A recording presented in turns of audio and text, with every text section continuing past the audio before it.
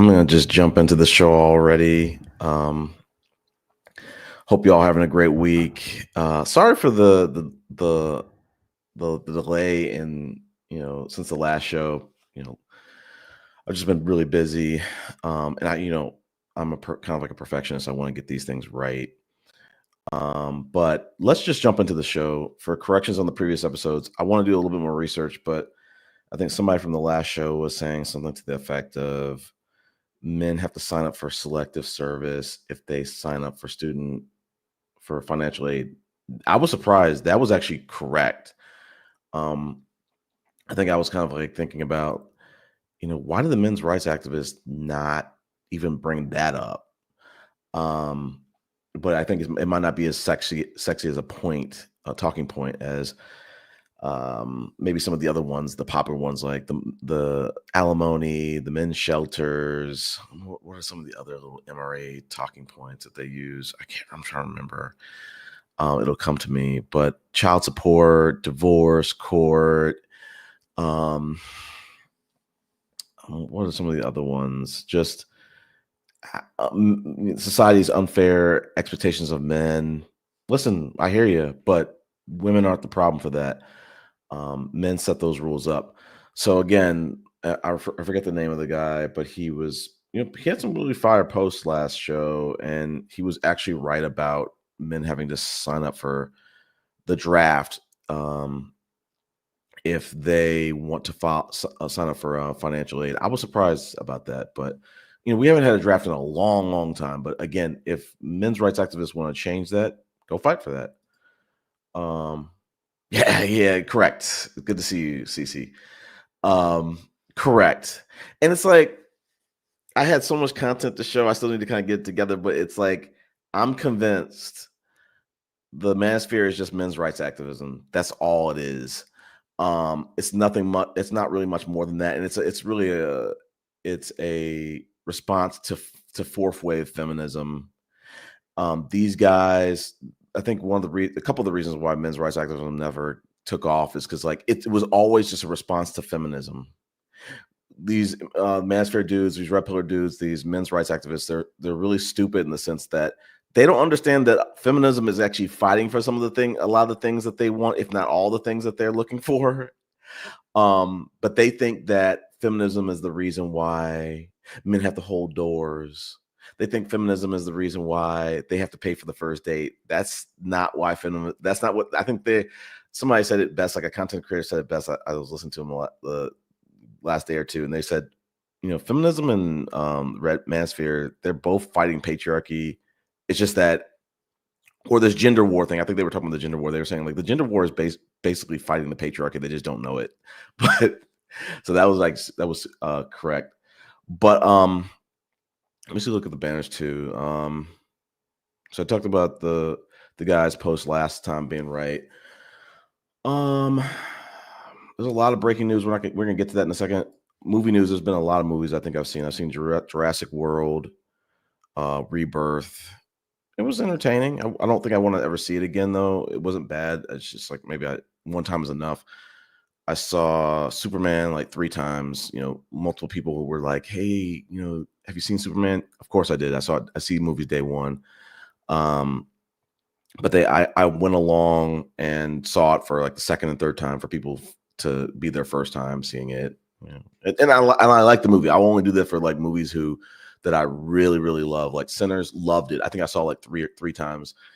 Was willing to go see it a 4th or a 5th, but Fantastic Four coming out tomorrow. I'm super pumped. So pumped that I've never bought a popcorn tin. I'm thinking about buying that Galactus popcorn tin. It's going to be just really ridiculous.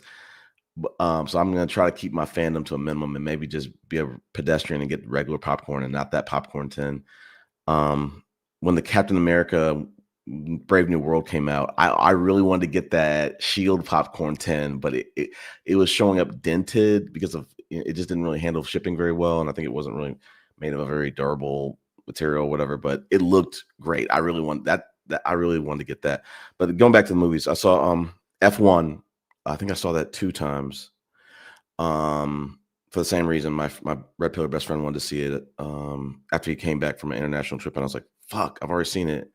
But yeah, I'll go see it for you. I'll chalk it up, and it's like a 2.5, maybe 3 hour movie. So that was dedication. But Jurassic Park, I saw Megan 2.0. Don't judge me. If you've seen the first one, you don't necessarily need to see the second one unless you're like a diehard fan of Megan. It wasn't like life-changing material, but like it was just something to get out the house and be bored and see something. Let me go look in my AMC app. I'm starting to like forget what I've seen, but I've seen like every movie you can name. I've seen it. Let me go just look at it. Hold up. 28 years later, I was definitely not gonna remember that. I saw that. It was cool. It wasn't bad. It was just a different take. It was not exactly the same as the previous two, which I think that was good. They took a different spin on it, kind of like what you will see on a lot of these zombie shows. It's not always about the zombies. Sometimes it's about the human stories. But it was cool, and I think they're coming out with a sequel later this year too. So that's movie news. But Superman, if y'all haven't seen Superman, y'all need to go see that. I think the conservatives, they're crashing out. They're really in a super sensitive time right now where it's like they can't stand to watch anything that, you know, where marginalized people of marginalized groups are being helped or being considered. So they, when I went to go see that, my red pillar best friend was kind of like, "Yo, this movie is like really political." It is, but you don't have to feel, uncomfortable about it. But yeah, the conservatives, they hate that movie. Pop culture news. I want to get into some content. Let me see if I can find the links. So many links today. I'm definitely not gonna get through them. But just hot off the press. Taylor Rooks got married. A lot of people are getting married or engaged. I'm glad to see that. I'm trying to see if I have the links to that. But hold on. Let me just grab it and see if I got it. Because this is like hot off the press. I think this got posted today, and like nobody knew she was engaged, first and foremost. So hold up.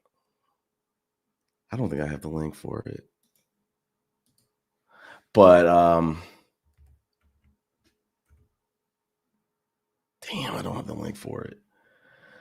Give me a second. Let me find that shit.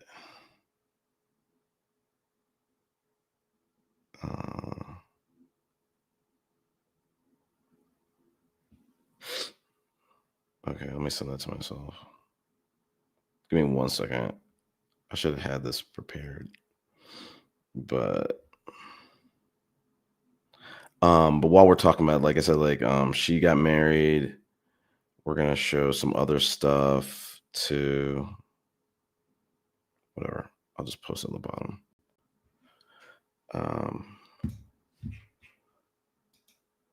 So let me share this. A few, like I said, a few people got married. Let me just get my links together. Okay, we're ready. So let me share my screen.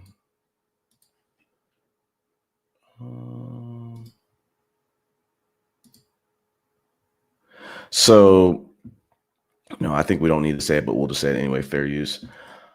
So she got married again. Nobody knew she was even engaged. I'll just flip through some of these pictures. Congrats to her for the record. Looks like Joy Taylor, and we're gonna mention her. Was, I guess, maybe, I don't know if she was one of the bridesmaids. It seems like she was one of the bridesmaids. That's what's up. Jack Harlow, Saquon Barkley. We're not gonna go through all these pictures, but she got married since the last show. Let me pivot. Someone else got married, very prominent too. Let's kill that. But Jeff Bezos got married, and this was like for a lot of different reasons, this was kind of like it sparked some conversation because the manosphere talks about don't get married. They don't want you to get married. They don't want you to get the state involved. They're fearful of men who are getting married. They think that they can lose all their wealth and be destitute. We talked about that in the last show about I'm forgetting his name. I should know it. Travis Hunter, how they're so scared about him getting married and how he can lose all his wealth. Well, why are they not keeping the same energy for Jeff Bezos? Are they worried about him signing a prenup? Oh, they didn't say shit about that.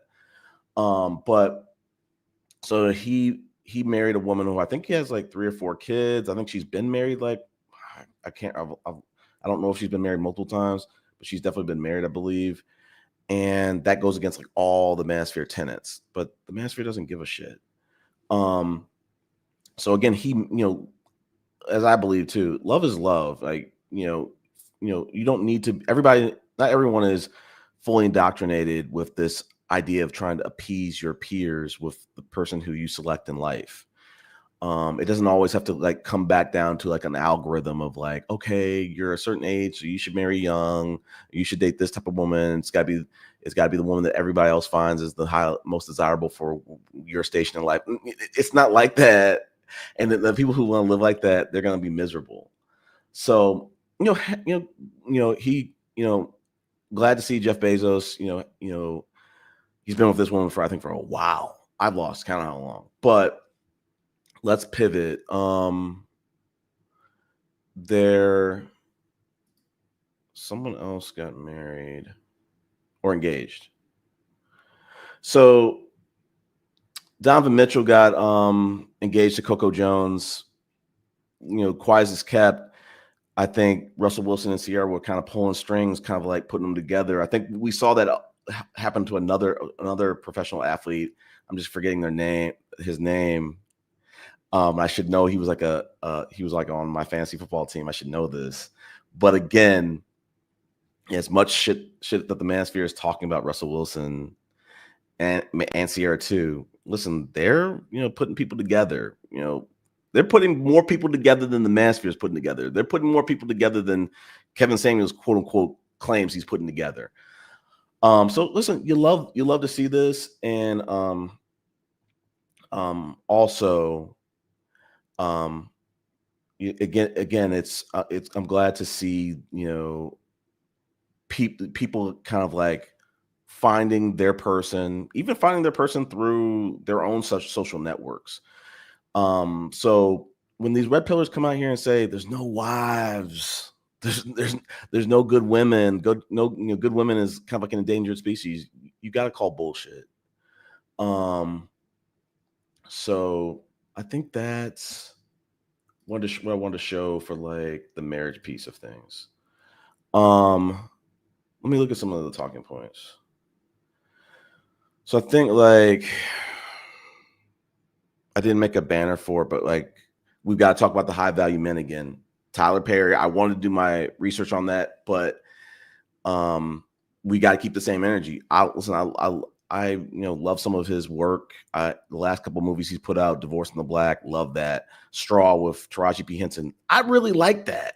Like I was late to the party, but I really liked that movie. It was like diabolical how traumatic that movie was, but I watched it. I liked it. But again, like someone came out with some allegations of like SA or some stuff on Tyler Perry. So it kind of goes back to the point I made on the last show. Is like these high value men who are single and just perpetual bachelors.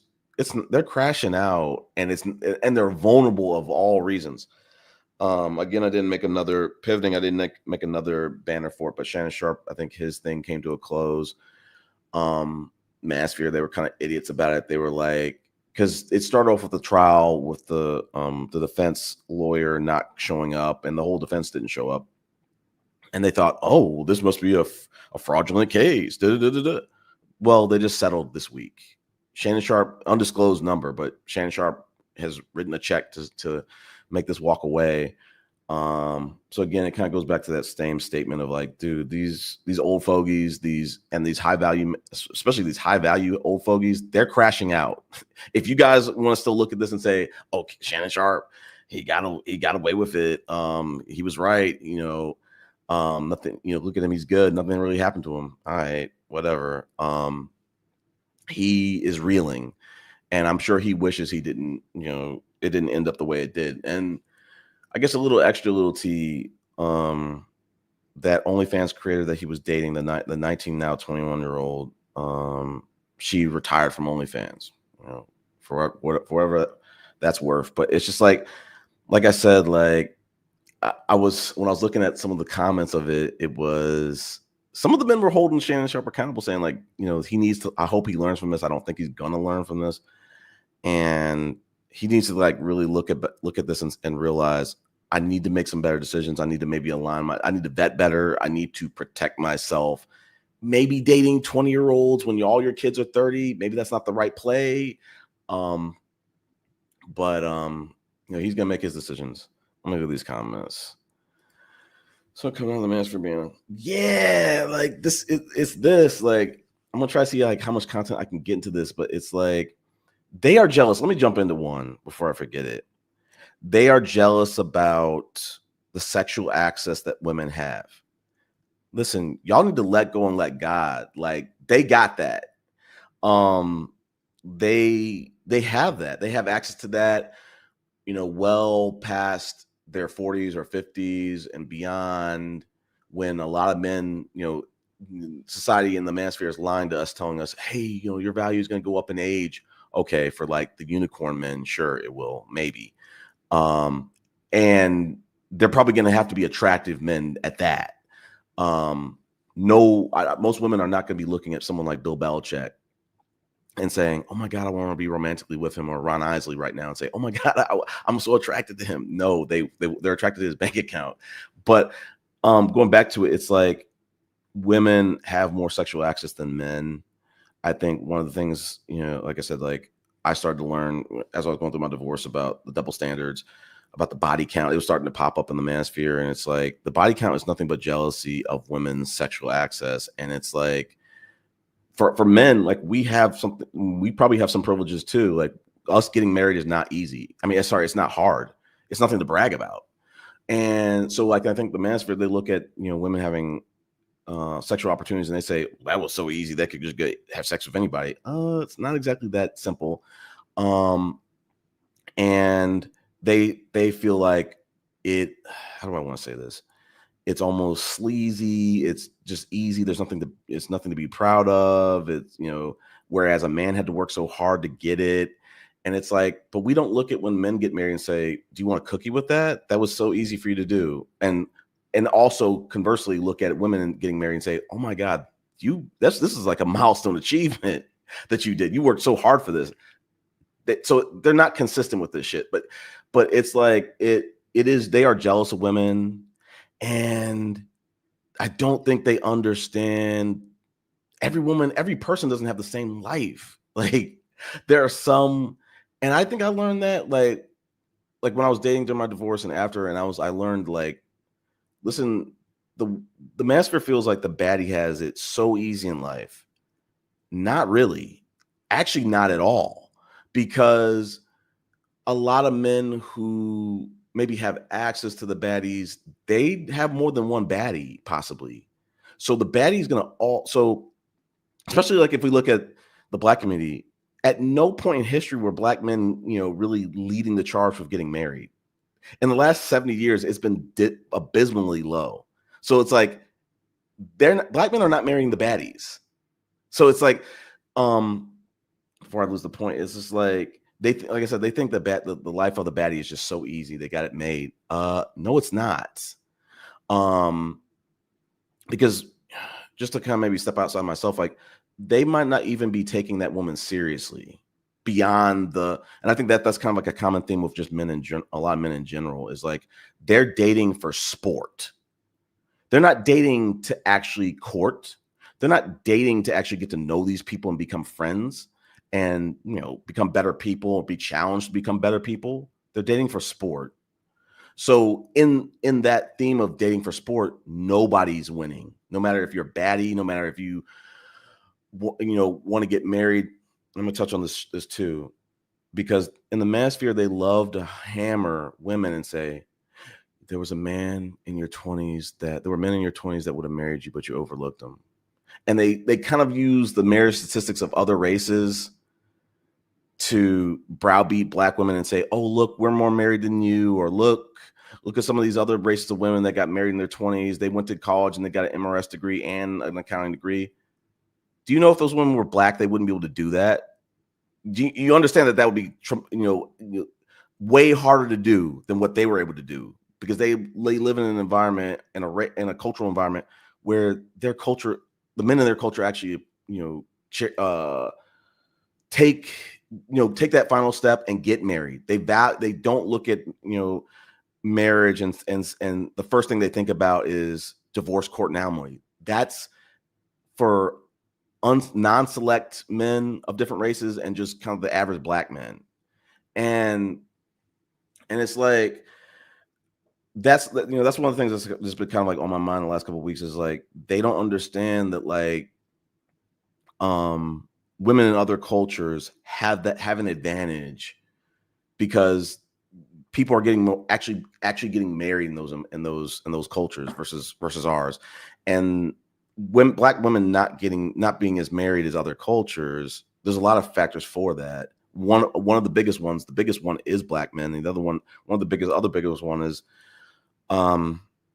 they're extremely race loyal, which I don't know if I want to talk about that, but it's just like I think that that's something that has to change, just for the sheer fact that like there are. I did the Googles the last couple of weeks, and it's like there, as much as manosphere men want to talk about, oh well, we still make more money than black women on average. Why don't they try Googling the fact that black women outnumber black men in the workforce, and that there's no other gender that actually, there's no other race that actually occurs. So there's actually there's less eligible black men than actual eligible black women, but they want black men to choose. They want black women to choose better. There's so many statistics that prove that's not actually possible. But what was I going to go say? So going back to like the jealous of women piece, that's exactly it. And it's like, I think it's also to kind of kick the can down the road, because like, let me try to oh, we got DKT. We haven't seen him in a minute. Yeah, I said DKT. I said this exactly. You might not have been on here. If I was I've been doing some walks in the morning, and I'm like, if feminism didn't exist, let's just say even fourth wave feminism didn't exist, if Me Too didn't exist, if Time's Up didn't exist, if Aziz Ansari and hey, we, let me see some of the other things, like this moving trend of women being more educated and hiring their standards, or and a little bit more of a tiny pushback to some of the aggressive natures of traditional masculinity. If that didn't exist, the manosphere wouldn't fucking exist. It would be very small. It would be very minimal. It would be really a nothing burger. But throughout time, as feminism tries to make changes, or even just marginalized groups start to make changes, misogynistic, traditional-minded men come out trying to muddy the waters. Just like when we had Black Lives Matter, All Lives Matter came out. It wasn't because they didn't do shit to try to like enrich the lives of all people of all races. They didn't do that shit. That was just social media. They just wanted to shit on. They just wanted to just muddy the waters with Black Lives Matter and what they were trying to do. Yeah, we wouldn't. I agree with this. I'm gonna go back to your previous point too. Like, we wouldn't really need the weird thing that I've been learning, DKT and CC, is like men's rights activism really should be trying to, one, study up on what feminism actually is and what they're actually trying to do and what they've actually achieved. But if they did, they'd realize that like what feminism is actually fighting for is actually fighting for the things that they're trying to fight for too, not the manosphere, because those dudes are degenerates. But I'm saying like the true men's rights activism. And a lot of these manosphere people, I don't know if they're really men's rights activists or not. They're espousing their talking points. We're gonna get into that a little bit more too. But like, yeah, I agree with what you're saying, CC. Like, among a lot of reasons, we definitely need feminism, because of things like the manosphere. We definitely need that. And the world would be like a really scary place if we didn't have feminism. Like if men had their way, which I was starting to see on the Lapeef network. We have a new little trophy for the manosphere. They have this quote unquote black male therapist. I think he's just a counselor, but he's toting around that he's a therapist. And he's trying, just like the rest of the manosphere, they're trying to say, hey, feminism was detrimental for black women. And maybe there could be a case that could be made for that. But they're like, we need to work together, meaning the black man and the black woman, to find out, to create some better solutions than what feminism is trying to do. And it's like, it's gaslighting, it's toxic. And these are men who are just traditional minded. Listen, if you want a traditional household, like I said in the last show, have it. Stop trying to tell every woman to have it. And the fact that they're shouting and they're crying for this tells me they can't find it themselves. Let me see. Statistically speaking, there isn't more black women than black men, period. But like, so saying, no, I was gonna say, maybe I might whip up ChatGPT, DKT, but like, there are more men. I mean, there are more black women working in the workforce than black men. Black men might be earning more. As I said on the last show, and for years, like, it's changing. And that's gonna be a really interesting day to see when black men start to earn less than black women. It's coming. Because the black manosphere is not really pushing black men to really make improvements, to work on themselves, stuff like that. And I've been noticing that a little bit from the This Might Be Risky podcast. And I'll say this point to DKT before I forget it. I'm starting to see these manosphere men are just stagnant men. They want to have a very simple life, and we've known that for a long time. But they have this idea that, like, once you reach six figures, the woman is not going to push you to go any further. I don't know who needs to hear this, but that's not going to happen. They feel like I said, they feel like it's going to stop at 100,000. We've seen stories in the last week or two saying $100,000. How do I want to say this? I should have had this talking point, but like, because of inflation, $100,000 is, you need to make like $125,000 to have the same impact that $100,000 would have been, like, I don't know, like 5 years ago or something like that. But to that point, they feel a lot of these manospheric men, what they really want is they want women to get on their program, support them, not push them, and not make suggestions. Just trust them blindly. I don't know if that's really a thing for some of these, average, working families. But I'll just give my story about that. Like, my dad, he was an ER doctor, fresh out of a med school and fellowship and all those other things they have to do. Residency. I was about to forget that. But he was an ER doctor, and my mom was like, hey, she saw all the long nights he had to do, barely getting sleep, and told him, like, I think you can make I think how do I want to say this? She inspired him to start his own practice and get out of working in the ER. And he made a ton of more money after doing that. It comes with its own challenges, in terms of running your own practice, because you take on the overhead, you take on a lot more financial risk. But she inspired him to kind of step out of that and start his own practice. He never looked back. And that was a great decision.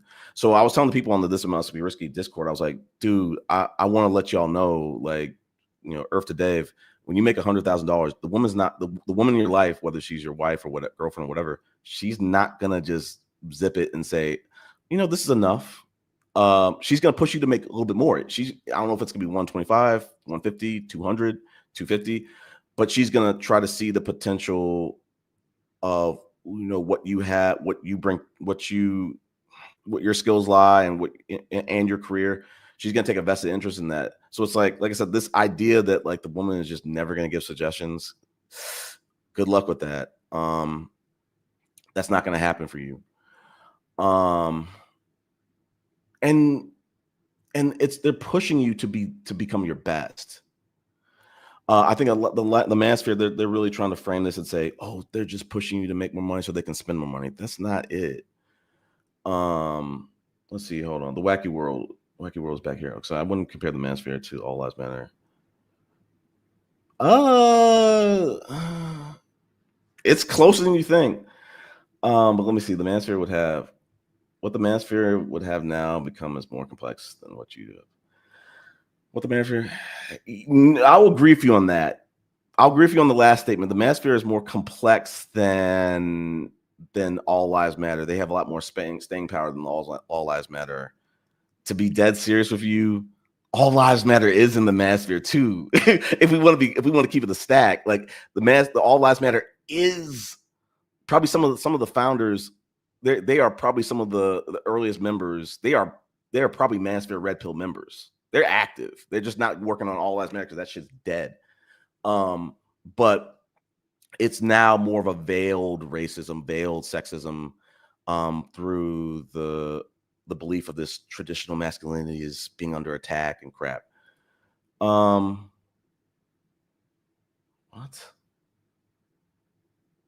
I don't know. Kevin Lopez, I don't know if you're who I think you are, but hey, I think I know who you are. You might be the guy who plays in my pool league under a new name, but I could be wrong. Let's see, Wack World. This is for the people who are for and against. Well, I would definitely say it's more against the people who are against feminism are the most misinformed. They have kind of created this caricature of what feminism is, and they're running with that as the as what they think it actually is. The Manosphere is kind of saying, yo, like, the reason why these relationships aren't working, the reason why dating is terrible is because of feminism. No, it's not. Have you seen the men out here? They are uncouth. That's the reason. They're not leveling up. That's the reason. That would amount. Speaking, there isn't more black women than black men. That would explain. Yeah. I mean, I need to look up these numbers. Black men are falling behind. Yeah, this is true. Yeah. I was trying to say this on like the Lapeef network is like, black men need to focus on their own work. And I think I had a banner for this. Something to the effect of like, one of the Achilles heels of this Manosphere is, I think even in their heart of hearts, they know that they're not going to be able to get the Manosphere, the men who are actually behind the Manosphere, to actually hit the ground running. They talk about this big game about, we got husbands, we got guys who are looking for wives. Bullshit. We got guys who they're just looking for a traditional woman. They wouldn't know what to do if a traditional woman walked in their life. They wouldn't be ready. They're not ready. They never will be. These men that they try to, and what they try to do in like the Manosphere, from what I'm seeing, especially on these panels, is they try to like use all the men that they calculate in these stats. They're all like viable men according to them. No, a lot of these men in these stats that they're quoting are deadbeats. A lot of these guys in these stats are like felons. No judgment. Or just guys who they wouldn't want dating their sister, who they wouldn't feel comfortable around. They would not want to be friends with. But to boost the numbers, they try to like make it seem, they try to like gaslight the narrative and say like, no, all these guys are like viable. Let's see. But yeah, that's essentially what it is. It's like the people, like, it's wild to me that like we have white nationalism going on, we got Christian nationalism going on, we got this we got like inflation going crazy, and you got people who are advocating to be stagnant. Hey, just accept me for where I'm at, like just allow me to be middle of the road. And it's like, but you guys are also dabbling in the conversation of having families, which that's not going to work for that. So let's see. But yeah, I agree with you, CC. Like the black men are just, they're falling behind. And it's not that they I think one of the things I wanted to like say was like, and I'm like really slacking on my banners, is like, DKT, I want you to hear this too. I'm washing my hands with Manosphere men. I'm washing my hands. There's nothing you can do to help them. They have to help themselves. Their cohort has to help themselves. They're scared of marriage. It's not going to matter how many marriage counselors or therapists or married people, married women, married men talk to them. It doesn't matter. They're brainwashed, and a lot of them are like have extreme beliefs, or have been brainwashed to believe extreme beliefs or conspiracies. So like, I think that unfortunately, like, with that saying, like, eat the fish, spit out the bone, like some people can't do that because it has to come from someone in their cohort that they align with, they relate to, and that comes into that I wanted to show content about this. Maybe I will, maybe I won't. About Barack Obama made this statement about, I think every guy needs to have like a gay person in his life to kind of give him an enhanced perspective. And the manospheric men, the conservative men, were just really sensitive about that, really just taken aback, really appalled that he would mention a gay person. Why, of all people, choose a gay person? Because they don't see gay people as people. They see gay people as some type of like threat to eliminate. And I feel sorry for them. It's creating blind spots that are going to affect them, are going to affect their children. It's just making the world a worse place. I think it's crazy that we're still fighting about this stuff, some of these things in the year 2025. At our grown ages, 30, 40, 50. Shame on these people. But yeah, let me go back to that. Let's see. A true feminist would advocate for the closure of the WNB. Oh my God. I'm done with you, DKT. I'm not touching this bullshit. Let's see. They need to pick up the slack on getting it. Yeah, like it's this. Like, black men, I don't know what it's gonna take. Like, this is a good take. It's gonna get me to think about something I was thinking about this last week or so. Like, it's gonna take like an extinction level event, like Meteor or the dinosaurs, like type of event for black men to like wake up and realize, hey, what we're doing, what we've been advocating for ain't working. It's actually hurting our families and our communities. When are we going to understand that black women becoming more educated, or just women in general becoming more educated, that's not a bad thing? That when we tell women choose better, choosing better is gonna eliminate some people from those choices. It's gonna and those people who are going to be choosing better are going to also be who are actively choosing better. They're also going to be doing other things to enhance their life and for the better too. And that's gonna also eliminate people too. But like, yeah, they need to pick up the slack on like the financially stable. I don't know if I said it in this live or another one or another platform.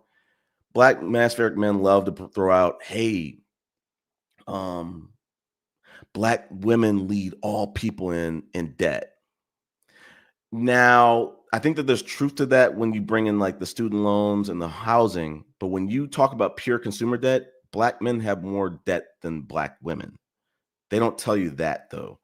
But But yeah, like education, going back to CC's point, like it's, I think if you do this, if you run the numbers, only like 38% of like, I think maybe it's black women or just women in general. It's probably black women maybe that are educated. So if these guys are so butthurt about educated boss babes and educated women, go find one of the, like, I don't know, 62% that don't have college degrees. But that is so, I think it's such a Neanderthal type of thought process of like, you feel so threatened because a woman might make as much or more than you or be more educated than you. Man, if you don't take it, if you don't allow that, if you don't look at that as a benefit and a blessing, um, but you know, I feel sorry for them. Yeah, yeah, yeah, yeah. Yeah. So I said this, I said this the equivalent. I said that verbatim. Um, so that's again why, like, these people who think $100,000 is, you know, that's just the yellow brick road. That is your ticket to like to see the Wizard of Oz. Like, no, it's not. Like, and I think that number 125, that's a scary number if you're talking about, you know, raising a family. Like, because we don't know what the next 10 or 15 years might be. That might crunch um the 125. You know, the 125 might not be 125 in 5 or 10 more years. If you look up the number, like the cost of like the cost of living to like raise a family, with which they have, like, I think the thriving wage and the um was a thriving wage, and then they have some other figures for just like the, I think just the numbers that it's going to take to just survive. And I think a lot of times when people are quoting that, they're just quoting the pure survival stats, and that means like you're not saving for 401k. It means like you're not able to do certain things. Um, you're not able to sustain in terms of emergencies. Like, you have to really be thinking about what it costs for a thriving wage for a family or even for yourself. But yeah, you're right, DKT, and like I said, I quoted that earlier. No, let's be clear about this wacky world. Black men need to prioritize education and financial stability for themselves first. This notion that I hear from the manosphere, a black man is only going to buy a house when for a family, is stupid. Especially in this economy, you need to get you a house for yourself. And if you want to have a family, your family can then live in that house. Or you could use the equity of that house to get a bigger house if it's not enough space for that family. Or it could be a rental property. But like I said, this notion of black men aren't concerned about owning a home until they have a family is absolutely stupid, and I do not support that message. Um, but yeah, exactly. And CC came back and said the same thing. They need it for themselves, straight up. Like, we need to stop doing things to be appeasing other men or even appeasing women to a certain degree. Like, do not be buying cars because living a certain lifestyle because you're trying to attract a certain type of person. Don't do that. Like the things I have in my life, the creature comforts that I have in my life is for me. Like, the person who appreciates me for me is going to appreciate me as I am, not for the things I can buy, not for the things I can do that cost money or lifestyle purposes. So me getting my education had nothing to do for I didn't do that for a woman. I did that for myself. I wanted to be able to take care of myself. I wanted to be able to eventually scale that up and be able to take care of a family, or whether that was a marriage with no children or a marriage with children. But yeah, like, we need it for ourselves, and we need to value that. And it breaks my heart, CC, in World of Wacky World, when I see black men, young black men, like in their 20s, talking about, yeah, we skipping college because the girls want us to have money. Man, forget about those women. Like, because there will always be women. I'm living proof of that. That whether you're in high school, whether you're in college, there are going to be women there that are not going to be expecting you to be, balling out of control. There's that might not be the woman on your radar. It needs to be the woman who actually is going to be your best friend, the woman who you can grow with and bond with, not the woman who's if you met a high school sweetheart, she's expecting you to, have money and uh, you know, have a lifestyle. That's not the woman you should be chasing. Um, but yeah, I go back to like what CC's saying, like we need to have it for ourselves. And that's why women are ahead. They did this for themselves. Um, and it's paying off. Okay, college has become a scam. Even PWIs are noticing that. I mean, listen, this is not good, and this is why we have the lonely male crisis, DKT. Um, the conversation of like college being a scam. I mean, that's it's worth a conversation. I think that um, I think that it's as I've said on some of these previous podcasts, it's not enough to just go to college. I went to Morehouse. I graduated from Morehouse. There are people that graduated from Morehouse and they're driving trucks. No disrespect. Um, there are people who didn't finish. There are people who graduate from college regardless, and they can't find a job in their industry. One of my best friends has that. He graduated in comp sci, never got a full time comp sci gig. But I learned in college, like especially like coming from like a kind of like a affluent family. My dad, my parents got me in the door. That those resources helped me get in the door and be comfortable in college. But my dad is not able to get me an IT job. If I want to go to like grad school, my dad's not able to pull strings to get me into that. So it's like there's a little bit of a hustle that you have to kind of apply yourself to, and they're not teaching you that necessarily in college. But to your point, if you want to talk about statistics, I was seeing something that recently said the unemployment rate for graduates is the same for just people is same or similar to the unemployment rate for people who don't have college degrees. And I think that's like something that maybe has never happened before, but it's kind of showing that like the millennials, man, they got it really tough. They have it really tough for a lot of reasons. But no, like DKT, like listen, I don't want to be part of. I would not want to be part of those that 37%, 39%, or I wouldn't want to be part of the black male cohort who's not going to college and standing on it, talking about it's a scam. Talk about it's a scam while you got your degree. How about that? Let me move on from that. So let's see. Could you answer the question without being immature and saying, "Duh"? What are you 10 years old? Something. Okay, so I don't know if you're talking. Yeah, you're talking. Maybe you're talking that to CC, but I don't know. Maybe I said that too. But yeah, like to beat that horse, like black men need to get it for themselves. Black men need to go to the doctor, as we've been maybe trying to allude to in previous talking points. And we don't need to be waiting for women to push us to do so. We need to be going to do that, as we talked about in the last live. Yo, the manosphere is lying to you, telling you, black manosphere specifically telling you black men are healthy. No, they're not. There are some examples of men who, are out here like Billy Blanks and they're healthy in their 40s and 50s and 60s and shit.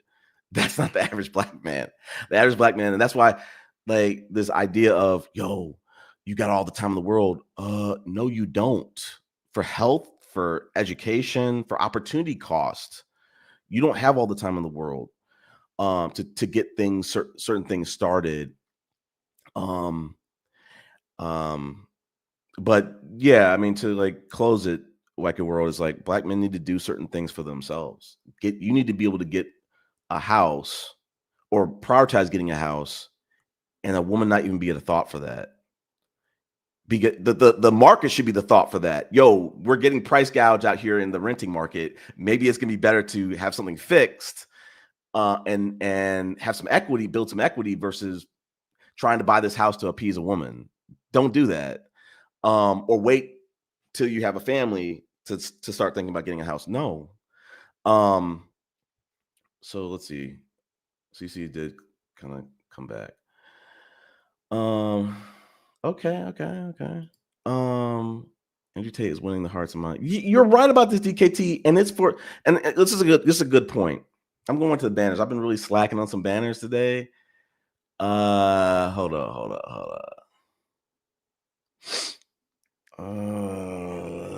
I hope I have the I don't know if I have it. Let me see if I'm trying to.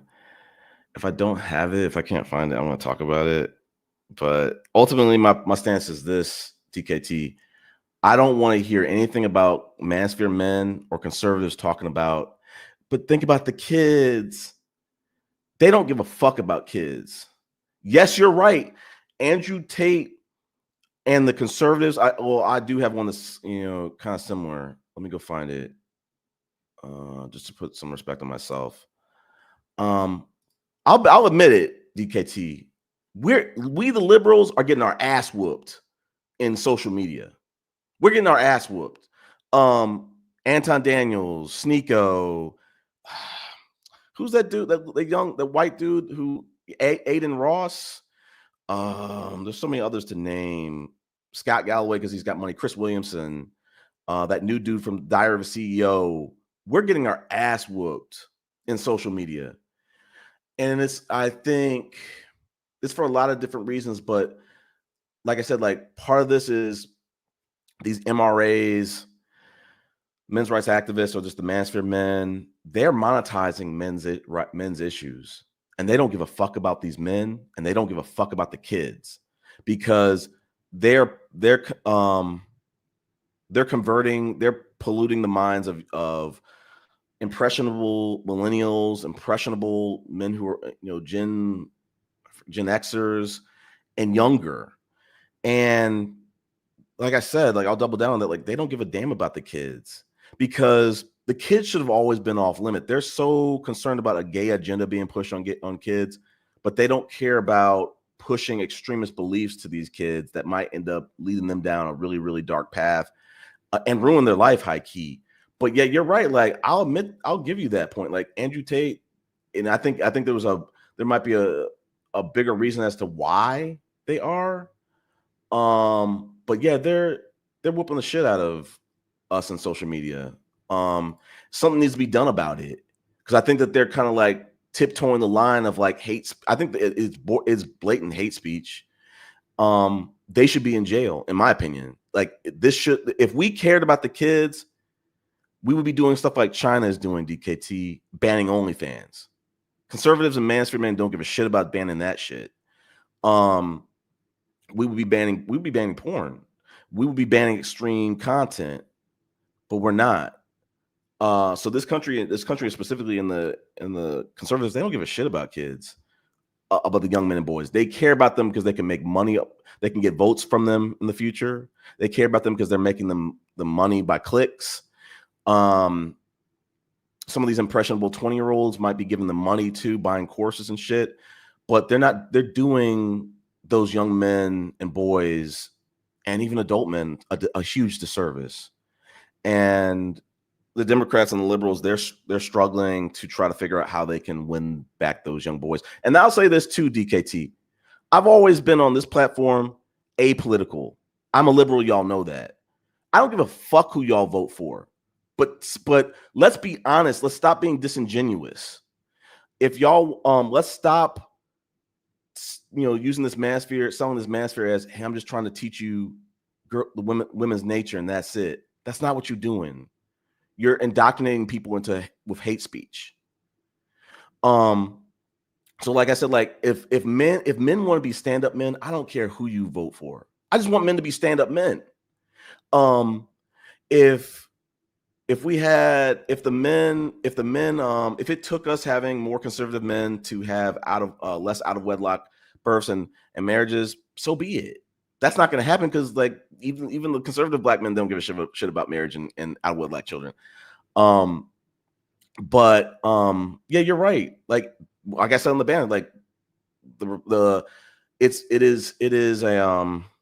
was a well played initiative and strategy for maybe 6 to 8 years ago, maybe a decade ago. They're whooping liberals' asses, and with the ability to platform each other, influence the hearts and minds of men who are struggling economically. They're struggling with the stability of their jobs. They're struggling in dating because let's be clear, so a lot of these men are uncouth, And let's be clear about that. Conservatives aren't exactly in style to date right now. Especially if you have some of these, let me preface it with the extreme conservatives. There are some conservative men that might be liberal leaning, might not be extreme far right. So like, I'm not trying to say like all conservative men are bad, but like these extreme conservatives, like no one wants to date y'all. That's why y'all have to come out as moderates. Okay, I'm gonna skip this. Y'all talking, going at in the chats. People on both sides of the feminism spectrum misunderstood. I mean, I'll go back to what I said, Wacky World. I think it's more so the men. They don't really understand what feminism is. Case in point, like I have a banner too saying like these dudes who are espousing men's rights talking points, they don't know a single men's rights activist. That's the funny shit. They don't know. They can't tell you when the men's rights activism group was founded. They can't tell you any of the prominent people in that group. They're just using this because it's just a wave. They're just riding a wave where social media, which we should be tuning the shit, is allowing people to get away with extreme beliefs and indoctrinating people. So I somewhat agree somewhat to what you're saying, but like I said, I more so agree on men don't understand what feminism truly is, and it's by design. We've always had people like the men's rights activists who try to muddy the waters and try to gaslight people to think that feminism is the reason why we aren't able to have successful relationships, when a lot of it is just patriarchy and some of these other things, that structures that men have stood up. Let's see. All right.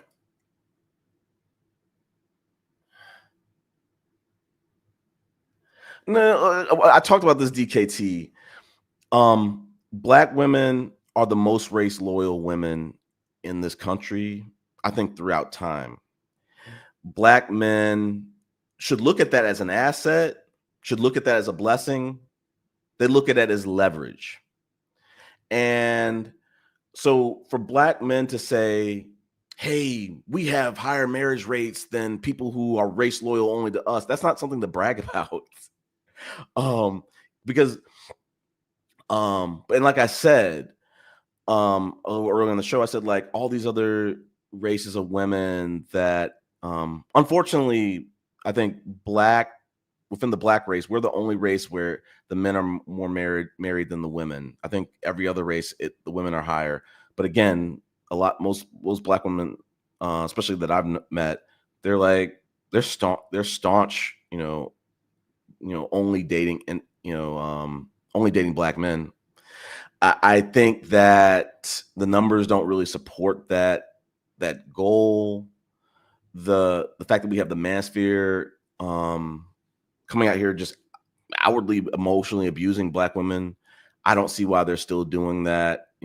Being loyal to us. We could just say maybe in the recent generations we've been really, really struggling for a lot of different things, the out of wedlock births, the lack of marriage, but they've stayed loyal to us. But so like I said, like the marital rates thing is not really anything to talk about, because if we didn't have things like white supremacy, if we didn't have things like other communities trying to tear our community apart and have us fighting each other, if we didn't have the Black Manosphere, which parades itself as a self-help group, but is really just men jealous of Black women. If we didn't have stuff like that, men trying to tear down their own women, they would have higher marriage rates than us. But I won't move off of that. I'm doing a terrible job on my banners, but we'll get to it. So y'all doing numbers in the comments, I appreciate it. So-called is the terms. All right, y'all talking about in the chats. I'm gonna let y'all, like the clip said, I'm gonna let God sort it out. I'm not gonna jump into that until I feel like it's needed. Okay, there's less black men than black women. Okay, I mean, I think Angie and TJ has said that on previous lives too. Like, and that goes back to the point of like, for a lot of different reasons, the black men going to jail or being lesser educated or the out of wedlock births and the marriage rates. The numbers don't back the idea that a lot of these black women want to date only black, marry only black. I get it, but it's just like the numbers don't really always back it up. To date exclusively black. We as black men, like I said, like I'm dating exclusively black. Doesn't mean I'm not attracted to other women, but as I've said on these podcasts, like it's laughable it's hysterical even to hear black men talk about we can't find wives when you're in the racial group that is the least married, not only now but historically. So whatever type of black woman you're trying to say is not available. She's available because these thoughts of like, oh well, women, they only want the men with 6 figures and 6 feet tall. They're not getting married, so you don't need to see that the guy is a threat. But yeah, let's see. Hold on. Yeah, I mean, I was trying to like speak about this too. It's like black men don't even marry their preferences. They're not family. Yes, yeah, and that's what I'm saying. It's like that's what I've been trying to say. Is like the black men. We are, as I said in the last live, like there's not enough pressure within our race, even within our cohort of black men. We don't have, they blame it on, okay, well, they're being raised by single moms. This is the problem. It's part of the problem. The bigger problem is the social engineering of no matter what age you are, you should not date someone your age. You should be trying to date the 20-year-old smoke show. If you don't have kids, go date the 20-year-old smoke show on some Marcus Houston type shit. Oh, I don't want to date women my age because they got trauma. Well, he got himself a little 20-year-old smoke show and now she divorced him. But it goes back to my point, CC, about like a lot of men, specifically black men, they're just dating for sport. And at some point over the last couple of weeks, I was thinking about it. I'm like, how are these men reacting to when a woman really starts to apply some pressure and says, I want to take this to the next level, or I have feelings for you. I maybe even love you. I see I see a future with you. I want to be exclusive. What are they doing in those moments? Are they running? Are they gaslighting to buy themselves more time? Like, I had this thought today of like, I think a lot of men, specifically black men, have probably never courted a woman in their entire life. There's a difference between courting and dating. There's a big difference. And part of that difference is at some point saying there are plenty of options out here for some more than others. But I see something in this person. This person has maybe become my best friend. We have a great time with each other. I see a future with this person, vice versa. And I want to give it my best effort to try to see this through. You can date for sport all the live long day until it dries up. And I'll give another talking point to that. I was in the St. Regis Lounge last year, and I was talking to this woman at the bar, and she was telling me, because I'm 42, turning 43 now. And I was kind of like explaining like, hey, I think she was like in her 20s. And I was telling her how I usually date like women my age, maybe even older in some cases. I usually don't go down to 20s. I don't think I ever really have. And she was like, you better watch it before you become, you're kind of like encroaching on sugar daddy territory. And I was like, really? But, and I kind of like think about that. And I'm like, these MANOSPHERE dudes are kind of like sugar daddies in training. And some of them probably, they don't care, if they head in that direction. Me, I don't want that for myself. Like, I always want something that's gonna be genuine, that someone has genuine feelings.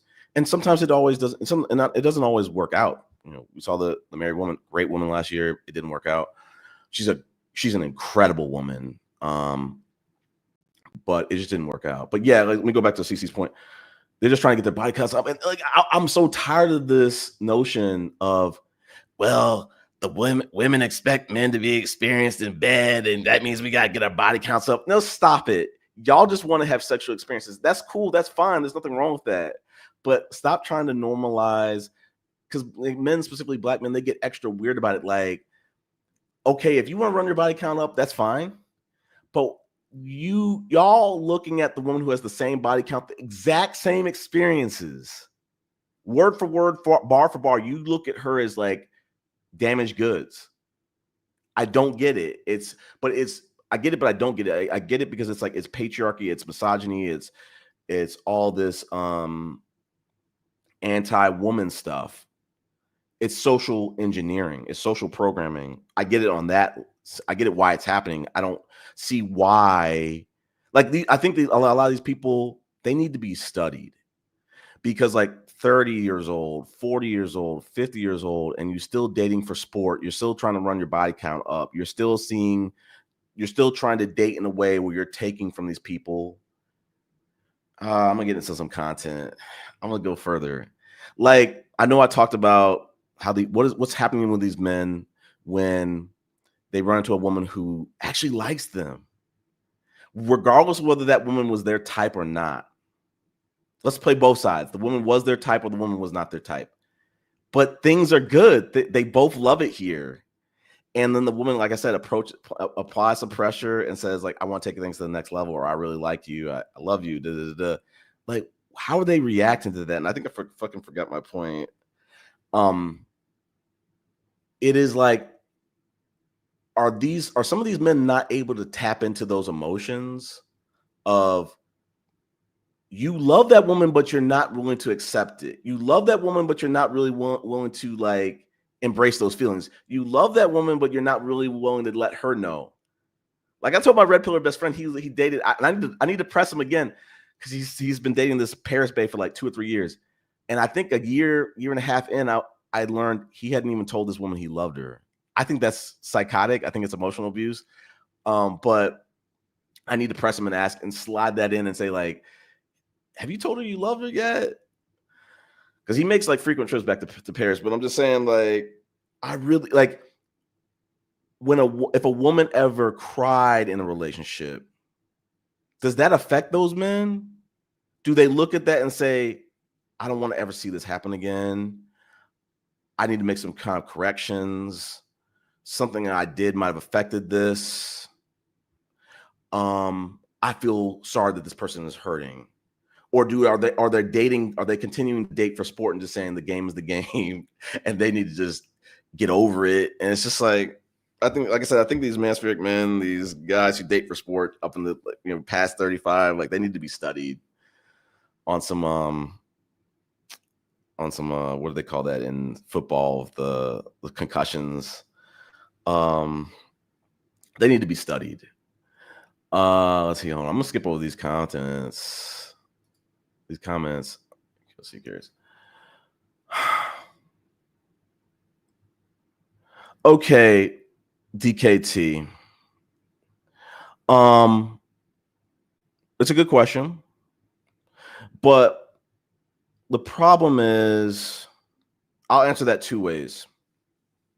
I've said on previous podcasts, I think even the last one, I think that black men are trying to hold up patriarchy more than men of any other race. Like, they think that like white men and Asian men and all these other men are like so traditional, so patriarchal, and like they don't understand how many concessions they're making because they love their families and they love their wives. They're not trying to like keep them in cages like from Game of, like dragons from Game of Thrones. Black men are trying to do that shit. Conservative black men specifically. But the problem with the statement, and there's nothing wrong with you saying that, DKT, or asking that. The problem with it is that black men have led the black community to a dumpster fire. Not in 2025. I'm saying like rewind it about 70 years ago, 50, 70 years ago.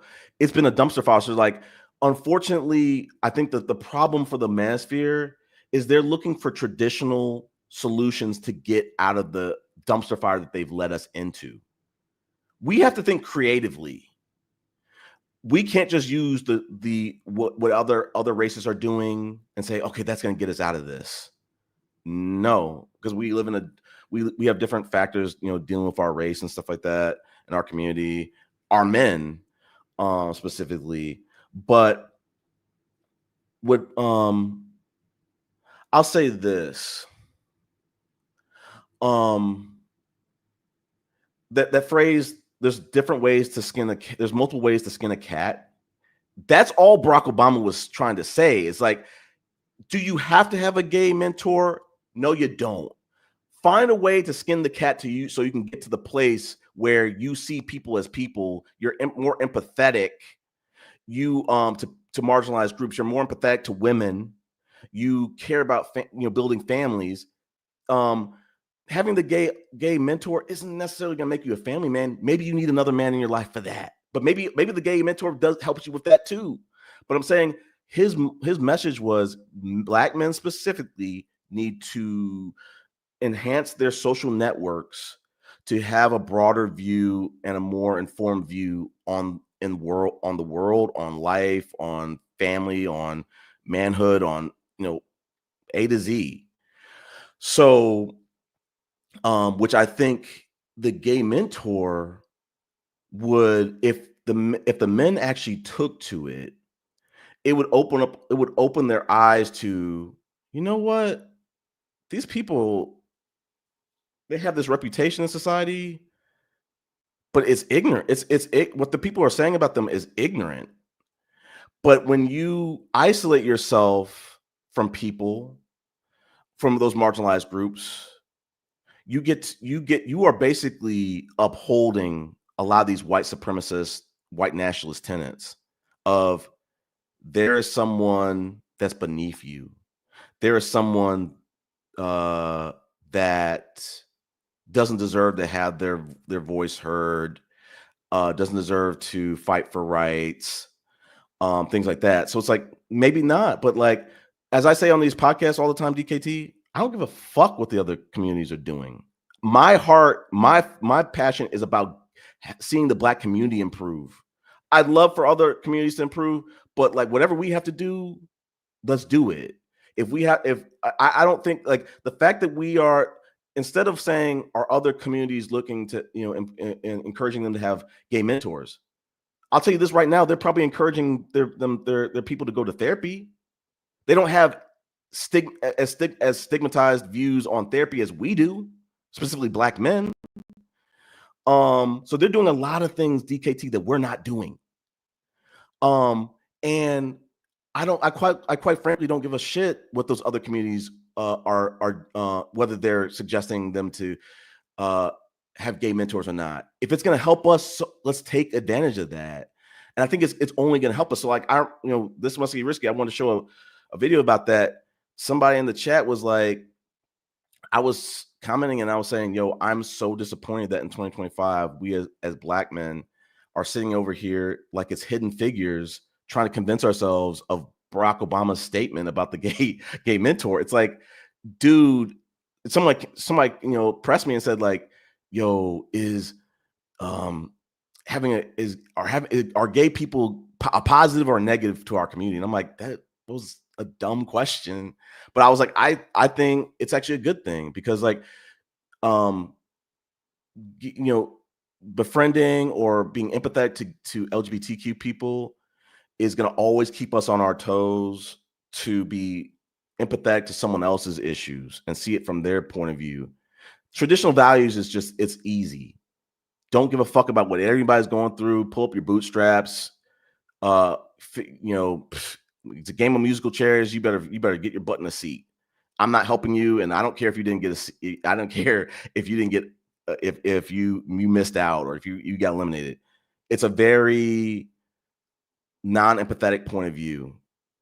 As I said on the last show, the family values is really kind of fucking up. The traditional values is kind of fucking up the Black community, because we've never really had those.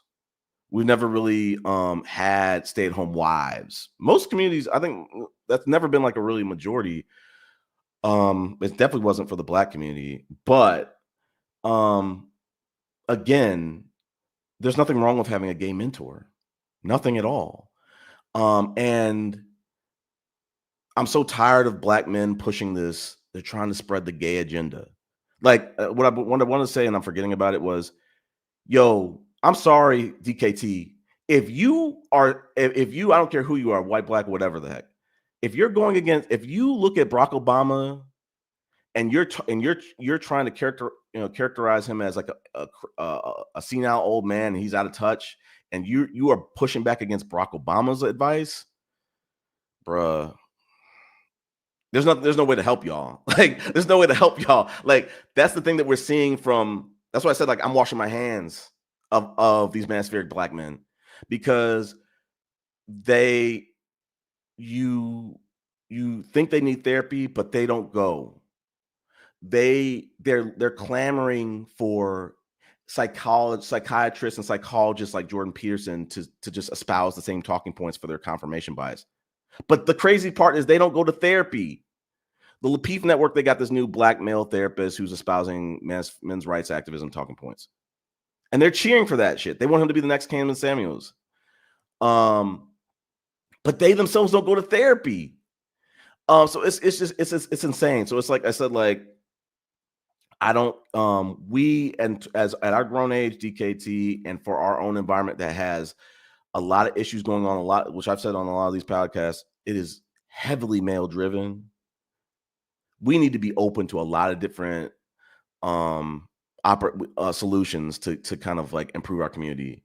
If it means that we need to kind of be more supportive to different looking households, so be it. We can't. Let's focus. Me personally, let's focus on.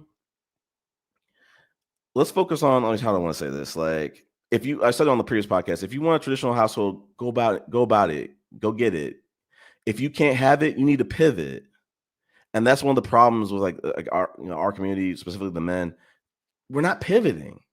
The women have pivoted. They pivoted. Like, if we emulate their decisions, like DKT, you brought up a good point about, like, yo, or other communities talking about, yo, should we have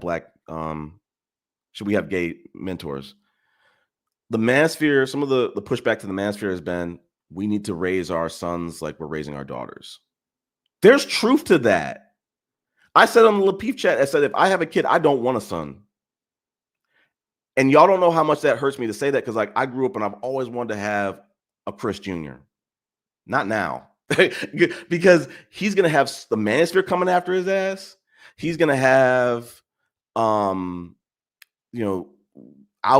and alt-right pipelines and all that kind of stuff. Like, we have crossed over into the time period now where it's harder to raise a son than a daughter. It's gonna be easier to raise a daughter than a son. We probably know in our families, we probably have examples of women who are just like killing it and who could be great mentors to them. And they already kind of excel with the social networks, and whether it's friends and whatnot. Whereas men today are having the least amount of friends as ever. But what I wanted to get to was, like, when they said we need to raise our sons like we raise our daughters. Men don't even try to unpack that before they start attacking that. There's that is more truth than it is false. I think it's 100% truth. We need to look at, like, how historically women have been raised in a lot of cases, the same environments, the same families, and the woman succeeds, and the man, the sons might be struggling. I know it goes against the traditional beliefs, because these men they want progress. These manosphere men want progress from men in their hearts. They want men to thrive. They want men to be happy. They want men to be successful. They want families to be successful. But they don't want men to stop being. They don't want boys to stop being boys, and they don't want to stop men from being traditional men. If you don't want to pivot, if you want to stay on that hill, you're gonna have to die on that hill, and the reality is probably not going to change for you. So that's what I'm saying. Is like, I'm washing my hands with those men, and it hurts me to say that, but I'm just coming to a point where it's like, not all souls can be saved. Not all souls can be saved. Like some of these guys are they're gonna stay indoctrinated their whole damn life. And hopefully we get the stories, the 30 for 30s, once they realize they have burned through so much opportunity cost by allowing other strangers on the internet to dictate their life decisions. Hopefully we get those takes. But like I said, like we need to start looking at creative solutions, DKT. Starting with we need to start raising our sons like we were raising, like how people are raising their daughters, because what's common across races, these boys are struggling they're struggling in schools at young ages. And that's not a 2025 issue alone. That's been happening for decades. It's now, I think, starting to be exacerbated because the economy is kind of changing. So as these manspheric men are really pissed, they're not looking at it. They're blaming feminism, but they're not looking at, hey, a lot of your jobs are getting, cannibalized by AI, or a lot of your jobs are getting shifted off to another country, or just women are becoming more educated and the standards are going up a bit. But I'm gonna go off that point, man. But that was a good question. I mean, it was a good question. But we need to get away from this from the homophobia. We need to get rid of it.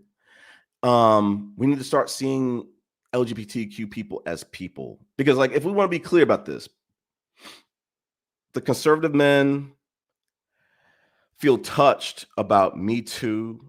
They feel touched about pronouns. I'm a liberal guy. I don't have pronouns on my email, but if people want to do that, so be it. And the pronouns never hurt anybody.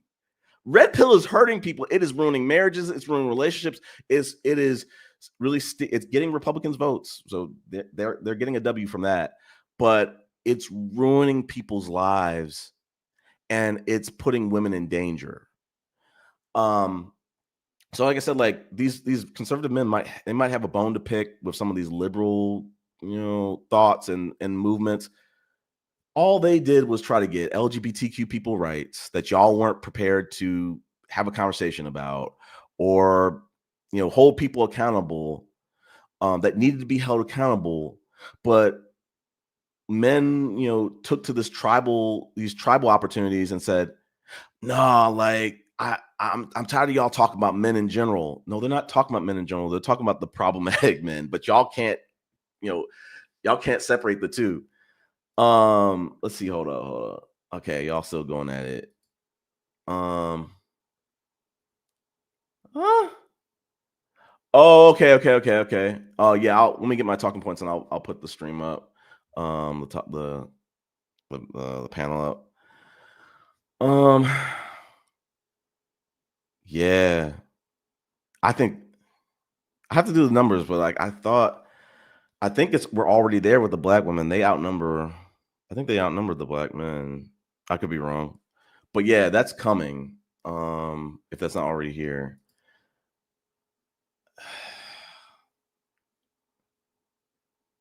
Where are the men in the private sector who represent the private? Stop it. I'm promise you I'm not touching this. I'm not touching that. Let's see. Yeah, this is a good point about the female presidents. It's sad. I don't know about this DKT, like a communication degree making 40, 6-figure loan debt. But the problem with these statements, DKT, is like y'all get into this doomer mentality and you start to stack the deck against the person who's just going honest for goodness, trying to just get an education. You're saying this guy with the plumber has no debt, he has perfect credit, he's got all these things going for him. And then the woman, she didn't get any scholarships, like you're saying. She didn't get any grants, didn't get any scholarships, didn't get any financial aid that she could write off, get thrown out or whatever the heck. I'm not 100% against trades, but because they said like a lot of people are going to retire in the near future, and there'll be a big opportunity for the trades. But no, like I'm not shitting on degrees and education. I'm not doing that. TKT. And it's a big risk. I see what you're saying. Like I know my brother who's a doctor. Like there are a lot of people who've tried to go the doctor route, didn't finish it, or dropped out, or couldn't pass the test. Like Quasi is kept. Like if you go to med school, you got to pass certain milestone exams, like first year in medical school, second year, third year, fourth year, or whatever the fuck. If you don't pass all those tests, they don't let you back. They don't give you forever today to finish med school. It's like an up and out policy. Like you got to finish on a timely time frame. Meaning that you have to pass those tests, and if you flunk those tests or fail to pass those tests only so many times, like you don't get readmitted back.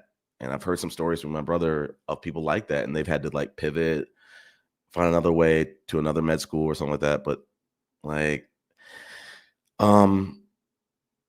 we can't keep looking at this on a one-dimensional level, DKT, and saying, oh, going to college means you have college loan debt. Going to get in the house has debt. Getting certain things in life, you have to like incur debt. Yeah, I mean, there was like a story I wanted to tell about that, but like I think finding my ex-wife as a high school sweetheart, dating throughout my college experience, it was one of the best things for me. Like it really took a lot of distractions away from, having to date in college and stuff like that. And one from a sexual health perspective, one from like a efficiency perspective, just to like focus on school, which, getting out of college is not easy. But yeah, like that's what I've been trying to say, CC, in different podcasts, is like women are putting out this statement since last year and maybe years before about decentering men. Men need to have a healthy decentering of women too. Meaning they need to prioritize their health, financial, physical, education, their career. They need to want these things for themselves, and that needs to be the priority. And listen, I've had to check myself too. Like I'm out here dating, and over the years I've kind of like slowed it down, trimmed it down, because I had to say, like, listen, as bad as I want to find my person, career and getting a house and other things, that's got to come first. The person will be found maybe at the same time, but I've got to make sure that other priorities, whether it's continued education and things like that, that has to come first. But let's see. But yeah, I agree with what you're saying. Like the body count, I think I said that maybe the last stream or the stream before that, is like women have more of a support system to that encourage each other and congratulates each other for educational success and career success. And like for guys, like that exists too, but a lot of it is just body count chasing. Like, and it's like we need to think so much higher than that. That's like it's kind of like a teenage type of a mindset. But as you see in these YouTube streets and in real life, like no, it's been in their 30s and 40s and 50s still talking about sexual conquest and trying to make that the priority and stuff like that. And it's so immature. To the tune of some of these passport bros, and I'm not gonna like talk too much about it. We saw with Jay Rello, fucked his job up trying to travel to abroad. So it speaks to exactly what CC is saying. Like, he needs to. These guys women do not have a healthy place in their life. It's an unhealthy attachment. Where they're not prioritizing their needs first. As a black man with 7 degrees, I would no longer. Okay, I mean that's your take. Like I said, like I'm kind of just automatically go. So I'd like for you to kind of like, maybe you've already explained what you mean by that, but like I'd like you to go further than that. But like I said, I'm gonna say, complain about the college degree when you have the college degree in hand.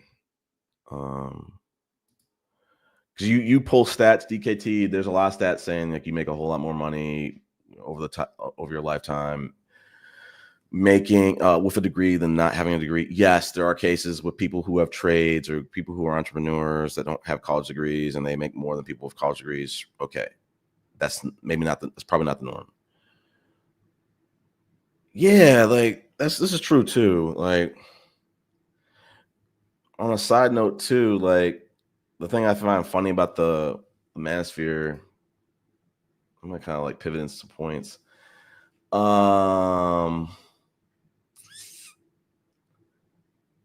Okay, hold up. Hold on. I'm trying to find the talking point. I'm struggling. No, we're gonna find that talking point. Instead of building themselves up, I'll figure it out. But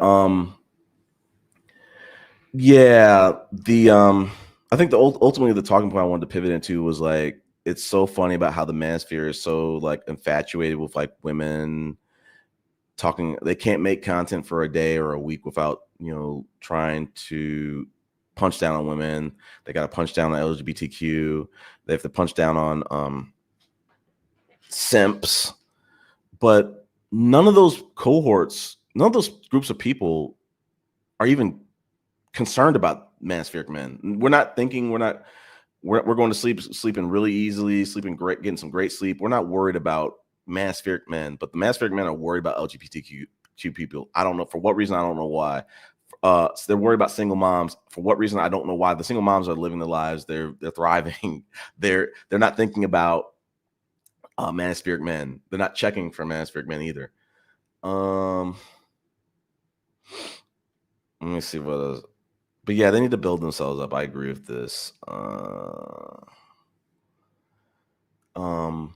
it kind of like I've said this a little earlier, but it was just like the bane of the manosphere's existence is as big as they'll talk a big game, but they know that the people who are actually behind their movement, they're not ready to do it, to bust a grape when it comes to taking action to turn around these stats. Because the problem, and this maybe goes for DKT too, is they're so scared about the stats and the state of the Black community.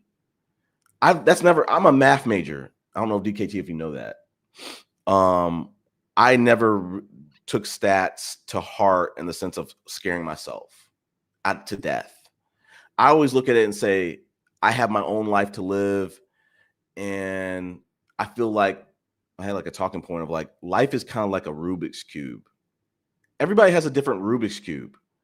This idea of being tribal and trying to align yourself with everybody else's Rubik's Cube is stupid beyond belief, because, it might be good to kind of like know the divorce statistics, but like, if you really want a family, it shouldn't scare you from getting married. It's really just reporting on an outcome. How they got to that outcome is, a lot of times completely different. There's not as much in common as they think it is.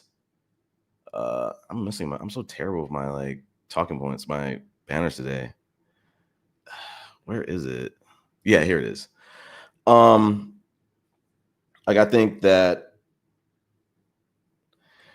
when you tap into that tribal stuff, whether it is be stoic, women want a certain type of man, they're washing your personality out.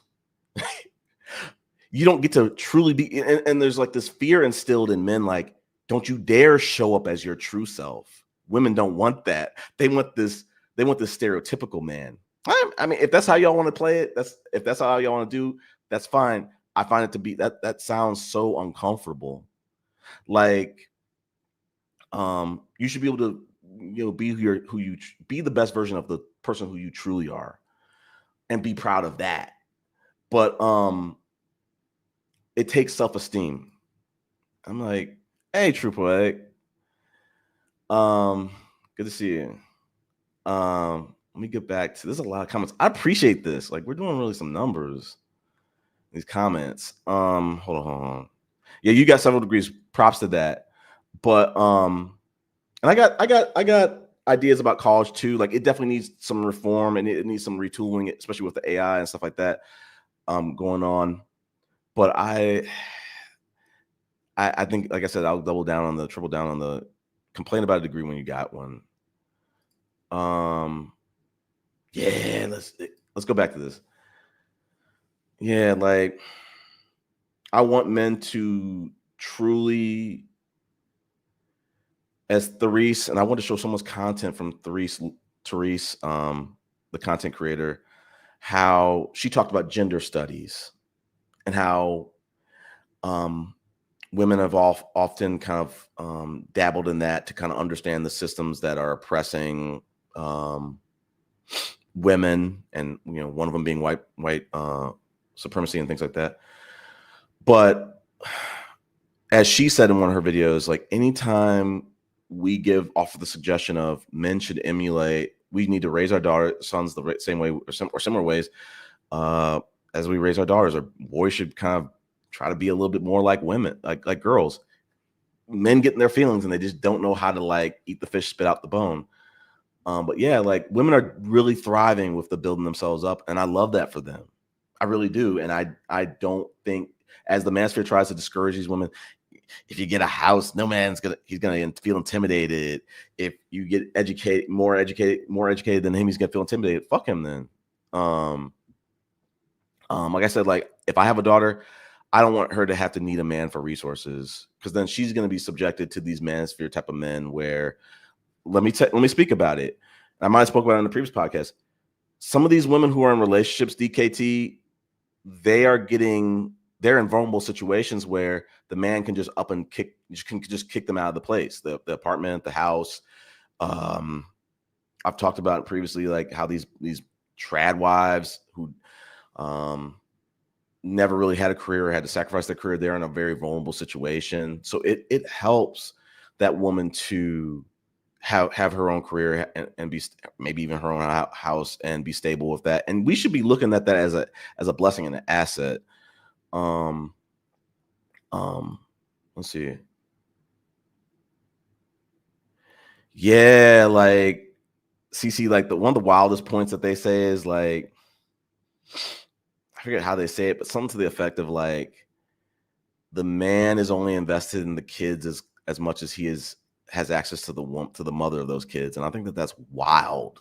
Like, I understand to a degree, like, like, divorce is hard, but you got to pick yourself up and get off of that and move on.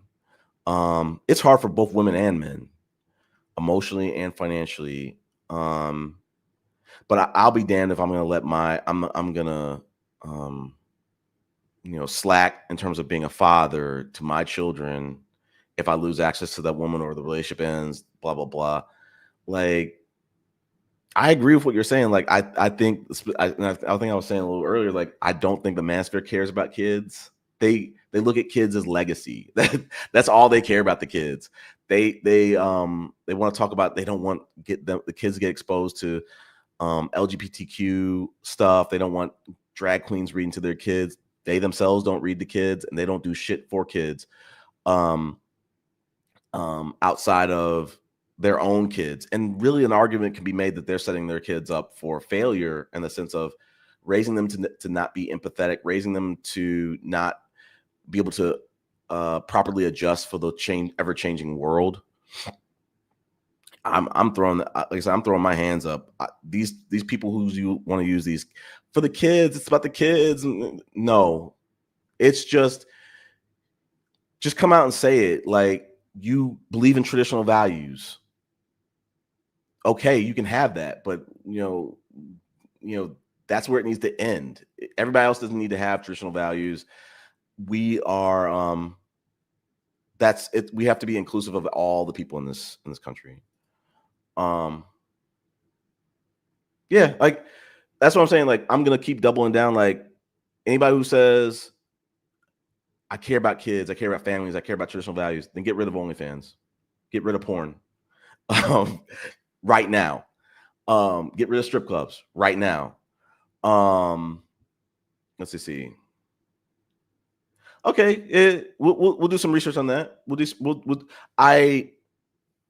I don't think without doing the research, I don't think they are trying to ban it, because I think, they're trying to say that, hey, sex work is legitimate work, and they're they have the right to make that money. But like I said, I'll do the research on that. Um yeah.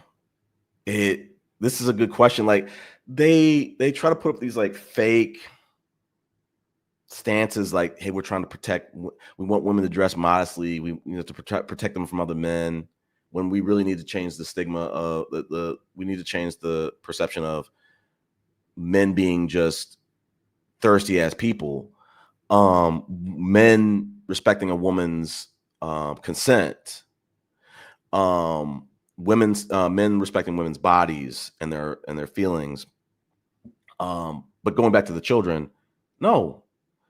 Um, they might say they care about preventing that kind of stuff, great uh, for people, but they're not going to do anything about it. They're not going to stop. They're not going to check people when they're lying. Like, I remember the woman who I'm dating now. She asked me, like, going on a different topic, a different tangent. She was like, "Have you ever lied to like get a woman in bed?" And I'm like, "No."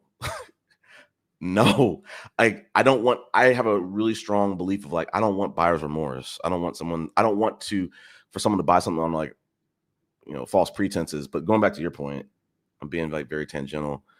No, like, they're not like um they they want, as long as they get their traditional values of a woman being subjugated, the man being the patriarchy reigning supreme. They don't give a fuck what else comes with that.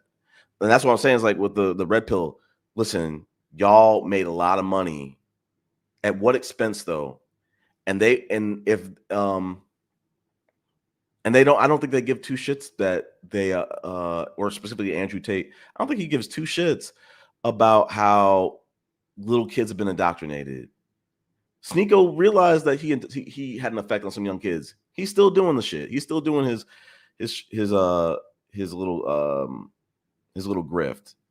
So these people, I had like a banner about it. It's like DKT and CC and some of these other people. One of the things that was really weird that I started to realize is, like, these people talk about all these statistics, but they don't care about these groups that the statistics pertain to. Like, when they talk about, black women are, black men are more married than black women, they don't care to see black women more married than just as they are now, or be more married than black men, because they're also pushing racist and white supremacist propaganda to try to assassinate the character of those said black women. So it's like, I think that's one disconnect that manospheric men have compared to statisticians. Statisticians aren't signing up to do research on groups that they look down on, that they just want to kind of like assassinate the character of. This might be they might be doing research on a field that they find passionate, that they're passionate about, that maybe has not been studied, that there's some new trends that need to be kind of discussed, or to raise awareness of it.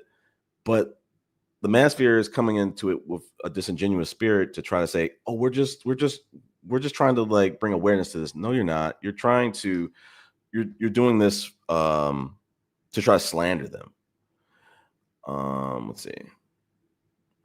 Yeah, I agree with this. I agree with this. I gotta do my research on Bonnie Blue. If that's the same woman who I think she is, it's the woman who had like the like gang, like 1,000 guys in a day. I think about that. I think I want to table that, put that in the parking lot. I don't know. I don't think so. Let's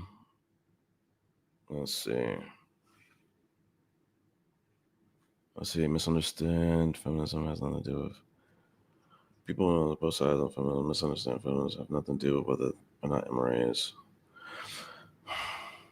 I don't agree with that, Wacky World. Like I think that MRAs lead and misogynists and patriarchy leads men and steers men to misunderstand feminism. I think that might have been what I was trying to say. Yeah, I agree with this. I agree with this. That's a good point. Okay, DKZ's going to the dating app data. You know what? I want to push back on this so much, DKT.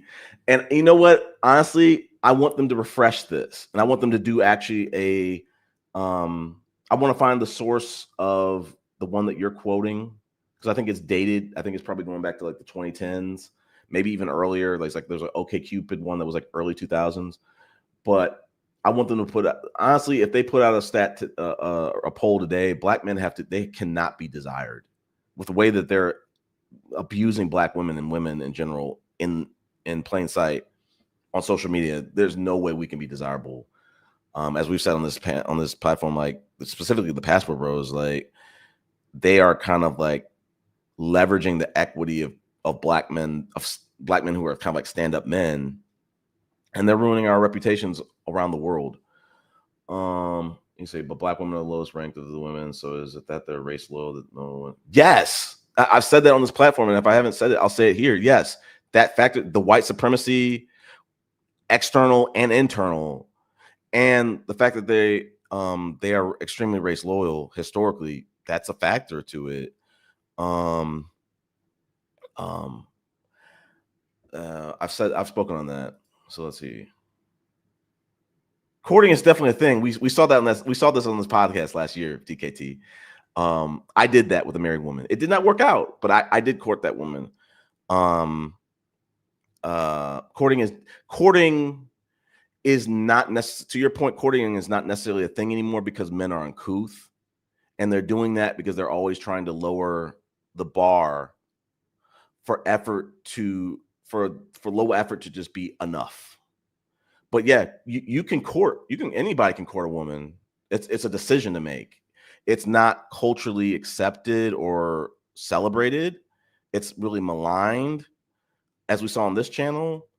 But no, anybody can still court a woman. I'm still trying to keep that going and trying to date with intention. So like you said, like, is courting a thing anymore? Dating with intention is not really a thing anymore. And that's one of the reasons why courting is not here anymore. It should. If these manspheric men were the men that they claim they are, oh, men are looking for wives and they just can't find them, then they'd be courting like it was like it had never went out of style. If they were so traditional like they claim to be, they would be courting women. Yeah, I agree with this. Like, and that's the saddest part, CC, about this whole manosphere is like these men who the men's rights activists and the red pillars, they saw kind of some of the things that fourth wave feminism is trying to do or has done, and they're trying to get in front of this. And they successfully got in front of this for some of these kids who are extremely young and impressionable, or men who are kind of downtrodden about life. Like we talked about, the millennials who, like, they legit have some troubles trying to find jobs, regardless of whether they have college degrees or not. And they are in vulnerable situations where they might not be able to show up or date the way they want to, or be able to get a house or have certain things that they thought they'd be able to do at 20, 22 or 24, whatever the heck.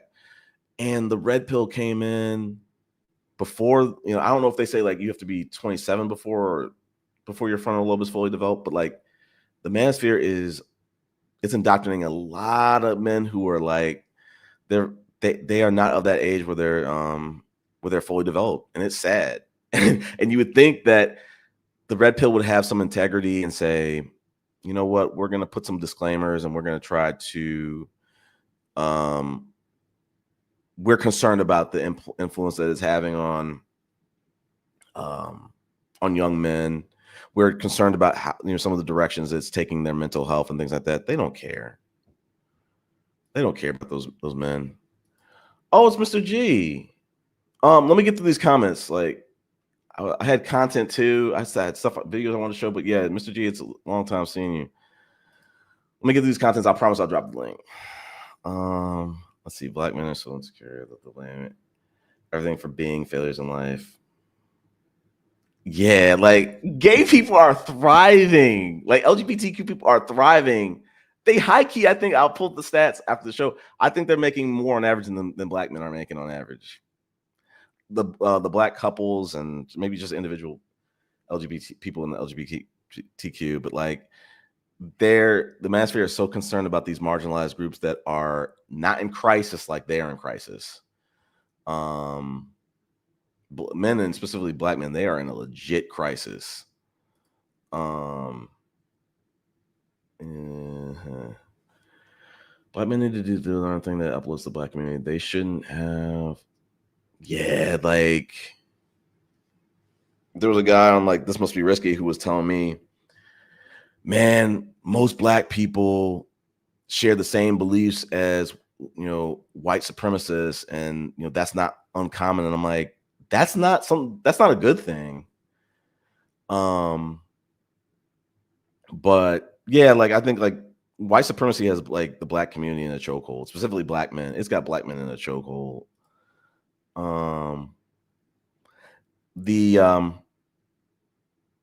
Like leveling up, like I said earlier, the choosing better.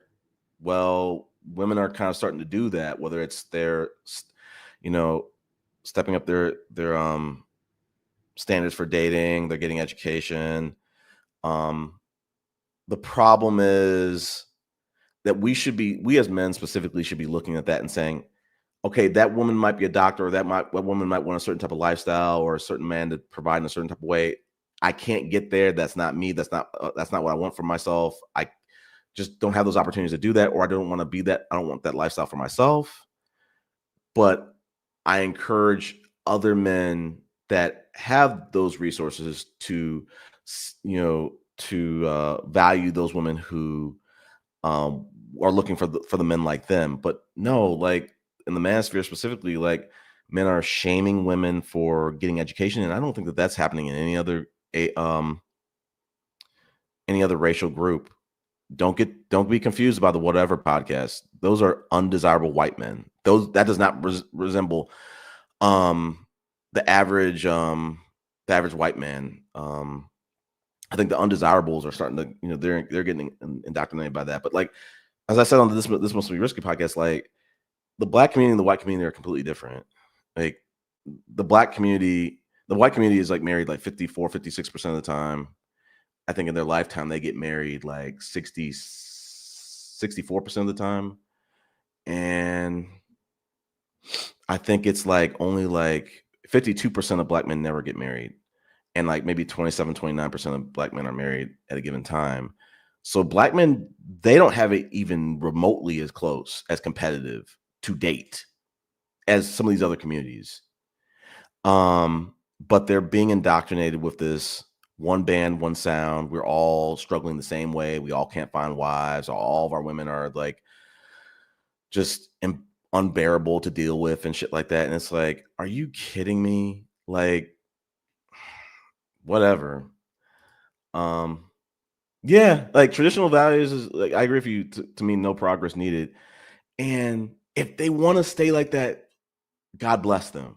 But I don't want that for the country. Like, I don't want that for us as a community. Like, that's one of the questions I've been trying to ask True Poetic is like, at what point are black men going to realize $43,000, $40,000 is not enough to raise a family and have traditional values? At what point are they going to realize that? At what point are they going to realize that these traditional values are blocking your ability to find true happiness? And that's what I'm kind of trying to push for. Like, just give men some other options. Keep patriarchy, keep sole providers, keep traditional values, but open up some other options for men to have other options, because like I think keeping it traditional gives men this cop out of, well, society expects this from me and women historically expect this from me. The Bible says that they expect this from me. No. Let's create some other options for men. So if you choose that, men can hold each other accountable and say, no, you don't have to be traditional, dog. Like society has moved forward. We accept men showing up in different capacities. Versus now, like a lot of men are, successfully socially programmed, and they, whether it's the Bible or other things, and they're just like, nah, well, this society, the Bible, all these other things expect this of a man to show up a certain type of way. And it's like, no, they don't. But so they're uncomfortable to step out because they're going to get judged from other men. They're going to get judged from society. They're going to get judged from some women too. And that needs to change. But like, if you have, and that's like the weird thing about it, True Plague, is the MRAs, they want this. They want to dismantle the patriarchy. They just want women to do it. They don't want their hand. They don't want a hand in doing that because they don't want to. They don't want to come off embarrassed. They don't want to come off committing treason to the other traditional men. So that if women are able to successfully dismantle patriarchy, they'll say, all right, well, I'm gonna switch over. I'm actually gonna switch. Kind of like in Squid Games when they switch from like, no, I don't want to play this game anymore, to yes, I want to still play this game. They're gonna switch, but they don't have the balls to like actually stand up and say, you know what, I don't care if it's 100-1. I think that I don't want to align myself with this traditional thing. It's not meant for me. It's not worth the card. It's not in it for the cards. Like everybody's got a different hand of cards. Some people got a royal flush. Some people got three of a kind. Some of them got nothing. But this patriarchy is saying, play your hand like you can win, like you can win, like you can win at any given time. Like you have like a two of a kind, three of a kind, royal flush, straight flush, or whatever the fuck. Some of these guys don't have a flush. Some of these guys don't have a pot to piss in. So it's like the traditional values doesn't apply for everybody. A lot of people can't afford the traditional values. Our community never really had that as a main component. If you can afford that, listen, I wish you the best. When you actually have the resources to be able to do it, it can be a good thing. I was raised in a family where my dad was the sole patriarch. That put a lot of stress on him, but he made a lot of sacrifices. He put the kids' education first. I never got to see my dad as a playboy. He did not flaunt his money. He did not flaunt his high value man status. He was a dad 24/7. My uncles were kind of the same way. Some other men might have been raised in a different family where their dad was less of the dad who was making those sacrifices and stuff like that. But yeah, traditional values needs to be dismantled. Dismantling it, or we at least need to create some other avenues, because the traditional, if people want to keep traditional values as the default, that's fine. It should not be the only option. We need more options, and the men want that too. Like as you see now, they're like, how do they do it? They're tired. One of the classic talking points is they're tired of having to give up 50% alimony, when that's not really happening. Alimony specifically for Black men, and I'm going to touch on this point too. I want to touch on this. Alimony is only happening in like 7% of Black divorces. I'm doing a terrible job with my banners today, but I did want to talk about this. And let me find it. Yeah, let's do it. So let's talk about divorces, because I think a lot of people, specifically Black men, are just wildly like misinformed. A lot of these men who've been divorced, their butt hurt, and they got a right to be butt hurt, but you got to get past that. I'm gonna put this out there for the people in the back. a lot of these guys who've been divorced, like they got their pensions touched or their 401ks touched. And I want to let you know, for the people who've never been married, anytime that happens, some of them had to sell their car. Some of them had to sell their house, the house, the marital home. I get it. There's a reason to be upset that you got displaced, but understand that the spouse got displaced too. But a lot of this is coming from the fact that they got their finances touched in a marriage, and I'm sure it went beyond a degree or amount that they felt that they were comfortable with.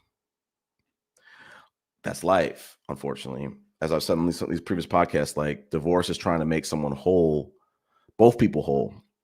So if you when a lot of these men are butthurt about divorces, the truth of the matter is the marriage was not financially healthy. If the marriage was financially healthy and they were just, saving for a rainy day and they had hundreds of thousands of dollars in a joint account, they could just split that joint account, maybe even possibly put something on the sale of the house to split it in a certain type of way, instead of having to upright split it right, sell it and split it right there. But like I said, like these men who are butthurt about, hey, this woman got some of my pension or some of my 401k or whatever, that's only happening because the marriage was not financially healthy. That was a last resort. There wasn't any money. There wasn't any substantial money anywhere else in any other assets to be able to equitably split and equitably set both people up to move forward in their lives. That's why that had to get touched. And they're butthurt and they're upset about it. But I think they're also not tapping into it that as I said on the last stream, like, it takes some money to get set up for both spouses to get reset up. Because in some cases, someone keeps the house and someone doesn't. Some people have to, some people, the credit might not be the same between the two people. The careers might not be the same between the two people. What the MANOSPHERE is kind of doing is like, we want to cap on child support or alimony. Buddy, alimony is not going to be a factor in your divorce. You're just trying to help the celebrities, which they're going to be fine regardless. Travis Hunter and Jeff Bezos or LeBron they're not thinking really about divorce, and they're not going to be impacted by divorce. They're not going to be destitute from a divorce. I just wanted to talk about that before I lose the point. Another tangent. I was laughing about this last couple of days. I was talking to the woman who I'm dating now, and I said a lot of these MANOSPHERE, just like the divorce example I just talked about, they're just sore losers. And I remember, listen, high key, I haven't talked about this on this podcast. Luther Gonzalez, he might be going by a different name now in the pool league. I'm a big sore loser, historical bad sore loser. So much so, like I remember I used to like playing bowling, and if I know I'm going out with people that I can't compete against, I'm not coming to the function. I know my ex-brother-in-law, I used to think I was the shit in Madden. He came over, skunked me like 3 or 4 times in a row. I never played Madden since. Like, I was like, if I can't compete in something, I might as well quit the shit. I only want to play in environments that I know I can, compete in. But going back to the sore loser point, I know I had an example. It might have been like 2.5 years ago where I was a big sore loser. And I lost this match against a dude I knew I was better than. And I was storming out, bitching and complaining. And the other dudes at the pool hall were like, yo, are you okay? And I was like, yeah, I'm okay. I'm just like, I'm gonna be all right in a day or two or something like that. I'm gonna be mad today. And like the way they said it was kind of like, I don't really know if you're gonna be okay. I don't really know if you're gonna be okay in a day or two. Like, I don't really think you're gonna be okay. But I started to think about it, and I was like, because like when I said no, I'm gonna be okay, and they didn't like confirm it, like, oh yeah, okay. They were kind of like, I don't know if you're gonna really be okay. Not saying it, but just like I was hoping for like a response that would kind of confirm that, like, I get it. When they didn't confirm it, I was like, oh shit, like I might be coming off like a sore loser. And then the guy who I beat, he was like, no, Chris was playing pretty good. And I was like, no, I played like a piece of shit. And then I started to realize it. I'm like, I'm shitting on his victory. He can't even feel comfortable about winning the game because I'm being a fucking baby about it. And I look at the Manosphere men and I'm like, these dudes are like big sore losers. They're crying at the moon. They're like old men screaming at the moon. They're crying, they're crybabies, and they're kind of like in a weird place where they feel like, oh, a man can't show emotion. Well, then how do you explain the Manosphere for one? But so they don't feel comfortable crying in front of a woman or crying in period. They gotta be stoked, they gotta be strong all the time. But they have no problem just bitching and complaining. And I really, in my opinion, I think the sore loser, the whiny person who might not even be crying, is a worse person than the actual person who's crying and showing emotion. And because he or she will get over that. But it's the whining. So it's like these people, these manospheric men who are just spending all time whining. Who's dating them? And how is that going? Because like if what I had to do to get past being a sore loser in pool was I had to take ownership and accountability and say, if I don't practice harder and I look at every single time I get into a situation that I lost to someone that I shouldn't have lost, I say, I need to train harder. I need to maybe focus on a certain type of thing in training, because if I don't master that or improve on that, this situation, this outcome is going to continue to happen, and bitching and complaining about it's not going to stop anything. And I'm going to continue. I don't want to let my team down. And I'm only fooling myself if I think that a new day is going to bring a new outcome. A new day is not going to bring a new outcome. You have to work hard to manifest that outcome. All right, let me go back to the comments. I mean, we got okay. There's a lot of comments. I appreciate it. Yeah, we're gonna. I love this comment. I said this on another platform. We're gonna get back to that. Manosphere, True Poetic and CC are saying the same thing. And I said this, I think, on the Lapeef channel, or This Might Be Risky. The Manosphere in a nutshell is we have no fucking idea how to, and we have no courage to turn the Black community around. We are a victim to these current statistics. It is paralyzing us like a king cobra standing erect. We are scared to move. They don't have a fucking plan. They don't have an idea. They don't have any courage to do it. Their motto is get somebody else to do it, because they have no goals. There's nothing but an opportunity to turn things around, and you don't have to carry the weight of the whole community to do it. Just focus on your life and the opportunities in front of you. You don't. But if you always think that, if you always carry around the weight of the Black statistics, listen, we should pull the statistics on Black men in education. Are Black men on average getting degrees? I would probably say no. That didn't stop me from getting a degree. And when I went to Morehouse, I wasn't thinking about the statistics. Like, these guys are just obsessed with the statistics. And like I said, like to your point, it was never about self-improvement. It's self-improvement in the sense of, we want you to fuck more women. That's not self-improvement. There's no improvement in that. To them, it is. It's run up your body count, that's self-improvement. Earn more money to run up your body count, that's self-improvement. But they're leading them down like the worst. They're leading them down like the worst life ever, because at some point you gotta like snap out of it and actually become a family man. You can't just switch that on, switch that off. And your ambition to become educated or get a certain job or get in a certain car or get in a certain salary range, it should not be to sleep with women. Like, listen, you gotta, like, at some point you gotta realize everybody's got a different life to live. And there's different consequences for those people living those different lives. The guys, when I was growing up, I grew up with some family friends that they were kind of like better with women. One of them was like a legit player. And I kind of looked up to him a little bit, but he never really let me meddle, entertain or jump into the things that he was jumping into. He didn't invite me into the fuckery that he was dealing with or entertaining. And eventually when I became, able to drive and stuff like that. By that point, my parents, I had helicopter parents. If they weren't helicopter parents, and if I didn't find my ex-wife at my senior year of high school, who knows what my outcome would have been? I don't think it would have been great. I think I would have fell into this trap.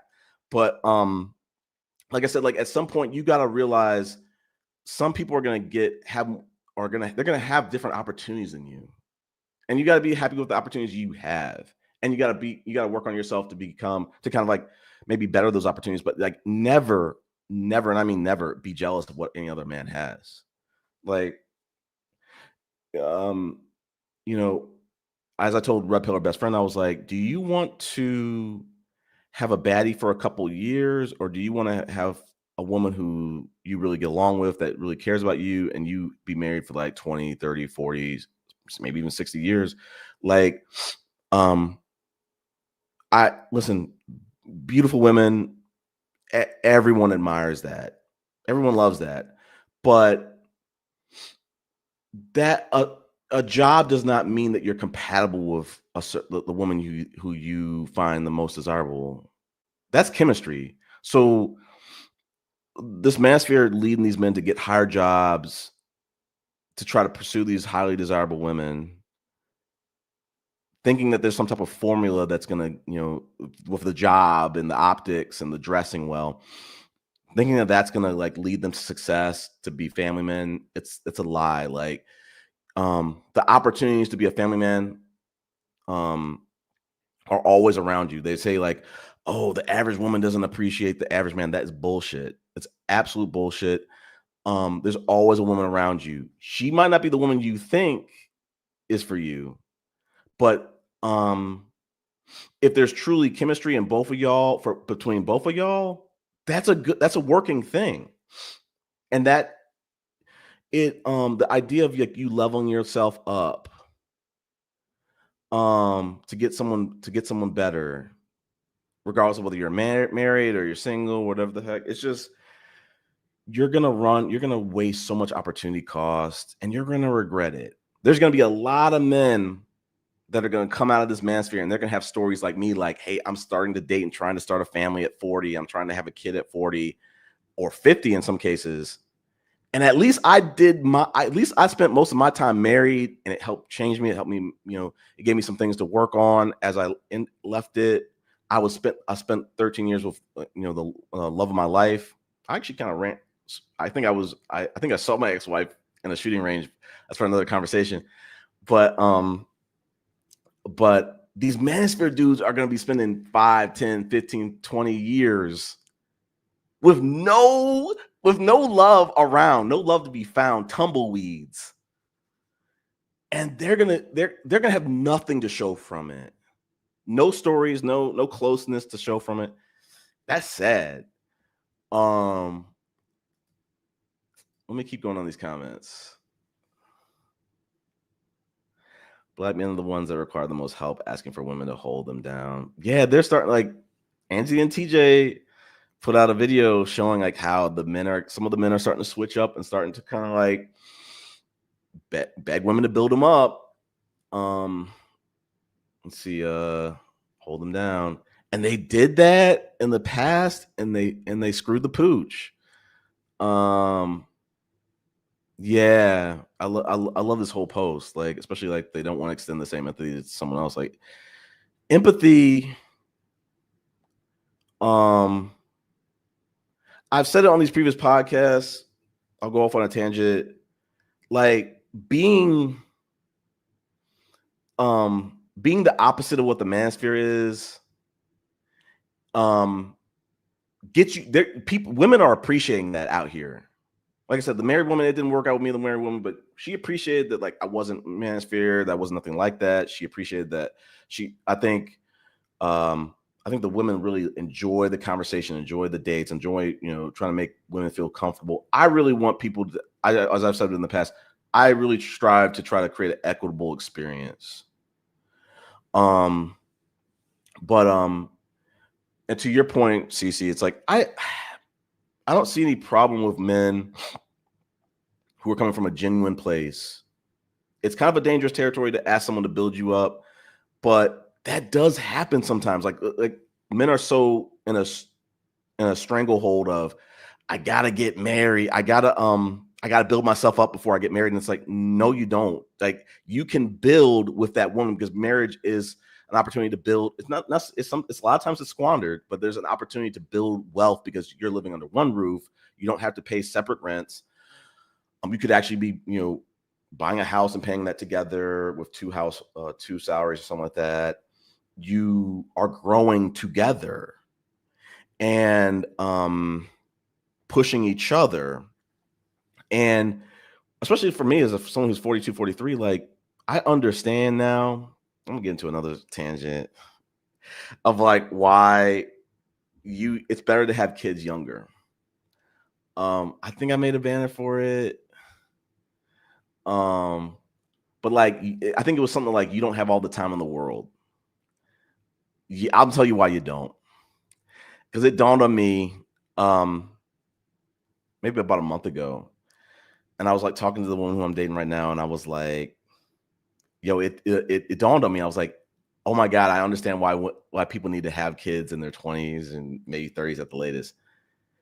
When you start having a kid, you got to be prepared to be able to support that kid for like the next 30 plus years.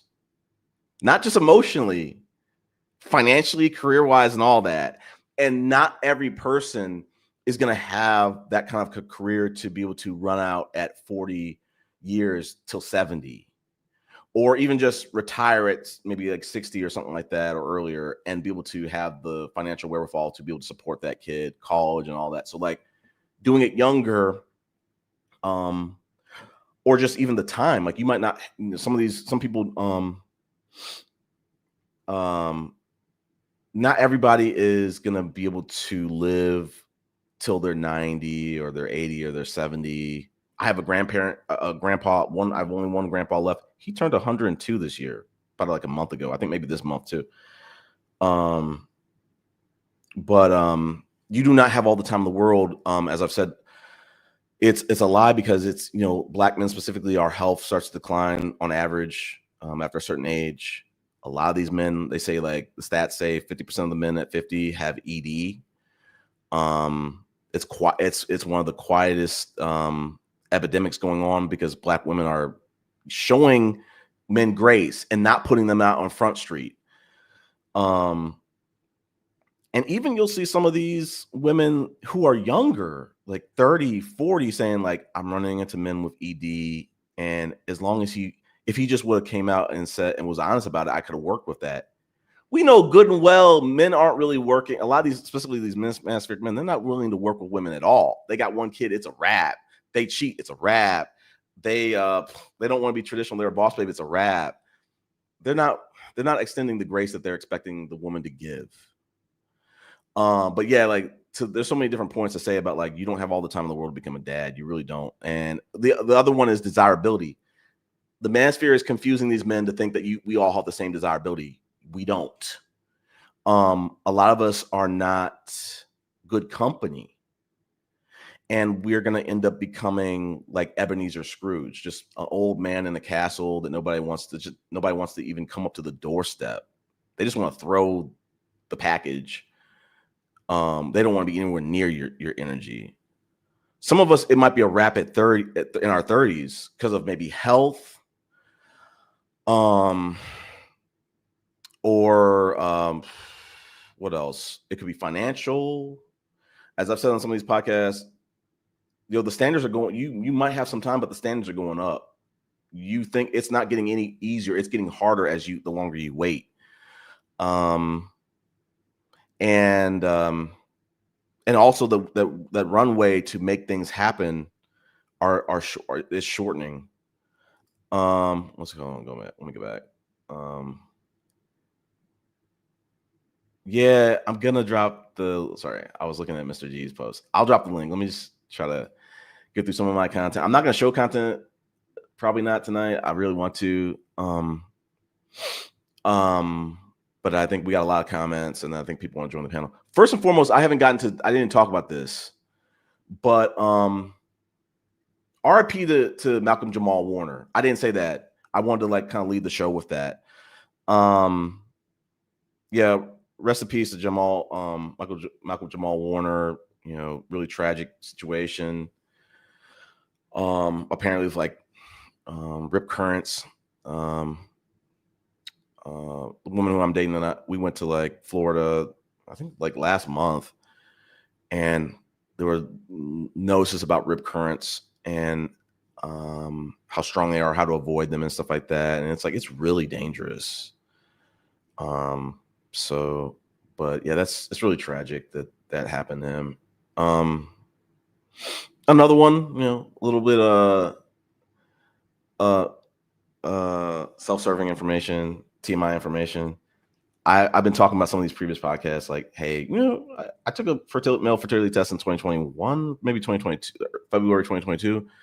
I refreshed it this month. Everything's fine. You know, urologist was like, you got nothing to worry about. I looked at the numbers. It was pretty kind of consistent. I think some of the things improved a little bit, weirdly enough, but I'm good. We got no problems in that category. Sorry for the TMI.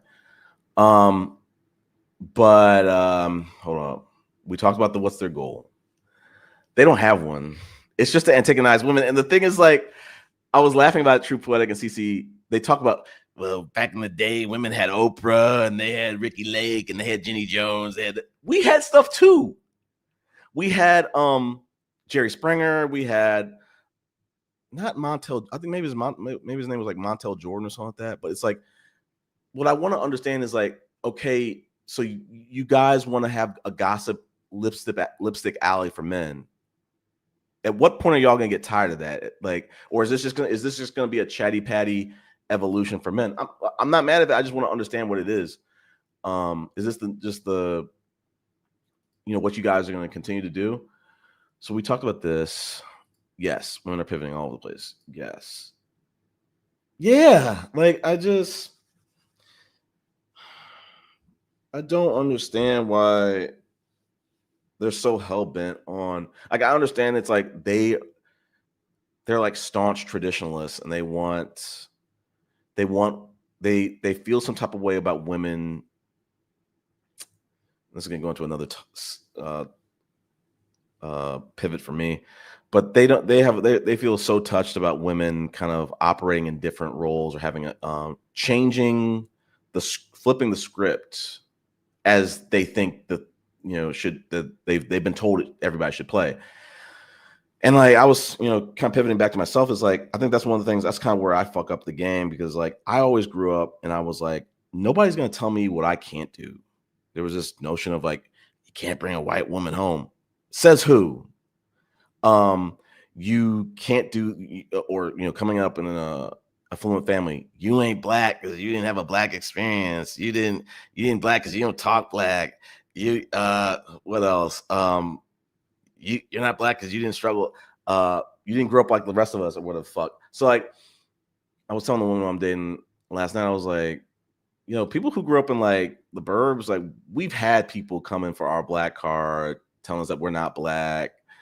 I'm trying to remember like how what was this pivot, but like, it's just that like, I think the pivot point was the manspheric men have a problem with women redefining the roles that they want to live in, or just reject society's programming in general. Like I said, like I think I fuck up the game because I reject that. I stand out on my own. I don't care about trying to conform and appease the other men. I'm not trying to play by the men's playbook. I'm not trying to play by the traditional dating playbook, because the traditional dating playbook, we can look at the stats. It's not leading to good outcomes for our community. So we need to switch some shit up. And I don't like the double standards that men are imposing on women, and just sitting in that privilege of leverage, and just holding that over their head. We said this before, a brother and a sister can come from. Yeah, exactly. And I said that a little earlier, True Poetic. I don't know if you were on it. It's like, men are being told the answers, and I'm I'm washing my hands with these manospheric men, like these conservative men. Liberal men can't help the conservative men. They don't want to listen. They the women can talk. These are men who want to find out about women's nature from men, not from women. Shout out to Obama. Not only does I should have said this earlier. Not only does a man possibly need to befriend a gay person and have that in his social network, he needs to befriend some women too. Like it's toxic if all your friends are just men and all your opinions of women are just coming from men. Mm-mm. I mean, I said it on This Must Be Risky. My limited experience in dating, I high key think women make better friends than men, and that's no shade to men. I just think that women, the friendship with women, they kind of tackle some emotional conversations and challenge you, kind of push back on some emotional conversations that really just don't really get talked about sometimes with men. But yeah, the proof is in the pudding. Is like the men want to look at statistics that don't really get down into the weeds, but like True Poetic is saying, when you get down into the weeds and you see, yo, this household had sons and daughters, and the daughter and the daughters were the daughter or the daughters were thriving, and the men really failed to launch. And there's thoughts around that saying Obama was trying to touch on it, saying like men need some structures, they need. He was trying to touch on it, saying like men need some healthier and more robust social networks. And the problem with, I think, manospheric men and traditional conservative men is like they want better outcomes for men, but they want to use the same playbook. It's time to start opening the playbook. I'm sorry. We've got to start doing things a little bit differently. And like if having different outlooks and different more diverse friend networks, if that's going to help us become better people, so be it. What's the problem? But there's this stigma about LGBTQ. Oh my gosh, they're grooming. Let's pull the stats up. LGBTQ have done nothing to us. Let's be clear about that. They have been nothing but a positive for our community. Let's be clear about that. They a lot of cases they're probably fighting for men's straight people's rights. I mean, but I'm just saying. Yeah, I had a video to show about this, about the natural selection. But CC is 100% right. It's like that's exactly what it is. It's like the manospheric men don't understand that there's women that want to have children and can't find the right person. And end up they want to have kids, they can't have kids. They don't want to do it alone. Historically, there have always been men that maybe wanted the same, but they couldn't find that person, or their life, they couldn't get their life together, or things like that. And I think in the past, men coped with that better. Maybe that was because they had more robust friendships. Maybe there was less of a push for this extreme content of men need to like see their worth through having kids and stuff like that. I'm trying to get to the point, but it's just like men. I really feel for like the millennials, because like in my day, I'm 42, 43. Yo, the nerds kind of understood their opportunities. I'm a nerd myself, and we how do I want to say it? Like, we didn't cry and whine about the lack of opportunities or being overlooked or being ostracized. I don't know why and how it turned so violent, and that stuff always existed. There were always weirdos like that. But now we got like the big men on campus trying to like put out a big wing and sit on them like they're like mother hens and say like, no, I'll shelter these men with these extreme beliefs. That's not love. That's not friendship. That's not community. You're enabling them. You're actually hurting those men. So it's like, but yeah, it's natural selection. Like, not every man is gonna be able to procreate, and it's not a failure if you don't. And a lot of these men just don't want to have kids. There's nothing wrong with that. But I think that I agree with CC. Like, it's natural selection at play, but it's also like these manosphere and these men's rights groups and these alt-right groups, they're exacerbating the natural selection, because like a lot of these men have opportunities if they just put forth some effort and change. But they're being told, no, you don't need to change. They should accept you for where you're at. I can't tell you like how many times like women have been like, yo, Chris, like, I'm proud of you. Like, you planned a date, like you followed through. And I'm like, that is so basic. Or, I'm so proud of you. You're going to therapy. And you're working on yourself. Most guys are just like, take me as I am. And it lets, or, every black man knows, you go to the doctor and they're just like, I'm so proud of you for going, coming to the doctor and and you're like, you're getting kudos for doing basic ass shit. But you understand that like the average black man is not doing these basic things, and it's sad. But yeah, it's natural selection, and it's like we have to understand that. I think I was kind of I might have said it earlier, is like the manosphere is kind of brainwashing these men to have a specific type. Everybody's type should be the same, and according to them, a single mom, she is beneath all, y'all should not be dating her. You might miss the love of your life. Like we talked about in the last podcast, Russell Wilson has Sierra, met the love of his life. He's out here, him and Sierra out here doing the Lord's work, putting couples together, getting married, and they're getting married and stuff like that. And it's like, it's so short-sighted with this primal crap of, don't you dare raise someone else's baby. Come on, man. Like, now we got to cheapen fatherhood. It's got to be your own kid. What are we, lions? We got to have infanticide, or we got to just avoid the women altogether if it's not all our children. This is crazy. But so it's like,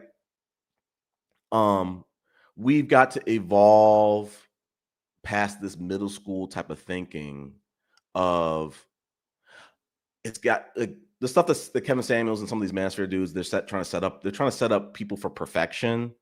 That doesn't really exist. As I said in the last one, like, you don't want to date single moms. Okay, if you're a teenager through maybe the age of 20, maybe 29, you can have that opinion, but you can't have that opinion and you got children. You can't have that opinion and you 35 plus. Yeah, I would advise a teenager, don't date a single mom. Yeah, I would not advise someone who's 30 plus. I would say you need to be open to it. You need to be open to dating someone with a family, and you need to, and like me, I'm open to dating a woman with a family, but with a child, it would have to be the right person, a very special person, and it would have to be a person that would be open to adopting or having another child. I'm not at the place now yet where I'm willing to say, you know what, like Builder, no disrespect, like, it's a beautiful thing. Builder Bridges last year said, he warned me about a decade or so ago. He's like, don't wait forever, because you don't have all the time in the world. And he's a father to only an adopted daughter, and it's a beautiful situation. Fatherhood doesn't not need to be discredited just because you don't have any biological children. A father is a father. As my dad was trying to say, it's like, that kid is going to remember you and the impact that you made on that child, and he or she is gonna see you as her or his father, or their only father, or they're gonna respect the impact that you've made. But like, this notion of like, avoid single moms, it's advice that they're probably trying to steer men away from maybe a situation where there's a lot of drama. Maybe there's a situation where you can't afford to take care of all the kids that she has, but it's not, they're using too broad of a brush. There are some boss babes that are more financially stable than you. What's the problem with dating her and her kid? What is the problem? Especially if she wants to, have an they have on these dating apps, they'll say like, hey, I got a kid and I want to have more. What's the problem? Um, but let me I'm gonna pivot. Sorry. I said this, I ended the show last year, last session, or last, stream with this. The Manosphere really preaches, don't discount these incels or these black men or these modern men who have these harsh experiences with women. I'm sorry, I'm not giving them that grace anymore. And I'm really starting to push back harder. I don't believe that they have these experiences are true. One, I'll tell you one, they've never come to these panels saying, hey, where can I find some women in Atlanta? Where can I, women are starting to say, hey, AfroCon, I'm going to come to AfroCon to try to see if I can find a husband or find a relationship. They're traveling down to homecoming and sometimes, turning on the dating app, trying to date somebody. They're trying to do different things. I don't think these men are even in their city are looking at singles events. There could be a singles walk. There could be a dating mixer. There could be a concert. There could be a networking event. They're not doing any of these. They're not doing any of the due diligence to say, yo, where could I possibly find the type of woman I'm trying to find? So like I said, like I think it's bullshit because you don't see any of the incels joining any of these panels. And they're not open to, hey, this is what I'm going through. This is how I'm moving. Do you have any suggestions for how some suggestions I could implement and stuff like that? It's just the Manosphere men speaking on behalf of men they've never met. They don't even really respect. They think they're clowns. They think they're losers too. And they don't care to help. So you don't see the incels anywhere. And I think if we really had incels on these panels, they would come up here and say, I don't like the way I'm being portrayed in this Manosphere. I'm not getting overlooked and dissed by Stacey's every single fucking day. The average woman is actually giving me a chance. I'm in a relationship right now. I don't, the actual bad actor is not the black women. It's actually the manospheric men who are gaslighting people and trying to speak on behalf of people that aren't in the room, that aren't able to defend themselves and they aren't able to substantiate the things that they're trying to claim. So like I said, like this whole stuff is just anti-feminism. It is just it's really backing white nationalism. It's really black fatigue. And it's really just coming from people that have a hatred of women in general. And the women don't get to come up here and speak on their behalf. And say, you know what, I don't like Anton Daniels. I dated him. He was mean. He was horrible. He was rude. Let me kind of try turn through these comments. Let's see. I love these comments. Okay. Why is the Manosphere not promoting education coaching? Oh, they're promoting coaching, but they're promoting coaching so you can get more women. Like Fresh and Fit, like, hey, buy my course, and I'm gonna you'll get more women in your inbox. You'll be able to get these high value, these highly desirable women. They're teaching like misogynistic coaching, like how to cold approach, how to come to Columbia and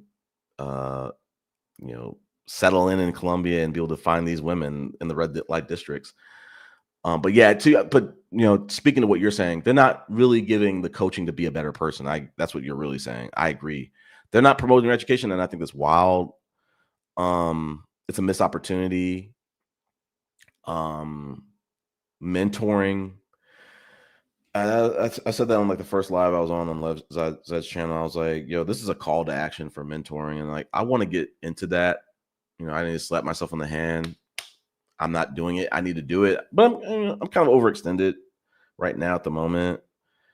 But I definitely want to get into that. And I think, to be honest, I really want to get into the mentoring for young men.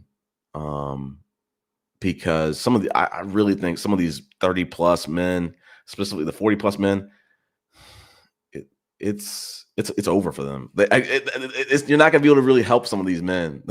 They're just stuck in the ways, like Tracy Ellis Ross said. Moving it forward. Yeah, I kind of said this a little bit. These guys, the funny thing about this, True Poetic, is these dudes shit on Black Lives Matter. And trust me, they deserve some critique. They bought mansions. They were not really good stewards with that money. They made some mistakes. But those same critiques that they have for Black Lives Matter, where is Anton Daniels putting his money at? Where's Fresh and Fit putting his money at? Where's Andrew Tate putting his money at? Where's Chris Williamson putting his money at? I bet you they're not putting $1 into men's rights activism. I bet you they're not doing that. I bet you they're not putting any of that money towards mentorship. I bet you they're not doing that. So, and the man, and what they have on their side is they have a bunch of manospheric men who are never going to question what that money is actually being used for. What you're doing, manospheric men, is you're putting Anton Daniels' kids through college. You're buying a mansion for him. You're buying you're paying for Chris Williamson's. You're probably you're standing up some of these dudes' retirement plans, and they're not helping you one bit. And like I said, like we as men need to see that mirror in front of ourselves. And like I said, I gave that example of me being a crybaby at pool, and I started to see the mirror in front of myself, and I said, I know how this story ends. I know how this story repeats. And if I don't make the change, if I don't practice harder, I'm going to continue to run into the same situation. And what's also good about pool is they talk shit. It's a shit talking sport. The women are going to talk shit at you. The men are going to talk shit at you. And there comes a time when like your performance is so bad, even your team can't even come to bat for you. They're hurting. So it's like these men need to see. They need to. They need like I agree with what you're saying. It's like they need to.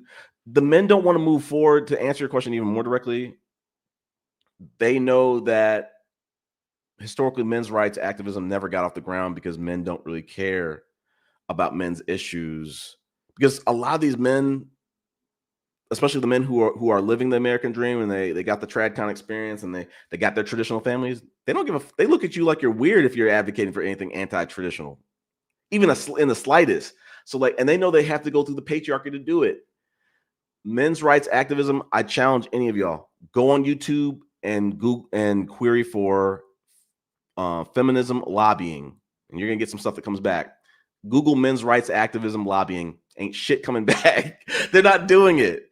So if these guys actually cared about men's rights and not just use it for gotcha points, gotcha talking points, they would actually be donating to the men. They would be raising awareness to men's rights activism, and they would actually be on the boards. They would actually be saying, hey, this is the next meetup for men's rights activism. We're gonna be trying to get the word out, and we're gonna try to we're gonna try to make some change. They're not doing any of that shit.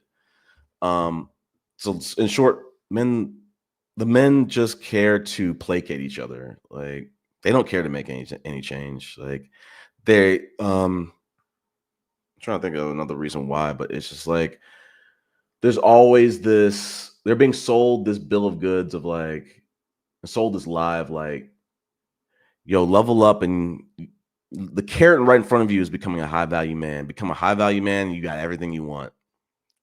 That's not how it works. That's not how any of this works. But let's see. Yeah, and it's so weird about like these men's rights activism. You could be talking about, hey, women are like buying more houses, and then they're like, but what about the men's shelters? And it has nothing. I had a video I want to show. I couldn't find it, but like they'll just drop these little subtle hints of like men's rights activism, and it's like, why are you bringing that shit up? But they're kind of like the Republicans who. I'm not a Trump supporter. I'm an independent. No, you're a Republican. You're just too much of a pussy to say it. So same with these Mansford men. Like they don't want to say they're men's rights activists. I'm gonna start pressing them too. When I start hearing them talk about men's rights activism talking points, I'm gonna say, "Are you a men's rights activist?" And I want that answer. I'm gonna have some other questioning for them. For few women are willing to work. Whoa, no. There's No, we're not going to just use that as a talking point. But and that stuff is changing. There's a lot of other factors too. DKT is like, families kind of impact that career. There's career opportunities, but it's not as cut and dry as that. There's discrimination in the workplace. Let's see. Yeah, so like, to Cece's point, like when men want to tout men are logical. I'm like, come on, let's be honest. Let's keep it a stack. Some of these men are stupid. They're not logical. Um, Logical would tell you not to have children out of wedlock at an 80%, 60, 80% clip. That didn't stop men from doing it. Hey, Cyber Dreams, good seeing you again. Let's see. It's a shame that the default setting for progress reverts back to what women are doing. I think, like, I'm gonna say it, and I haven't said it. I've been saying it like in real life. The lifeblood of the manosphere is the race loyalty of Black women. Without that, these manosphere don't have this Black manosphere doesn't have shit to stand on. They don't have an audience. They don't have a way to really stick a dagger into women. And the only reason they have an opportunity to stick a dagger in and twist it a little bit is because the women really love us. And I remember when I was like going on the first date with my on again, off again, and she was like, we as Black women, we just love y'all. And I was like, this was like 2021, and I was like, why do y'all love and have loyalty to Black men? Like, we're terrible. We're in like an ice age of Black men. We're terrible. It doesn't matter. They're looking past it, and like they love us through it. They see the things that we go through. Besides this, they look past the fact that we're treating them like trash. And they look at, hey, the world is hard on Black men, and we want to see them succeed, and we want to see them become the men that we know that they can be. But if only men would give women, specifically Black women, that same grace. Let's see. Waiting for the never has sunk the master. I don't know if it's sunk it yet. Like, because they're selling these men on, hey, one day, 5, 10, 50 years. Hey, you know what? When you become 50 years old, your value increases with age. It does not. It does not. And a lot of these men I don't think are going to care because they're just glorified sugar daddies anyway. But for the men who actually want families and want love and appreciate love, they're gonna really get swindled, and they're gonna have some really deep regrets. Yeah, this is a classic talking point of like, this is how they kind of like filibuster these debates of like, well, we're more married than you and we make more money than you. What are y'all gonna say when we don't? And they don't understand that like averages mean that some people are making higher than the average, some people are making lower than the average. Average doesn't mean you're making the average. That's just the average of all the people. So and the as I've said maybe on some of these podcasts, like, our social networks are different. The women that you attract might be more educated than your friend, because you guys probably look different. You probably have different personalities. You bring, you're different people. You offer different experiences. So this men make more than women on average. So what? That's a stat. That doesn't really prove itself in the real world, because we all are interacting with different people. We all live in different places. We're all the people who we're actually compatible with. Some dudes might be like, man, all the women I attract way more than I do. And that's just the cards he has to play. So, so you can't just rely on some of these dumbass stats.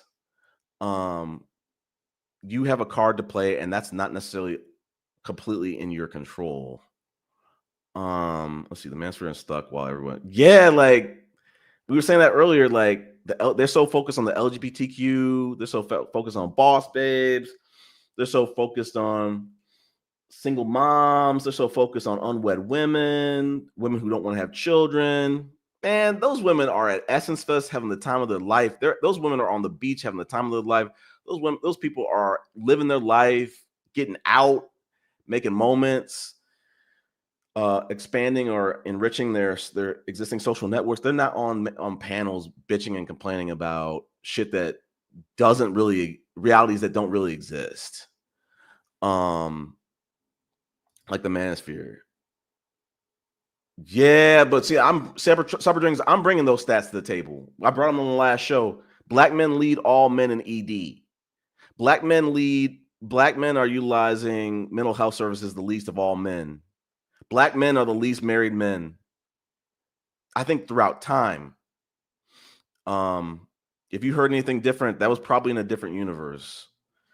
Black men, I wish I could remember all of them. Black men lead, I think they lead or they are in the top in terms of men who get diabetes, hypertension. Let me see what else. Highest dropout rate, probably the least degreed of all men. If they don't earn the least, they're the second lowest out of 4 major racial groups. And for the Manosphere, they're just like, we're at least we're not at the bottom, sir. That doesn't mean you're in a good place, though, just because you're not at the bottom. And trust me, the difference is the people at the bottom that maybe some of the statistics show Hispanics might be at the bottom. They have a healthier family structure than us because the men have more integrity. So why even call yourself the Manosphere? It's a good point because it kind of gives it gives. I don't know if y'all saw the movie Barbie. Everybody should see it. Great movie. Conservatives hated it. Men probably hated it. I loved it. But they had this part of it where the men teamed up and they took over the Barbie houses.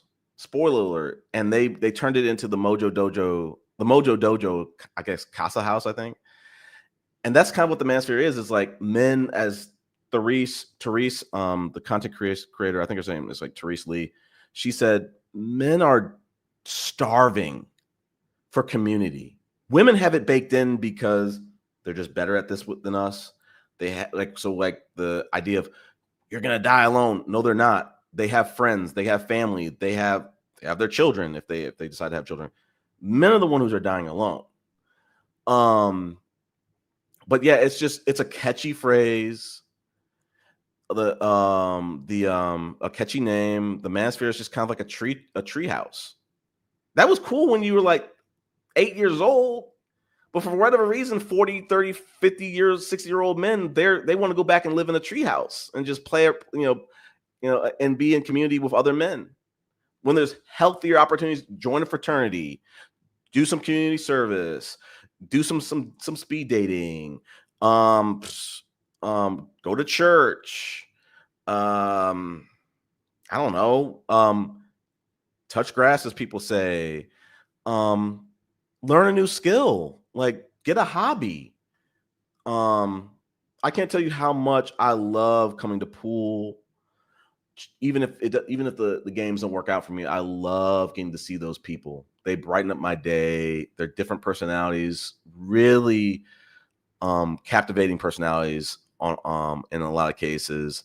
And now I've gotten to the place in the last few years where I've started to become more social, and they start to know me. And they start to we start to keep in touch with each other, even if it's just when we see each other type of stuff. I don't think the men really understand how important that is to just have people. And Abin Preach touched upon it. I'm guilty of this too. It's like the emotional maintenance of friendship, being a good friend. You have to check up on them and stuff like that. And I don't think men are really struggling with the absence of malnourished social networks. Take it from me. When they say a man is not an island to himself, I had a long run. I had a good run with that. I think that when I was married too, my ex-wife was telling me, she was encouraging me to gain more friends. I've always told you on these podcasts, I've always usually kept like one, maybe two. I don't know what I would do, honestly, if I lost the red pill or best friend. It would be a big blow. It would be a big blow to my social network.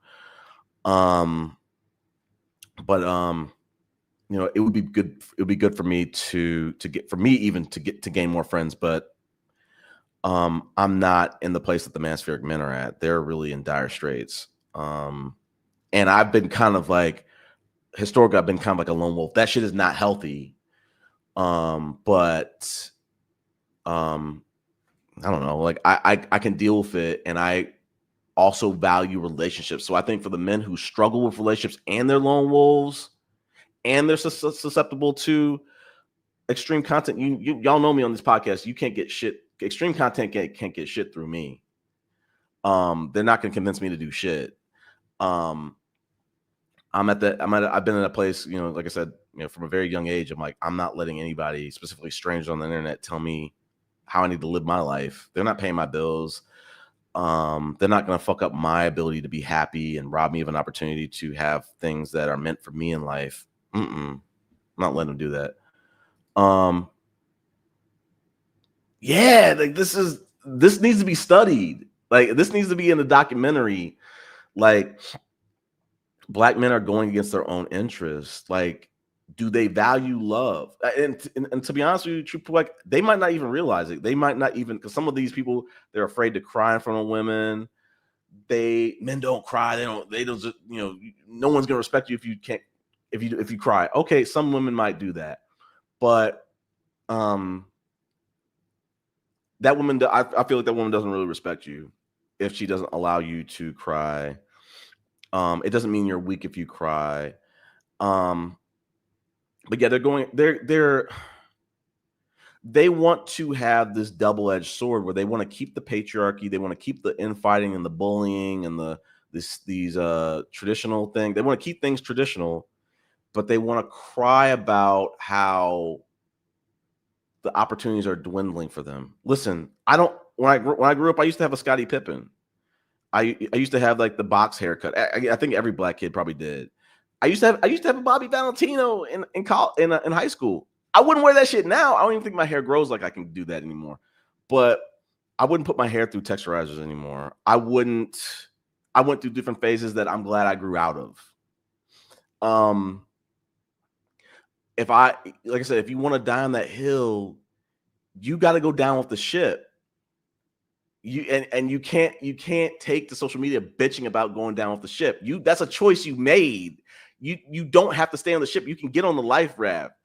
And I think these men don't understand that there's a life raft out there for them. But it means you're going to have to go against the grain and go against the patriarchy that's going to try to bully you.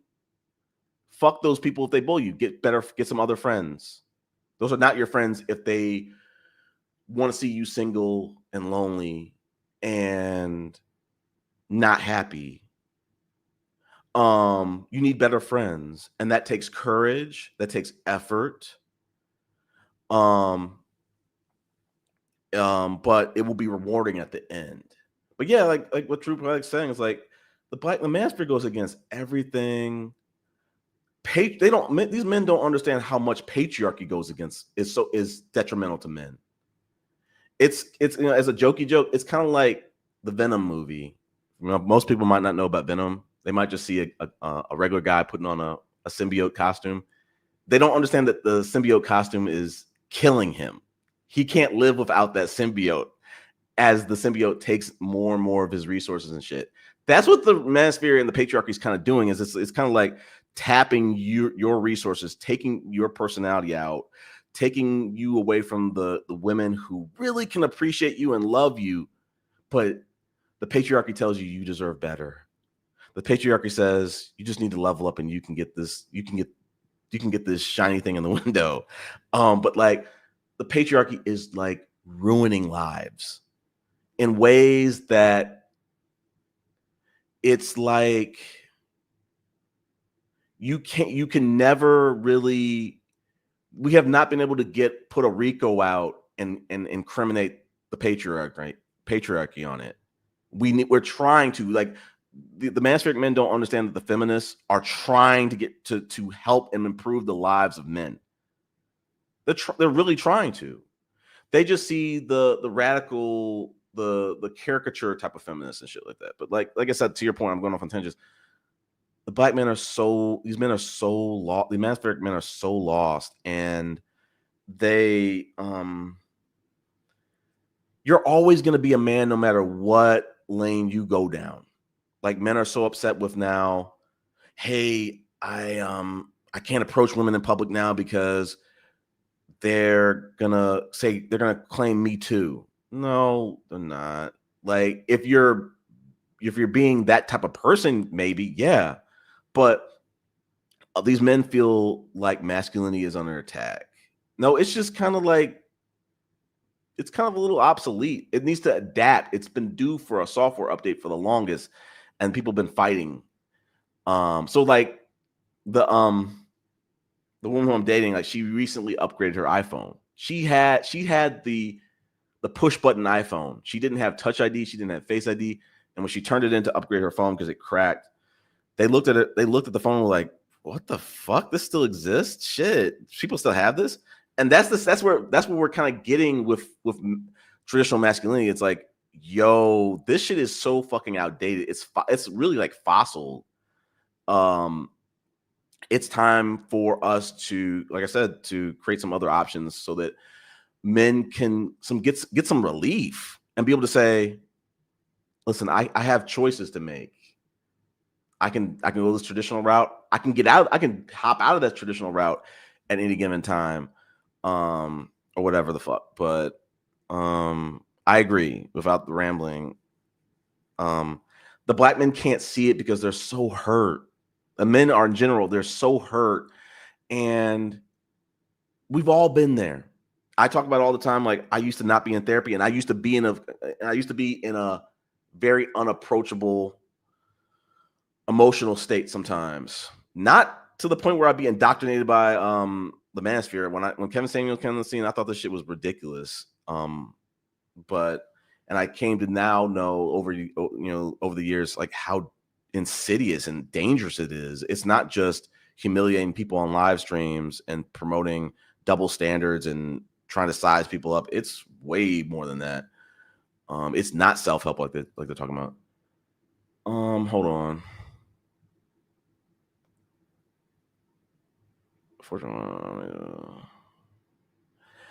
I still stick to my point, man. There's workplace discrimination. I know my ex-wife, like, she was climbing, probably still. I need to look at her. I'd love to look at her LinkedIn, but she was acing her company with flying colors, and she was noticing that, like, I think she was like one place away from the top of her company, outside like CEOs and stuff like that. But I mean, for like management. And she was noticing how there were not really any black women. There were not really any women in general. Like, and it's not just because they're not willing to work 72 hours. Trust me, she was working those hours. And a lot of women are. So it's not just that men are willing to put in more effort. It's not that. Have they ever compared this to other men? Yeah, this cuts deep. And like, when you press them cyber dreams, they get real in their feelings. Like, I remember, I think DJ Hamp on This Must Be Risky, they were having this men's mental health month live stream, and I brought up, yo, black men are like, they rank last in mental health usage. And it was not a dig. It was not to make light of it. It was just like, it was to bring awareness of, like, yo, we need to like be talking to our friends about this. We need to like encourage them all to like go to therapy. I encourage, and I'm gonna say it to y'all, yo, I have a nutritionist, get you a nutritionist. I think it's free with healthcare, specifically like for certain BMIs. Take advantage of those resources. I go to therapy, and instead of like trying to focus on, well, why is Chris in therapy? And I don't need to go to therapy. Go to therapy for yourself and figure out some of the work that you need to work on to become a a better person. And I look back pre-therapy, after therapy, pre-therapy to now, I've become a more patient person. Well, I don't know so much patient in a different degree. Like I've always been a patient person, but I think there's been certain areas of patience that I have improved in. Um, uh, I've also been, especially in like the emotional intelligence area, the conflict resolution, more patient, more empathetic. But therapy, still a big stigma on that. Let's see, hold on. All this is showing us how the world is, how insecure and harmful males actually are. This is it. That's it. That's the tweet. Like, and I think Therese Lee was talking about how, basically what CC is saying is like the fact that men are not really getting access. The wife pipeline is kind of drying up, and the requirements are going up. The wife appliance, the dream of the wife appliance is dead. And a lot of these cases, we've been sold a dream about these trad wives. It's all a fairy tale. But we don't have access to women's labor as women are going in different directions, career-wise and things like that, or just saying, I don't want to play this certain type of role anymore. It's not healthy. And men are kind of crashing out, not performing, whether that's in school or that's in relationships and stuff like that. And yeah, they have been like, I could definitely speak for myself. Like my parents were harder on my sisters than us, like than me and my brother. But and probably in some ways it's probably made them stronger. Probably a lot of ways it's probably made them stronger than us. But I'm glad that my parents did not allow us to be misogynistic. That's that TKO right there. You get that, it's a wrap.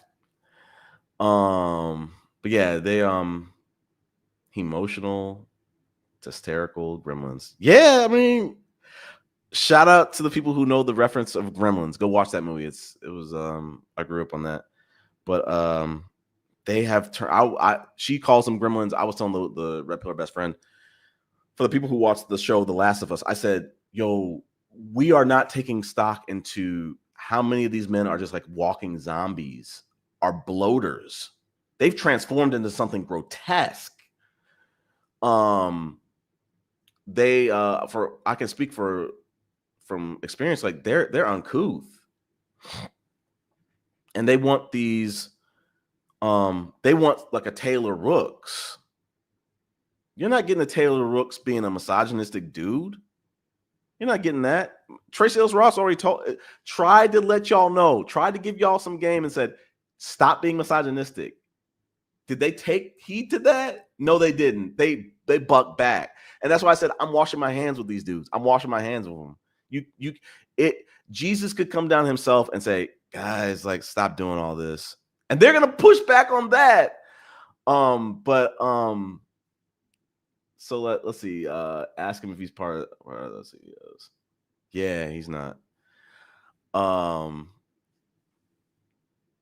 woman is army.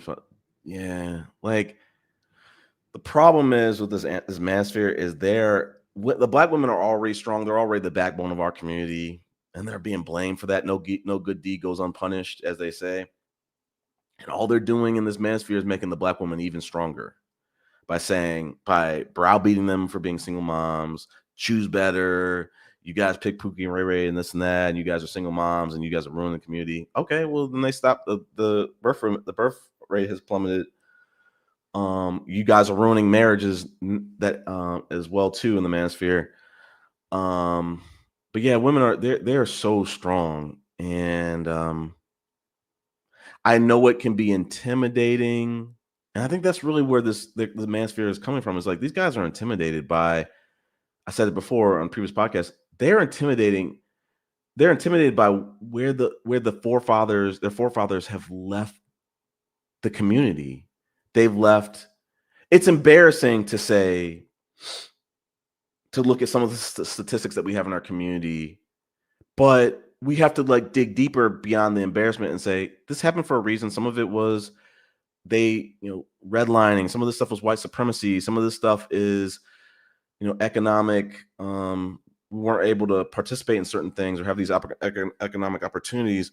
And then some of this stuff is just toxic male culture.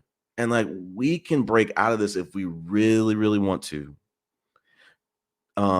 There's a little glimmer of a hope. Like, these men, they take to purity culture, but just for the opposite sex. They do appreciate purity cultures from some point of view, but like, if they could pull that back and say, hey, to have purity culture, we've got to be stand-up dudes.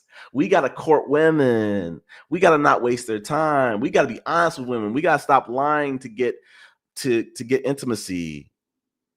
If they started realizing the kind of things that they need to do to kind of get that reality, maybe we could turn around some of these statistics. But I think that they're just overwhelmed and they don't know where to start. And maybe starting is realizing that you're not ready to lead and you need to look at an opportunity and say, I need to pair up with someone and take some pressure off of me. Because a lot of these dudes, like, all they've been told is like, nah, you got to lead by yourself. You ain't shit if you can't lead by yourself. And that's not in the cards for a lot of men. It's just not in the cards. You can wait. At what point are you going to wait? At what point are you going to realize it's just not in the cards for me? And are you going to tell the next generation, hey, don't waste the time that I wasted because I thought it was in the cards for me and it really wasn't? I was training all my life to try to make the Olympic team, but some 18-year-old, some 16-year-old was able to make it because it was just in the cards for him. I'm just saying, like, black men. Let me look at your comment. Black women are very strong. You said they made very strides. Yeah, like it's very inspirational. Like what black women have done, it's very inspirational. I agree with you on the whole thing. Like, the manosphere needs to do the work. They are not. That's like I said, that's the Achilles heel of the black manosphere. Those type of men aren't ready to do the work. You guys think you guys claim you guys have got husbands. Where they at? Let's get them married. Let's get them in relationships. Let's start seeing some progress. Let's start seeing y'all become more empathetic. Let's start seeing y'all become better people. Let's start seeing y'all go to therapy. Let's start seeing you as CC said early in the stream, maybe the start of it is start taking care of your business without anybody watching, without anybody pushing you to do it, without using it to slam someone else and say, I'm better than you, or you ain't on this, and look where I'm at and you're at. Take care of you for you. And maybe that's the start. But like I said, a lot of these men are they're intimidated. They're looking at these stats and saying, oh my God, it's too scared to go outside. Like, but like another terrible analogy. If there's a zombie apocalypse, it is scary to go outside, but you know what's going to happen if you stay inside? If you stay inside, you're going to starve to death. You got to get out, and you have to get out, and you have to embrace these negative statistics and defeat them. At least try. But if you guys want to stay in the house and starve to death, you can do that. That's what they want to do. And I think I had a talking point. I didn't write it down. I was like, the manosphere is trying to protect these men from the worst case scenarios, and they're going overkill and saying, don't get married so you don't get in a divorce and become destitute and be living in a motel. Don't have children and then you don't get to see them, and then they call someone else daddy and they never talk. They get shit talk from their mom about you. So don't have kids. Let's see what else. Don't trust women because they're lying to you and they're just going to use you and abuse you and they're always going to level up. So don't ever trust women. As my red pill best friend would say, they don't even know what they want, and you can't trust them when they say something about what they truly feel. Because I always press him and say, like, why don't you go ask a woman how they actually feel about this? And he's like, well, they might not even know what they want, or they might be lying to you. And I'm like, oh my god, yeah, Triple like they need to do the work. They're not working. They're not hardworking dudes. Um, yeah, yeah. Um, it's time. It's time for us to allow leadership to be based on proof and not biology. I'm gonna leave it at that. Men are not leaders by um, they're not leaders by just biology. A lot of these women are way smarter. Um, let's see. Yeah, I agree with this. And they'll be like, and that's always like a funny thing that I've always seen, CC, is like men built the world, but then they forget that women shape the world too. They forget the fact that men shape these laws that have put them in the circumstances that they're in now. And they take credit for other men's work. And it's like that man that you're quoting would, if he was living today, would tell you to shut the fuck up. Because like he was doing that. He might have taken that dangerous job because maybe that was that was where his skills lied, or maybe that was the only opportunity that he could work in. He wasn't doing this to shame people for the future. He wasn't doing that. Let's see. Let's see. Why would feminism stop? I don't know what the P word is. Maybe it's patriarchy. I don't know. This manosphere has a cowardly approach. Yeah, that's what I'm trying to explain to you. Like it's cowardly as fuck. And that's why I say, like, back in my day, the people, I hate to name him, but the people like Fearless, they weren't pussy like they are today and aligning themselves with nerds. They were like ostracizing the nerds. But the Chads today, they just want to grift off you. And for me, even though I'm a nerd, I still have some of that Mamba mentality where I'm like, I'm a competitive psycho.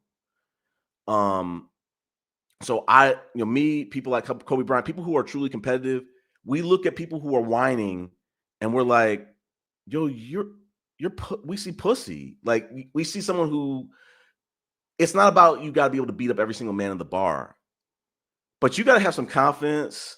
You got to have some chutzpah. You got to be able to, me, like I have a past as a gambler, but I do like, I'm not afraid to take risks. And I don't think that the Master Men, they understand like how closely men who were traditional, they were risk takers. They weren't scared. And scared men always existed, but those men were they mostly probably didn't have children because they were scared to do that. And if you're scared to do that, just say that. Like the patriarchy doesn't even give men the ability to say, "Hey, I'm scared. I'm scared to walk down an alleyway by myself without a weapon on me," or I'm scared to lead because I want to fail people. I might fail people. I'm scared to fail. But like I said, like even in my pool league, like it's kind of good to have a hobby because like you will have some good days, you will have some bad days, you will have some humiliating days, and you got to eat them. You can't go cry. You can't just say, "Hey, coach, don't put me in." Coach is gonna play you, and you might lose. So it's like these dudes. I don't know where these men became cowardly from, like in droves. I don't know why this happened. Um, but well, to that point, I was gonna make a banner. I was gonna say something like if everybody had a grandma like my late maternal grandma, there would be no manosphere. There would be a manosphere possibly, but there would be no incels because everybody would have extreme self-confidence. These people in the manosphere have low self-confidence. And you can teach yourself out of that, but you've got to start looking at, you got to value yourself. You got to love you some you and really mean it. people don't know his name, but I'm gonna still make the analogy. There's this guy named DeAndre Hopkins. I think he's still playing in the NFL. At one time, he was the best receiver in the NFL, and somebody at the end of the game came by and said, "You're the best receiver in the NFL," and he said, "I know." You got to have that type of confidence. Like, people will look at me and say, "He's meek. He's sometimes quiet. He's, he might look like he's a pushover, whatever the fuck." They don't understand I'm a competitive psycho. So it might not just necessarily be me, but it's definitely gonna be my team. We're coming to kill. I'm coming for blood. So, like I said, like, just people are cut from different cloths, and like the Manosphere, they're definitely cut from a really, they're cut from knockoffs. They're not genuine. Let's see. Feminism doesn't preach against porn. It teaches that promiscuity and sex work is women's empowerment. But this is what I'm saying, DKT. Men being addicted to porn is probably more male driven than because they made that market. Feminism didn't put porn out there, like I said, that's a topic for another time. But and I don't know if I really agree with that last statement about she's the beacon of feminism, but yeah. And I want to do the research on this Cyber Dreams. I think the CEO of OnlyFans, he's from another country. It was I want to see if he's Republican. Yeah, the consumers are mostly male. I'd love to see the stats and see like how many of these conservatives are actually the consumers. Let's see. They're always hiding behind everyone else, even children. Yeah, when we spoke about that earlier in the podcast, like I'm pushing back. Like, they do not care about children, but they'll use them as human shields, to keep society from progressing forward, to keep them from becoming obsolete. They'll hide behind their kids. Let's see. Okay. Yeah, that's true. Okay, well, appreciate it. Subscribe to the channel. Thanks. Usually I have more content to show. This one's been really chatty patty. Yeah, good to see you. Hold up.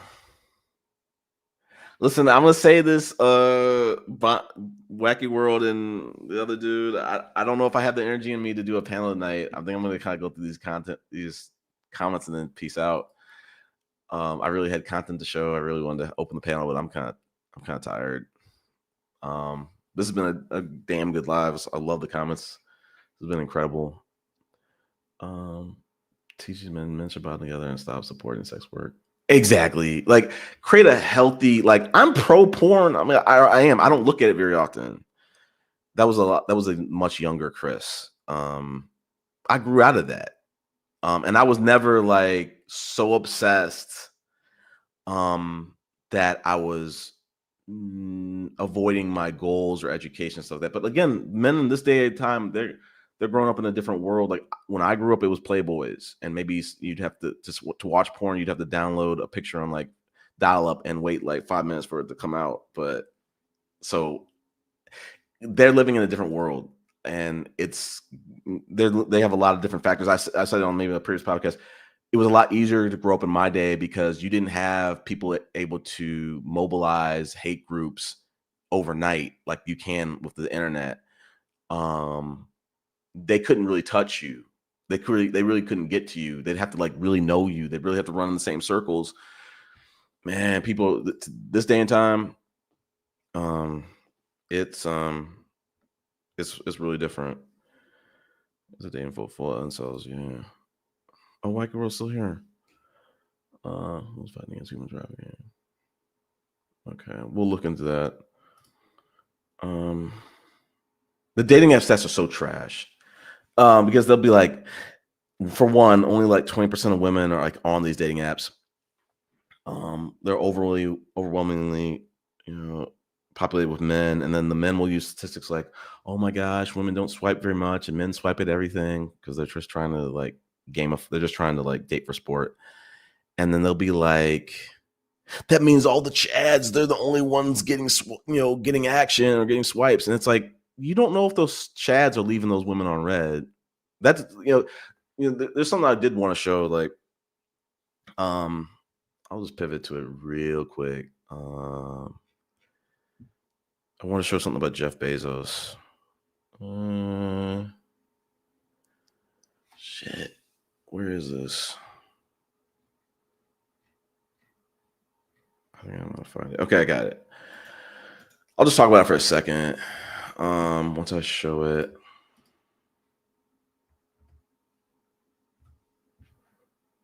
Okay. Hold on. I'm gonna zoom in if I can. Let me share this real quick. This might be the last share of the night. Share screen. Jeff Bezos. So me last week, me and the red pillar best friend, we were arguing about this picture. And to him, this went viral maybe a couple of years ago, and it's Jeff Bezos, his now wife, Lauren Sanchez, and Leonardo DiCaprio. And to him, this means, how close he is to Lauren, and she's looking up to him and smiling. To him, oh my gosh, she's just overcome. She's attracted to him, and she just couldn't help but show it. She wants to fuck him and all this shit. And I'm like, you weren't there. They could have been sharing the most funniest joke ever. Because I think even in the second picture, they're all kind of like laughing or just kind of like da. So like, we're not dysfunction, but this is the kind of like stuff that like social media kind of like distorts reality of like, oh my God, like the alpha, everybody wants to fuck them. And I told him, I was like, and we were arguing, just like, it was like, it came like almost like shouting, where it was like, he was like, no, this is the most logical conclusion. Like, she just wants to fuck him. She just can't help but show it and shit. She's looking up to him. Why would she do that? And I'm like, he's tall, she's short. She has to look up to him like that. You don't know what the fuck. She might know him. She might have grew up with him. You don't know what they're talking about. But to him, it was like, nah, like she's just fangirling. That's a possibility. Or she just can't help it, but she's super attractive and she just has to let him know. She doesn't want to, but it's just unconsciously she's just showing it. I'm like, I was like, I feel sorry for the Chads, because like, if they take a picture of anybody, that person gets accused of wanting to fuck him. And I was like, it's almost like you're saying, Chris. I was like, because my red pillar best friend, his name is Chris. I was like, it's almost like if you introduce your girlfriend or your wife to a handsome guy, you can't let her be in between you and that guy, or it's like, oh my God, like the photo op's gonna look like she's gonna want to fuck him. And I was saying that just jokingly or whatever, and he was like, yeah, actually kind of like that. I'm like, oh, whatever, man. But it's just like, Leonardo DiCaprio is old, and he might not be. Like I said, the Chads, they get this unfair reputation that like they're just fucking everybody's girl. Everybody wants to fuck them. Do we understand that some women might not be attracted to certain consensually attractive men? Like I've seen women, black women specifically, who say, the women who I'm dating right now, for one of them, Michael B. Jordan is not attracted to them. And that dude is muscular. He's got all the things that incels think Chads women want and stuff like that. But like, there are women out here who just say like, no, this Jason Momoa maybe might not be my type, or blah blah blah blah. So it's like, we don't even know if she's attracted to him. He might be super attractive to like 90% or 60% or whatever the fuck percent.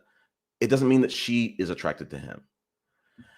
But I just wanted to show that, like, so it's like, and I think that this is kind of like, it shows like kind of like the confidence of some men is like, they just feel like they just can't win.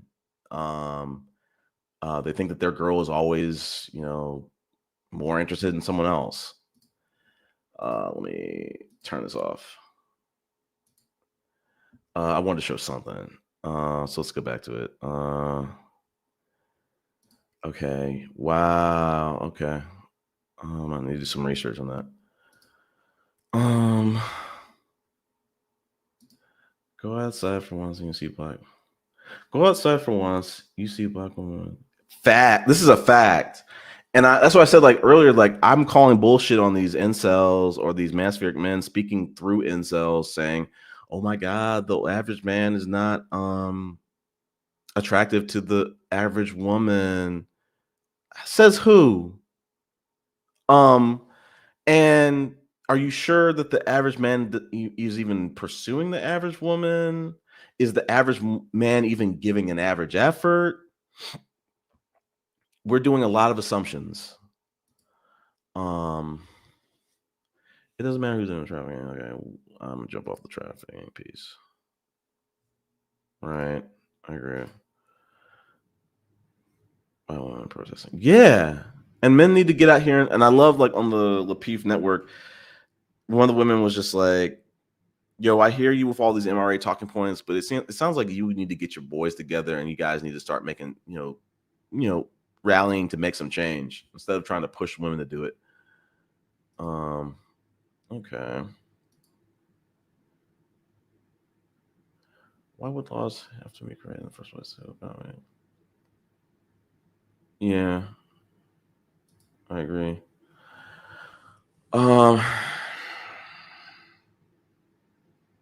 Asking questions for which nothing has to do with my point. Okay. Yeah, I'm trying. I'm trying. Let's see. Okay. Yeah, this is true. It's true. Let's see. Am I allowed to smack you as long as I help you? Okay. He can't name one male movement that changed the law for women and children. Correct. Yeah, I mean, this is true. I appreciate your comments too, right? Wacky World. I don't know if I'm gonna have the energy to do the panel. I'm kind of like tapped. I'm kind of like I'm tapped. But let's definitely. I'll open it up next stream. Maybe I'll do one like next week or something like that, and we'll just do a panel stream, and a little bit of content. Let's see. Someone's too busy fighting traffic. So focus on nonsensical issues. It wasn't feminism who made laws against trafficking. Okay, we'll do the research on that, Wacky World. It was the feminist movement that sparked the change. Just because the lawmakers are men doesn't mean, yeah. Every law that's vulnerable, keeps the vulnerable safe, was created and pushed into the law by women. Yeah, I agree. Let's see, this is the point. Accountability is a dirty word when it comes to acknowledging that issue. Yeah, accountability.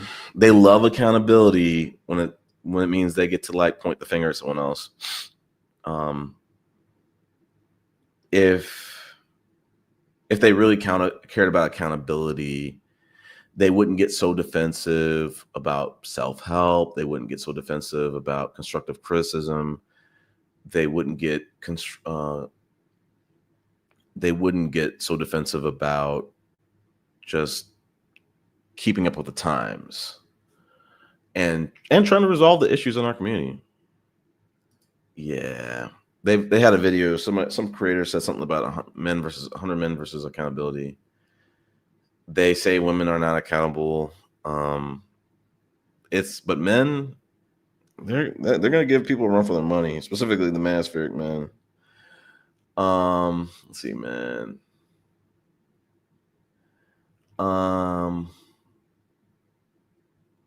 Yeah, the other one. Okay. Black women had to dig deep. Correct. And I love that. I love that for them. Like, black men could learn a thing or two or three from black women, but I don't think they would want. I don't think they would want to do it. I think that as Therese Lee would say, when the problem is that these solutions, if they are, environments that are dominated by women, patriarchy or misogyny or whatever, or just male culture, kind of makes that disqualifies it and says it's girly, and and steers the men away from it. That has to change. Most laws are enacted to make people safe. Were created in place by what you call the patriarchy.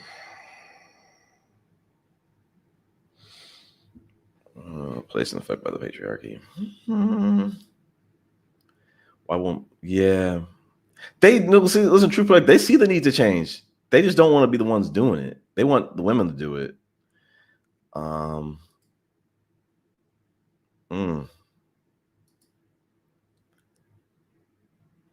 When you can, okay, well,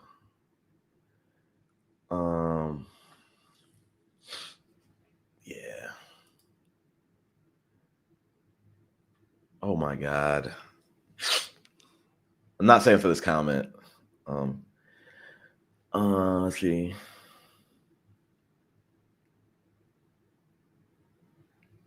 Yeah, like,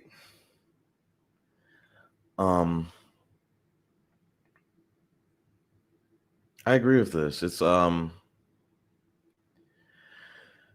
don't.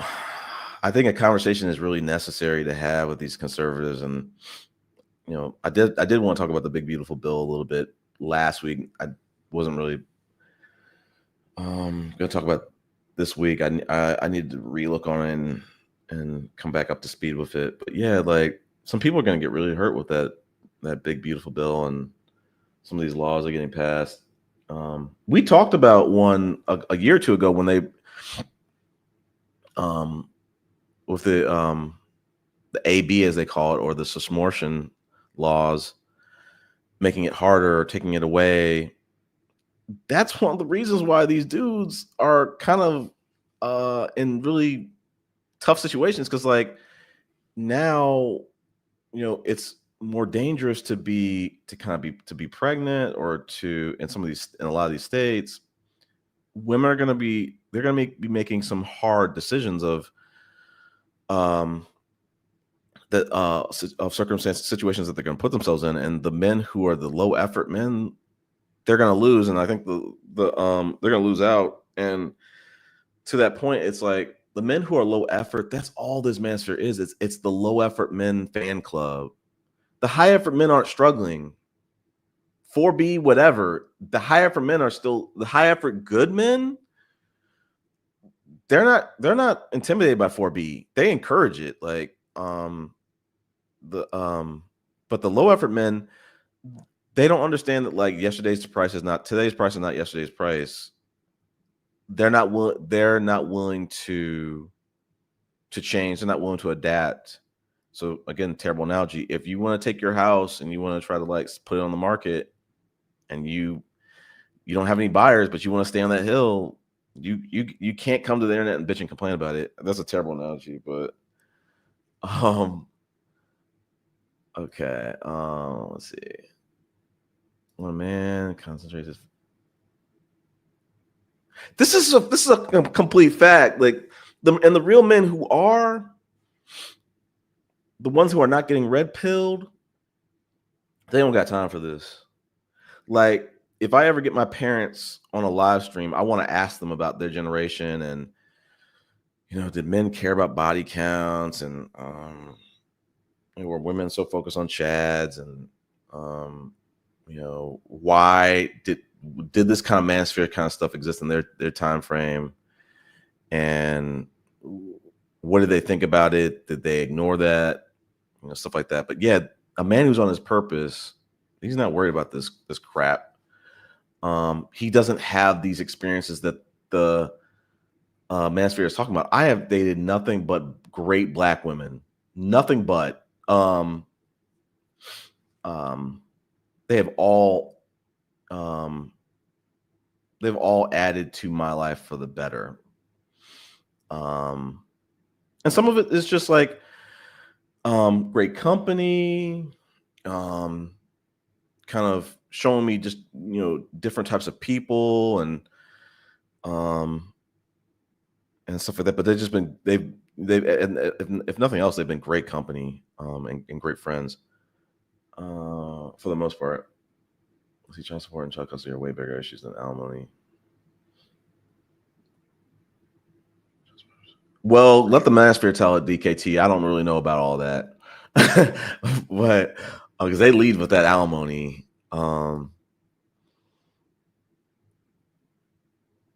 Yeah, like it's giving broke boy. It's really giving broke boy. And like I know when I go to like iPick, if I go to like Spondivits, if I go to a restaurant and they're like, "Hey, we just want to let you know that like we gotta run the card before we put in the meal," and they fucked up the whole iPick experience. It's the best dinner and a movie experience in Atlanta and some of these other cities. Like I think it came from New York. These broke boys ruined the experience, and like just let's be honest, like a lot of these fears of like alimony and shit, it's financial insecurity. They're not in a good financial place, and they're just kind of telling on themselves in a way. They're not in a financially stable place. And they're too dumb to know that, like, yo, if you're not in a good financial place, there's really no man.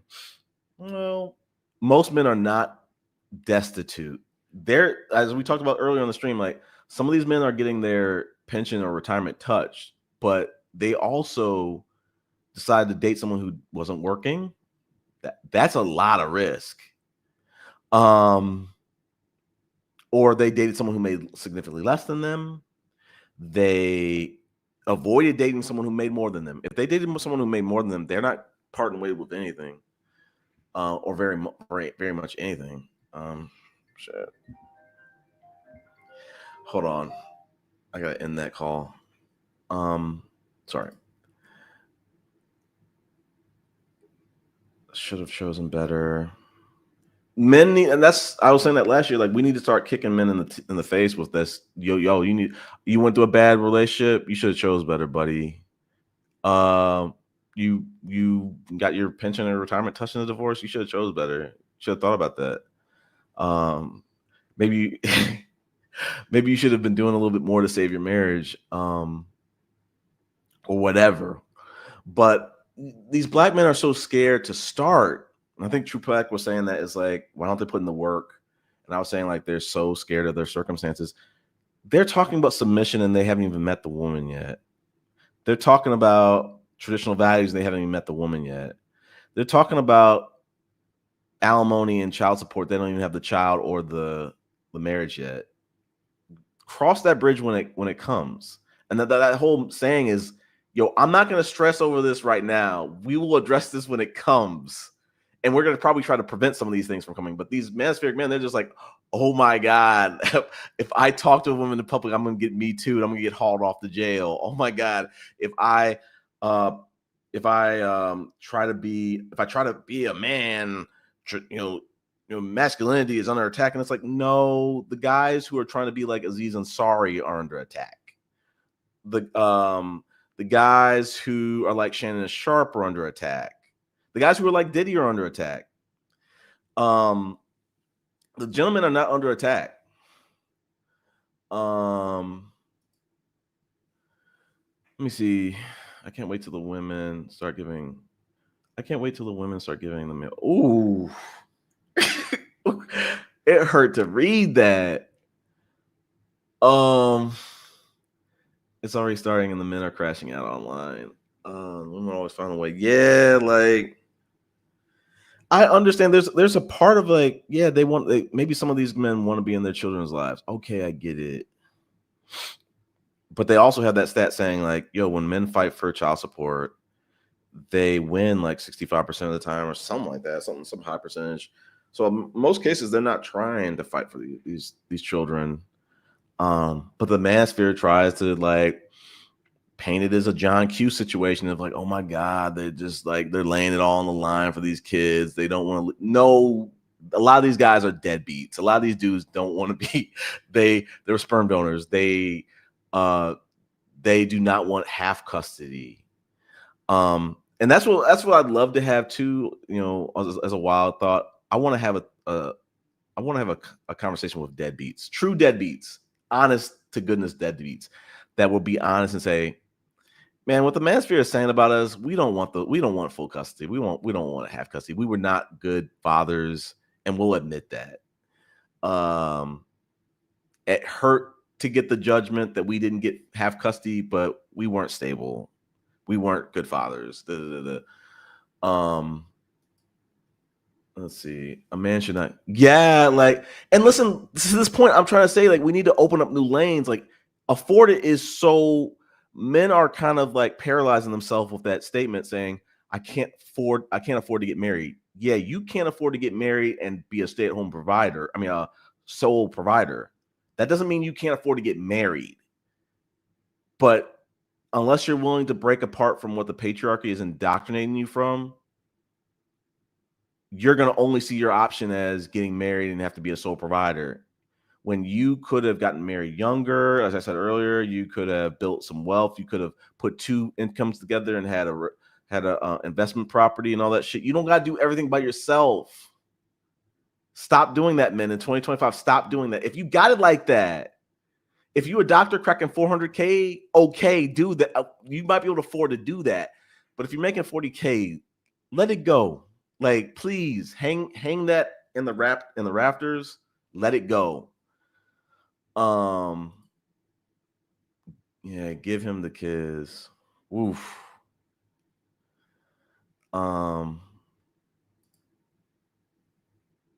Yeah, they should have. I remember when Mary J. Blige was taken to the cleaners by her ex-husband, and let's be clear about that. Halle Berry is quiet as kept too. DKT. All of a sudden, women started talking about family court reform. I started laughing, but that again, it hurts DKT to, have your income touched by someone that maybe ended the marriage or cheated or had a baby on you or whatever the fuck. But or just file for divorce. Because it was a Tuesday, like the Manosphere says. But that's the thing that's dumb about the Manosphere and the men in general is like they don't understand marriage laws are balanced. It's just that y'all are putting yourselves in unbalanced family situations. The court had nothing to do with that. That's you. When you want to put your chest out and say, my wife doesn't work, okay, then you need to keep that chest out. You need to stop trying to button your shirt up because you got divorced and you want to try to pretend like you're someone different. No, you were the guy who wanted to have a stay-at-home wife, and you set that up, and your wife could not get a job because she didn't work for 10 years. So if you put yourself in that situation, you can't then cry about it. You can bitch about it. There's room to bitch about it, but you got to move past that. And that's what I said earlier in the stream. Like, if your retirement got touched, okay, let's go out, let's have a drink about that. Let's talk about like how we just maybe don't put ourselves in that same situation next time or whatever, make some different decisions, choose better, whatever the hell, or fight more to, keep our marriage. Because as we said, DKT, these marriages don't end because of just people being tired of being married in most cases. They're ending because of financial duress, emotional stress, inability to find common ground, and amongst other things. But let's see. And bring more to a relationship. Yeah. Listen, and more men need to say this. Like, women bring a woman when you have like true chemistry, they bring a lot to that relationship. I feel sorry for the men who don't have that, and they need to figure out why they don't have that. If they get women who are just dodging them on dates and leaving in them, going to the bathroom and running out of the date and never getting if you didn't get a second date, that is cause for some pause. That's cause for some post-mortem analysis. It's cause for some let's get a powwow. Let's start sharing some experiences and talking like why this might have happened. That's not a good thing. But I don't think these men are like seeking out feedback. Like as I've said to people, I don't know if I said on this panel, I'm a feedback hoe. Like I'm asking for feedback. I'm gonna share a little story. This woman I dated in St. Louis wasn't going kind of well. I wasn't the Chris who I was today. I was making mistakes. I put myself on a PIP. People who know, a PIP is a performance improvement plan. I had us write it out and set goals that she set out, and we worked towards that. We tried to get out of the PIP, and I got out of the PIP. I ended up fucking it up again, and that ended the relationship. But even her therapist was like, "That was a creative idea." Because I knew how much she loved therapy. I knew how much she I just thought about it. I had this crazy idea. I was like, you know what? Let's do a PIP, because in that way we can set some measurable goals to get out of this doghouse instead of trying to read her mind and figure out how to get myself out of the doghouse. Let's put some goals to get out of this doghouse. That was just me. I still have a copy of that, by the way. Prenuptial agreement. Okay, good. Yeah, the men want everything easy in general, like education, relationships.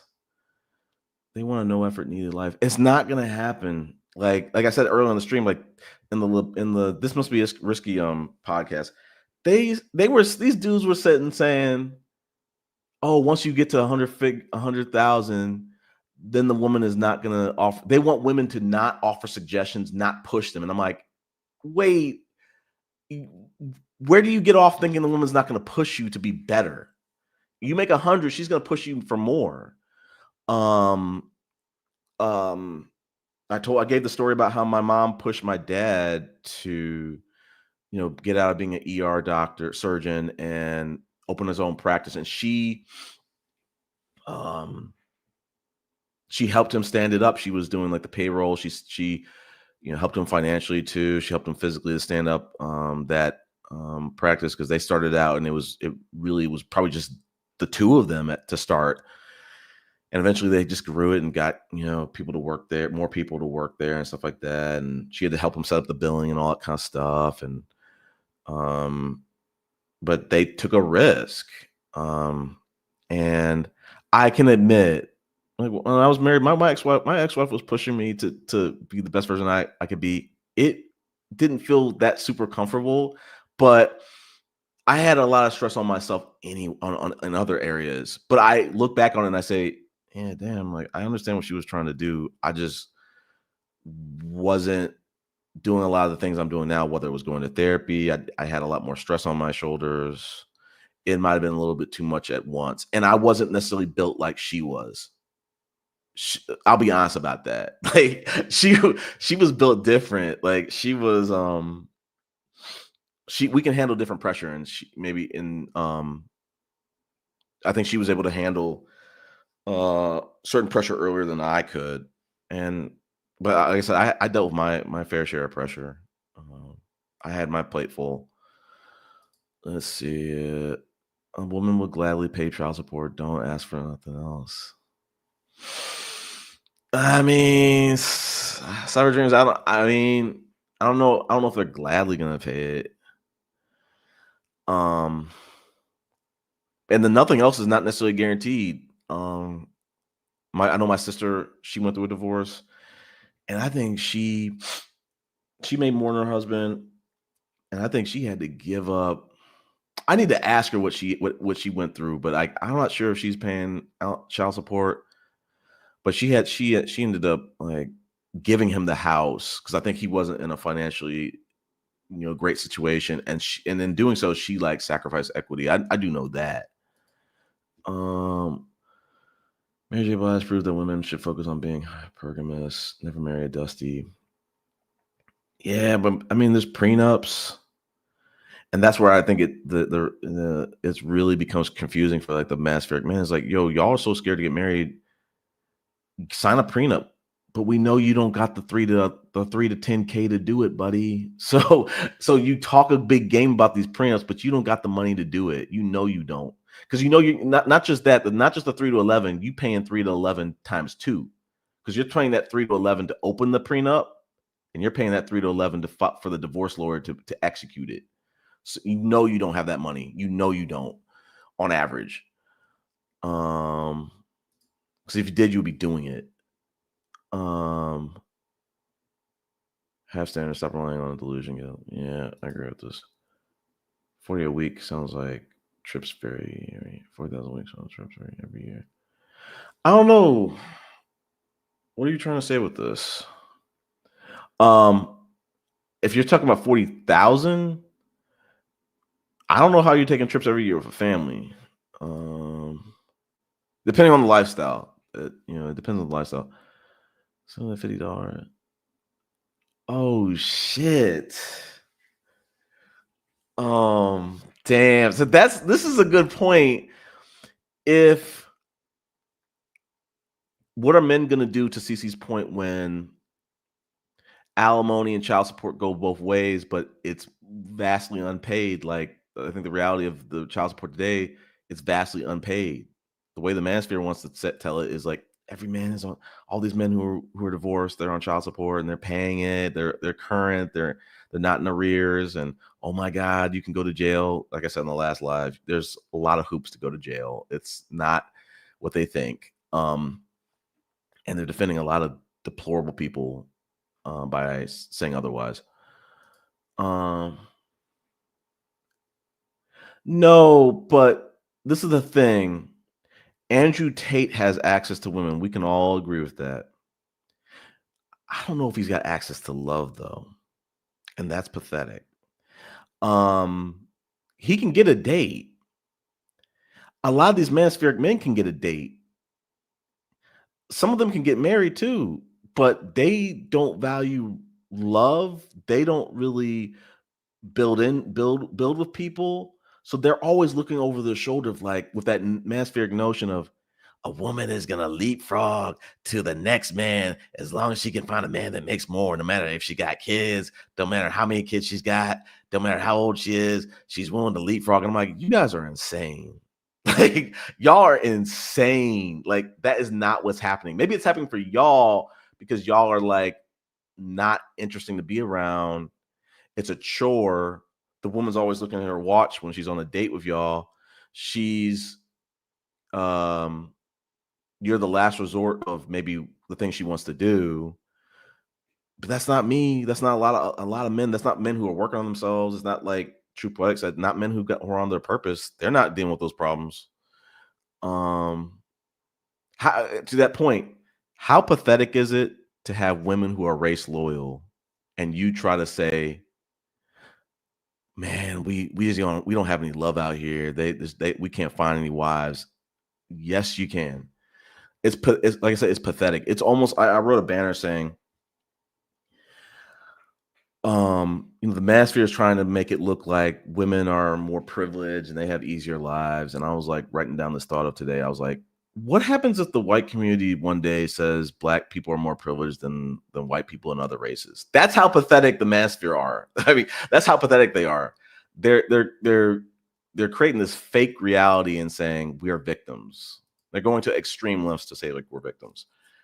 So like, let's see, Andrew Tate's pathetic. He has to buy women. Yeah, like he can buy company, but like, I don't know about you, DKT.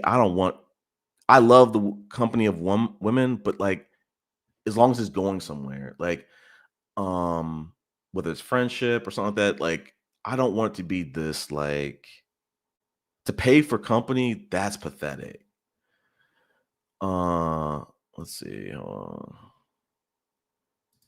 They never learn. I'm so happy the ladies are evolving and using these males. I am too. Uncle Shay Shay, I love Shannon Sharp. I really loved Shannon Sharp as the content creator, whatever the hell. But man, like, I hate him I really hate what he's doing as a regular person, man. Like, I hope he learns his lesson. Let's see. With all the vitriol, are really scrambling for, yeah, they are, like, and it's out here, like, but like I was saying previously, like, for the men that they can't appreciate a good woman to save their lives, they'd rather have the woman who doesn't show them attention. They'd rather have the woman that's going to leave them on red, but be desirable to other men than have the woman who loves them. I feel for those men. I'm washing my hands of those men, but I feel for them. Wow, here we go. Uncle Shay came down with the win last time. Cost him a few pennies. Wait, Rachel Lindsay. Okay, I gotta look up Rachel Lindsay. But it didn't cost him a few pennies. The jury is still out. He might lose that ESPN gig. He probably lost that $40 million podcast deal. We don't know how much he settled for. I know people on Boxing, they were kind of celebrating, saying she tried to bribe for 50 mil. He previously offered 10. The fact that it ended like this means she probably settled under that 10. And I'm like, I don't know about that. I think she went over that 10. But either way, this is not a W for Shannon Sharp. Okay, wait, you're saying the same thing.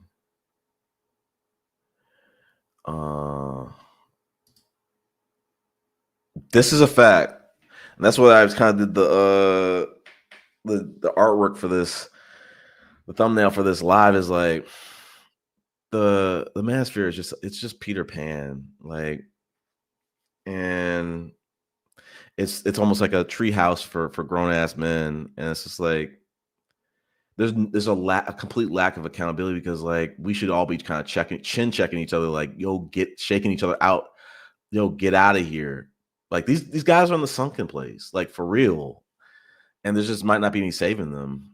Al Pacino, I saw the news. He is now having his like second or third or fourth child with this like 20-year-old or whatever. This is not anything to brag about. And one, he's a millionaire, and it's like it's very selfish to the kid. But has the funds to do it, but it is selfish. Then these men reach the late 50s and probably. This is what I'm saying. Like, I think we have a lot of men that have some repressed LGBTQ aspects to them. We have some men that have some health challenges. We have some men, let's just be clear about that. They're baby daddies by like 30 or 20. And I think the problem is that these baby daddies are delusional, and they think, I only want to date childless women. And you might get some dates with childless women, and they're probably, treating you as not a first option. And that's going to hurt. But they got to pivot, and they don't want to pivot. But yeah, like, that's what I'm saying. Wait until 50s. The people in Ronan and Fearless's generation are doing these young men such a disservice of not telling them what their peers, like, hey, some of their peers are deceased on natural causes. Some of their peers have ED. Some of their peers have several comorbidities, and like the woman I'm dating right now was just like, a lot of the men she's dated have had like health issues, and that affects, heart issues, and that affects the ED area. And I'm telling you, adult to adult, when a man loses that, that man is in a really hard place. And like I said, life can come up to you in an instant and not let you have life on your terms anymore. When you get that ED full blown with diabetes or something else, and it's a wrap, it's going to be very difficult for you to navigate the dating world, especially if you're one of these dudes with these delusional beliefs of like, you don't want to date women your age, like, and shit. Even the women your age probably are going to be kind of like iffy about you probably. But yeah, like, don't take your time for granted. That's one of the biggest lies that they're telling men is like, yo, time means nothing to you because you got more time. Some of us might have more time and are willing to accept the fact that they might squander their opportunity altogether. Some of these men didn't even care about the opportunity. They were just here for sport. Um, but yeah, we need to do a better job of preaching to these younger men, like, yo, you do not have all the time in the world. Cherish the time, the opportunities, the memories and the moments that you could create at a younger age. Don't wait till you're 40 and 50 to do this. There's no guarantee that things are going to still work for you. And for whatever reason. Let's see. Yep. This is what CC is talking about is true. Like, ED had black men lead in ED, and quiet as it's kept, the men are starting to get it a lot younger. 30s, 20s. I said on the previous live stream, I'm not drinking anymore. For health, you know, my dad has always said, like, drinking has no part of good health. I'm not drinking anymore. I'm team mocktail now.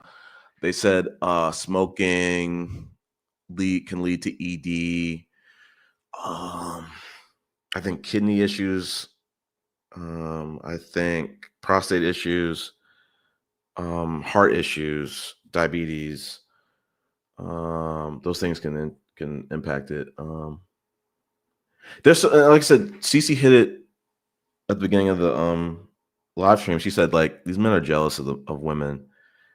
Oh, you can bet your bomb dollar the men who have ED, they're jealous.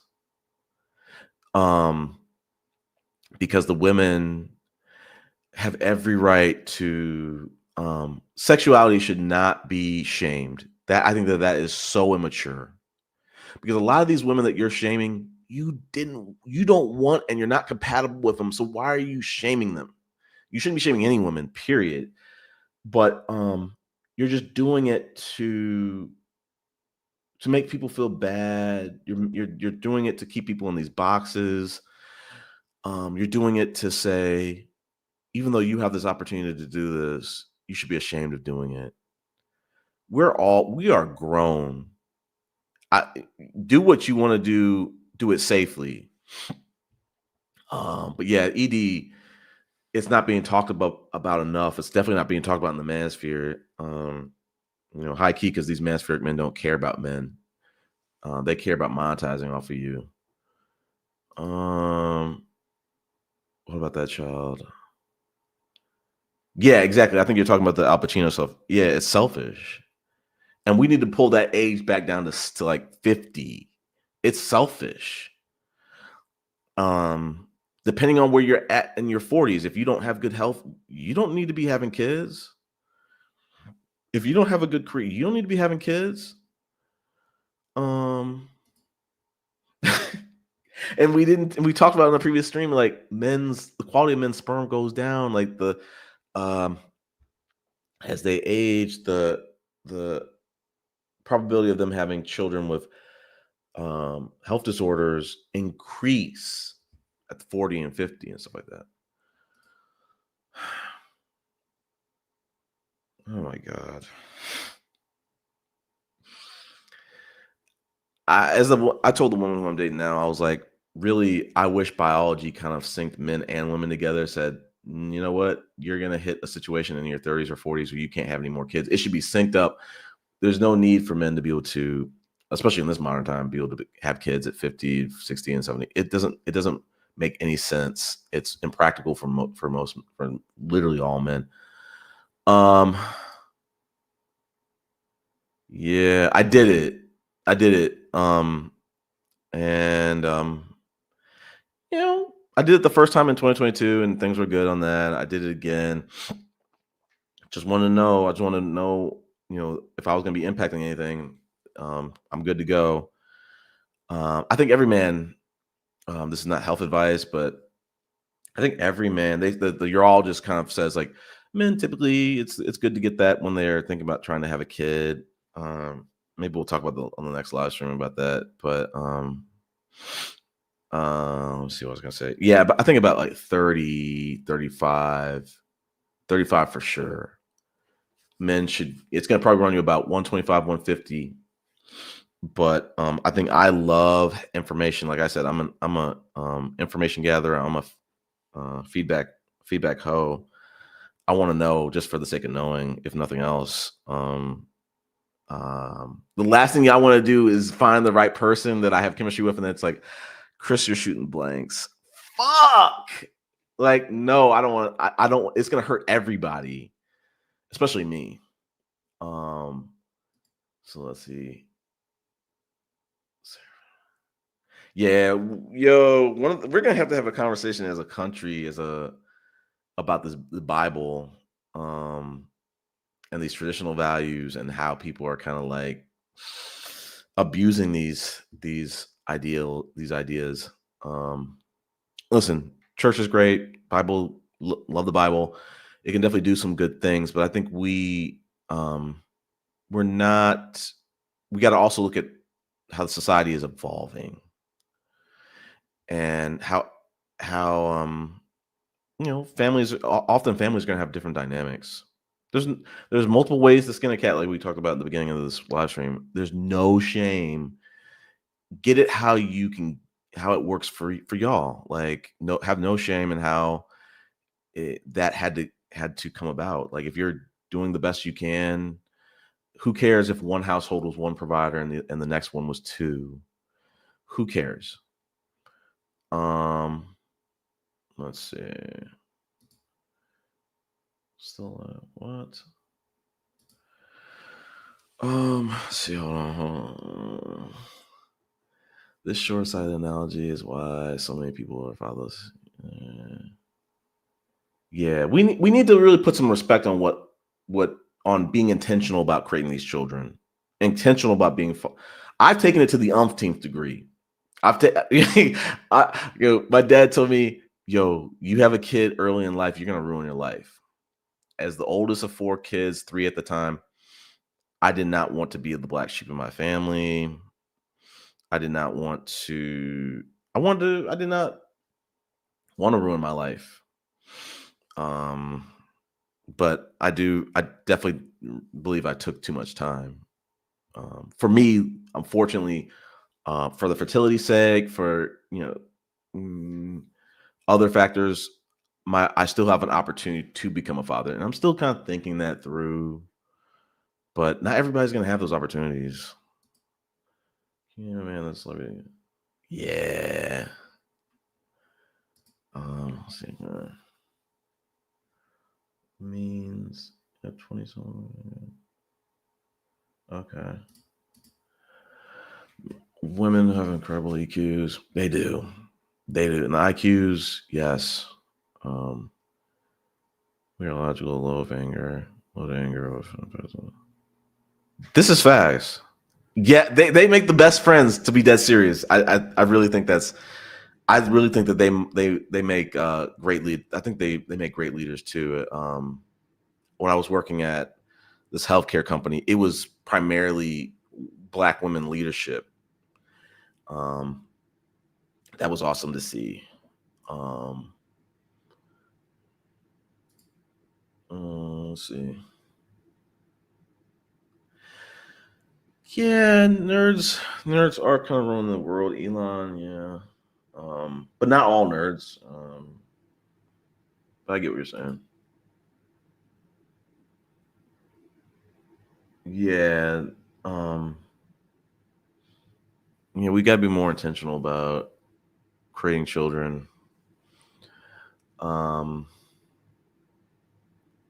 We really do.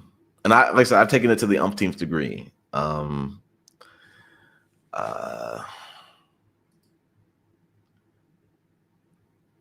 Woo! I don't think it's happening, CC. I don't think. I think I said it earlier on the stream. Until we have a cataclysmic extinction level event, I don't think it's going to happen. I don't think it's going to happen. They're too comfortable.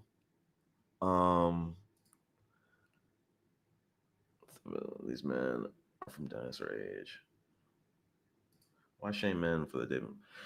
Okay, this is a good conversation.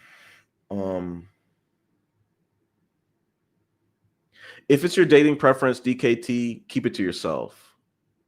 Stop trying to shame other men and try to convince them that single moms are beneath any of y'all to date.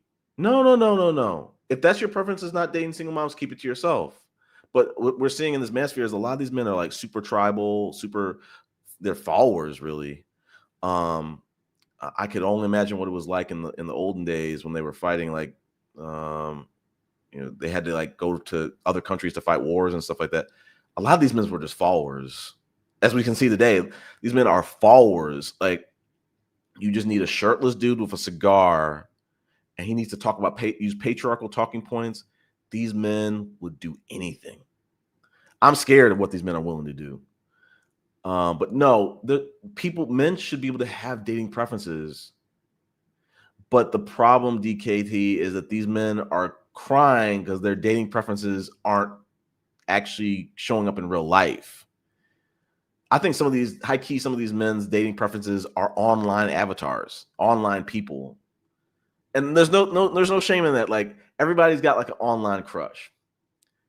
But you can't use that as the basis of your quote unquote type if you can't find that. If you haven't dated someone like that in real life, if you can't actually find someone like that in real life. But no, like, to go even further, the dating preferences sometimes are ridiculous and harmful. Shannon Sharp, for one, he has a preference for dating 19-year-olds at a 56-year-old man age. He shouldn't do that shit again. If that's his dating preference, he can have it as a dating preference. We can all say he shouldn't do that shit again. So that's why it's some of this stuff is ridiculous. Some of their dating preferences are harmful to the community. That's the pushback. They can have, if they want to have a certain type of woman, that's fine. I think we've said on this platform, listen, if they like Colombian women, fall in love, but keep black women out of it. If same thing for Colombian men. If you want to date a black woman, date black women. Don't punch down on Colombian women. So it's kind of stuff like that. Yeah. So True Flug's getting into it, like pot belly, and that's the delusion of men, is like they are bald and pot bellied, not need, and they're like, man, I'm looking for a 20-year-old. It's like, yo, like, if you want fit, feminine, and friendly, and I had like a banner for that. I've been so terrible with the banners. I want to see if I find it. Yeah, it was this. If you can't find a young, fit, desirable, attractive, or a great woman, as Femi would say, if you can't find a good woman in this country, you're not a good dude. That's just it. So I'm gonna go back to the comments. Hold on. So what, we were here. Let's see. I swear the most ugly and desirable dudes always got preferences. And they deserve to have preferences, but yo, you need to stick to reality. And a lot of these people, they don't want to unplug from that matrix. They gotta unplug. Like, come back to reality. The dating app data indicates why white men and black women. We talked about this earlier.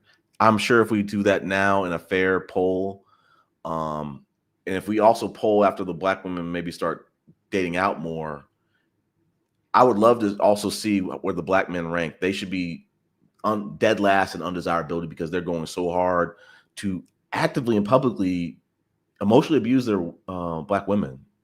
I don't see how any other women are going to see that as attractive. A woman's got to stare at that face every day. Women are so empathetic and willing to work with men. Like, the whole idea of like women are hypergamous with $40,000. Really? Hypergamous with men who get married only like 48% of the time in their lifetime, who are only married like 29%, any given year. There's no hypergamy in that.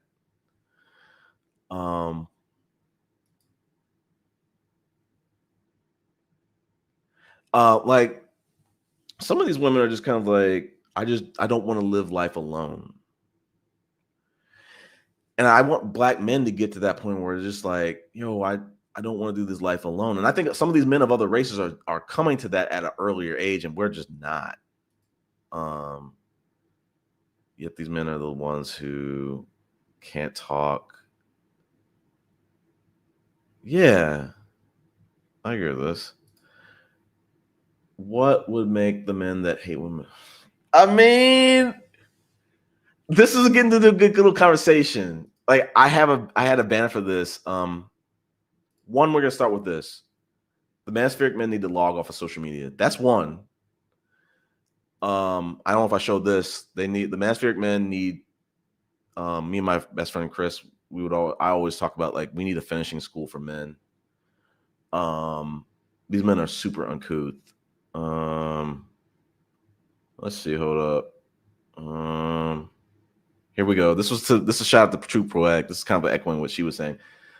I said like if the manosphere is a reliable sample of black men, don't expect black men to make any changes or progress. Let's see. Hold up. I want to get to the thing that so this was it. I had this epiphany. I was kind of talking to the 52-year-old Jewish white producer, a movie producer, and she was telling me about the swinger lifestyle. She dabbles in it. She was like, we were hanging out, and she was like, my latest vacation, I went to a takeover hotel, and I was like, what's that? And she's like, maybe I shouldn't talk about this. I was like, wait, tell me what it is. And she was like, nah, I'm not gonna tell you. I started Googling, and I'm like, takeover. The first thing that came back was like AI saying like, oh, well, mergers and acquisitions. And I was like, I don't think that's what that means. And she didn't confirm it. She was like, mm. And then I started Googling underneath it, and it was like swinger hotels. And I was like, oh, swinger resorts and stuff like that. And I was like, oh shit. So it's like I think a lot of these red pillars, CC, specifically the Passport Bros are glorified swingers. That's what they needed. They didn't need to travel. They just needed to be swingers, to be dead serious. What they really want is a woman who's going to let them sleep with another woman. They don't want commitment. As I've been learning too, like all these men who are saying, like I can't find wives, like, as Scott Galloway would say, gotta get these men sex. They're sexless. There's friends with benefits apps. They could be taking advantage of those, but to do that, they would have to be selfless. They'd have to consider the other person. And what are they going to do when they run into a woman who has a sex drive stronger than theirs? Ooh, they're screwed. But because they're selfish people. But we'll go back to that. They want a woman that is never going to push them, that is just going to stand beside them. Be like a preacher's wife. Take abuse and just take it. Just deal with abuse and take it. Deal with your scandals and take it. That's what they want. They want the preacher's wife. Never mind like how much abuse that woman has gone through and like what her mental state is. That's what they want. They want the preacher's wife. Let's see. To have women who don't talk back or answer back, who agree with everything. Yeah, I just kind of said that. Stop it, DKT. They promote excuses. That's what they want. Like, I really think a lot of these men have never felt a woman. They never felt love, or they never felt comfortable embracing it. And I feel so sorry for those men. I feel so sorry. Give me 1 second. I gotta send a text.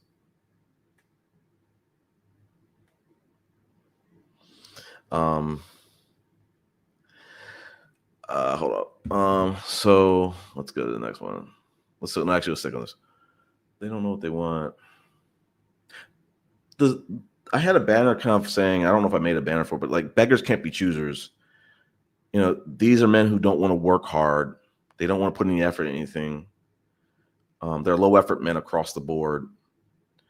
I really strongly believe that if you are high effort in something, not misogyny, that doesn't count. But if you're high effort in something that is that provides satisfaction to someone else, women are going to work with you. If you're loyal, they're going to work with you. If you are very considerate, they're going to work with you. If you bring great conversation to the table, they're going to work with you. If you're a great friend, they're going to work with you. Not saying you're going to get chosen, but they're going to, try to see, who you are, get to know you a little bit better, maybe give you a chance, whatever the heck. But I don't think these dudes are doing any of that. I don't think they're doing any of that. So let's see. Okay, well, that was you, DKT. It was wild. It was widely known. It was not the Manosphere that exposed that. It was social media that exposed that. The Manosphere doubled down. They circled. They recycled old news. It was known for years. Through social media, what happened, what Black Lives Matter went through. But good for you if you figured it, you found it out.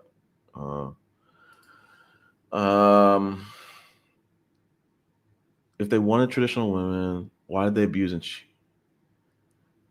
yeah, like the fathers need to come, the grandfathers and the fathers need to come out and really be honest. I was telling the woman I'm dating now last night, yesterday, I was like, I want to do right by you. And I told her since I started dating her, I was like, I'm trying to protect people's hearts here. I don't, seeing people upset, making mistakes. I'm trying to learn from those mistakes. I'm trying to be a better person. I want my reputation to matter. And me, I know the Manosphere, they like to call the men who are on the right path, who are focused, who are trying to be gentlemen. They're called simps. But the simps are ready and willing to find that person and be happy with that person. The people out here playing they're not ready, and they're going to keep fumbling. And that's after some point, you might not see you might not ever get another opportunity with that person. You might not ever see another person like that again. You might not, you're gambling with love and happiness. Okay. They're not doing anything. I'm at this point, True Poetic, we're all better going to casino, playing any kind of game you want, putting some money on a chip, putting some money on a play, than putting the money on the black men. And I'm not saying all black men. I'm saying you're better off gambling than putting your money on the prop bet of black men turning things around. I'm not putting that money on that. That's a bad bet. So and like you said, I'm going back to, they're not trying. And that's where the Manosphere really could excel. Instead of looking at the stats and saying, oh my gosh, these stats are overwhelming. They could look at the opportunity and say, it looks overwhelming, but look at all the other overwhelming things that I've done in my life that if I was kept the same energy, I shouldn't have done because they were overwhelming. I shouldn't have, gone to college because I shouldn't have kept a job because, I should have, I'm going to go to jail at some point because the stats say that I can't have a kid because I'm going to be a deadbeat dad. Stats say that I can't get, what else? I'm never going to get married because I'm a black man and black men don't really get married. Your stats don't have to run your life. I mean, and truth be told, the stats aren't running the lives of the people who end up in these stats. They arrive at those stats by living their life and a lot of times making poor decisions. let's see, not the ED. Yeah, exactly. It's. I mean, that takes a man out. Like, I'll go there. Take me out behind the barn and put me out of my misery if I get that. Please, like, help me, please. I don't know if I can handle that. Um, um, it's gonna be really difficult. But let's see, from birth until death, those men don't want women to look after them. Those men want women to look after them when they don't deserve it. Yeah, like the on again, off again, she would say, black men don't settle down until they start having health problems. She's actually right. She's right. Um, let's see. Most things, and the other thing is like when those men wait to the last minute to get married or start taking relationships serious, they look kind of like clowns. They don't see it like, yo, questions need to be asked. Like first 48 type questions, like, yo, what were you doing for the last 20 years? You were just traveling to Sosua for 20 years straight? You didn't get tired of that? Why'd you go in general? What started you going to Sosua? Oh, the internet? Wow. Yeah, I'm sorry. Most things Mansfer says are projections. They're the ones scared of dying alone. That's true. That's a fact. Women are straight. Elderly couples. Who is the one? Who is the one? Who is the one who has to lead? The woman because yeah, it's true. That was definitely true in my. That was true in my maternal grandparents. Let's see. Andrew Tate. Listen, that dude was teetering on dire straits. I think he might have beat a case, but that dude, you saw that picture. He looked like you saw how that picture. You saw how that dude looks with his hair out. That dude looks like he's homeless. He was looking like he was on dire straits out in Romania when he couldn't leave. But his followers, they are on dire straits. They are. They're people. They're people who are on the FBI watch list for a reason. Let's see. Hold up. Why are the men so submissive to other men like Andrew Tate? Men, a lot of men, and I think that's where I break the mold. They almost have this almost like pack mentality. They're indoctrinated to have this like pack mentality. I told you all in these streams all the time. I could give a fuck about the pack. I could give a fuck about them because I know they don't give a fuck about me at the end of the day. They're gonna talk behind your back. They're gonna try to use like Angie the TJ would say alpha male. They're gonna try to use like mating old man mating tricks. I'm not looking up to, the only man I'm gonna look up to is my dad and my grandpas. That's it. I'm not looking up to any other men. Nope. I could give a damn what they think. But they pledge allegiance to the patriarchy and they love like the idea of traditional manhood is almost like being an avenger to them. It's like they don't want to they feel like they're an avenger by just being behind patriarchy. It's standing up for what the pinnacle of manhood apparently has been preached to be. So it's like it's just indoctrinated all across society, like, so they feel uncomfortable they're going to surround themselves around anybody who's propping that up. But they look up to the guy with the shirtless guy. To let me see what else. To the braggadocious the guy who can get all the women. They were looking up to Shannon Sharp, and a lot of them think that he didn't do anything stupid by dating a 19-year-old. Let's see. Creation of patriarchy in the manosphere proves that men had to put in the system that this has been documented on some of these other content creators. Men had to put in patriarchy and put it into other things, like even maybe the Bible, to try to trap women and set things up for themselves. And it's starting to blow up. It's blowing up in their face as they're not able to, as Angie and TJ is, well documented. The patriarchy is starting to be exposed. The scam is starting to be exposed. And the manosphere, what they're trying to do is they're trying to get in front of it and say, no. Before we all figure out it's a scam, let's try to pull y'all back in. Let's reel y'all back in. Don't leave the barn. We need to close those doors. Get the dogs. Get the herd them back into that barn. And they were successfully able to do it. Because they might have the same IQ as the farm animals. Sorry, I'm being cruel. Some black men have the courage to do something different. Not too many black men treat life like a playground. They are not. Yeah.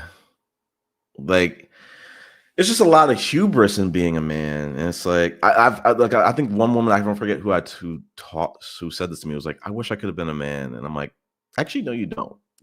Because you think you would be the same person as a man. No. There would be so much more probability for you to be egotistical. You have so much privilege in your lap and in your hands.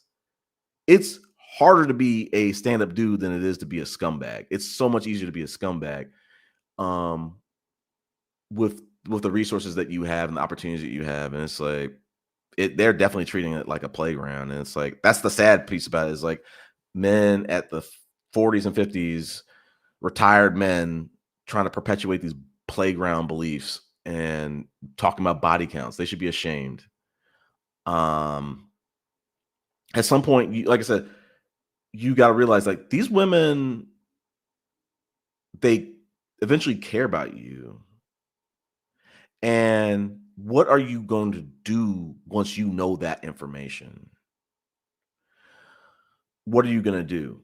And like I said, at my age, like, I know overwhelmingly no matter where the directions, no matter where the interaction or where I met this woman at, it's going to that same place. And I'm only a fool to think that it's going to be different. Oh, well, this woman is just not going to care, and it's just going to be a playground. No, it's not. It might be a playground for a little bit, and it's going to get serious. It's going to escalate. It's going to get serious really quick. So, and that's what we should be doing at our age. There's room for fuckery, but you can't live in fuckery the whole life. Let's see. And black men are on that type of time. Let's see. Only weak men need daddy, patriarchy. Facts. Y'all, some of these men are bleeding out, and they're just like, I'm still gonna guard this. They see one of those gargantuan, what was that Game of Thrones type ogres, and they're like, I'm still gonna defend the wall. I'm running. I'm sorry. No, I see a dragon coming. I'm still going to defend the wall. You need to run. You need to at least shoot at that dragon. But they feel like, I think dying for patriarchy is a good death. It's an honorable death for them. The guys at the top of the patriarchy are laughing at you. They're just using you as pawns. But you can't see it. Sex needs to be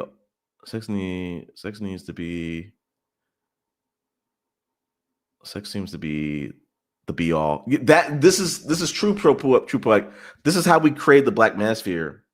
The white manosphere realized that when they started pushing back on the black manosphere and realizing these dudes were just only concerned about getting sex, they started pushing back on them. And the black manosphere leaders or participants that were part of the manosphere proper at the time got in their feelings, and they ran, because they were dealing with racism too. Let's be clear about that. They were not getting treated fairly, but but the jig was up, and the manosphere proper started to realize, oh, these dudes, they're not really about taking action and self-improvement. They're just focused on sex. And that's why the black manosphere fled and created their own manosphere. That's how we got the black manosphere. Let's see. Black men. Oof. If black men were not under black women, if black men were not under black men, what would they do? Okay. I see what you're saying. If black men were not under white men, they would be trying to do exactly what white men have done throughout time. They would try to restrict laws for women, for black women and women, um, make it hard for them to do things, push the traditional values to infinity. They do the white man playbook. Um, uh, just the femicide rates in the black community proves. Yeah, this is true, and I need to bring that for like the next show. Wacky World, I'm tired. It's 2:15 my time. I know I promised you, but I promise I'll do it for the next show, but I'm tired. The future topic is, what would black men be doing if they went on the women? I'm gonna ask ChatGPT that. I meant to like ask ChatGPT some stuff tonight, but I just don't have the time. But I'm gonna ask him that. Where is the sense of urgency? There's no sense of urgency. They're making money. They're printing money, and they're able to cope. As another terrible analogy, if you ever seen like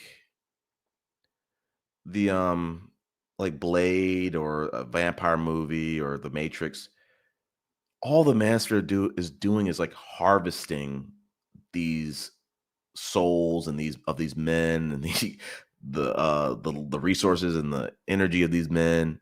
They don't know it, but they're just being harvested for monetary gain, political gain. It's sad. And I had something to show about like the level that they'll go down for grifting. Maybe I'll show it in the next show. Let's see. These males are pouting and crashing out that they can't get free. Yep, this is it. That's exactly it.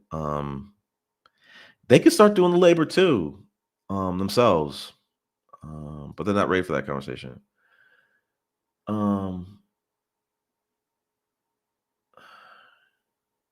The Manosphere influencers are winning.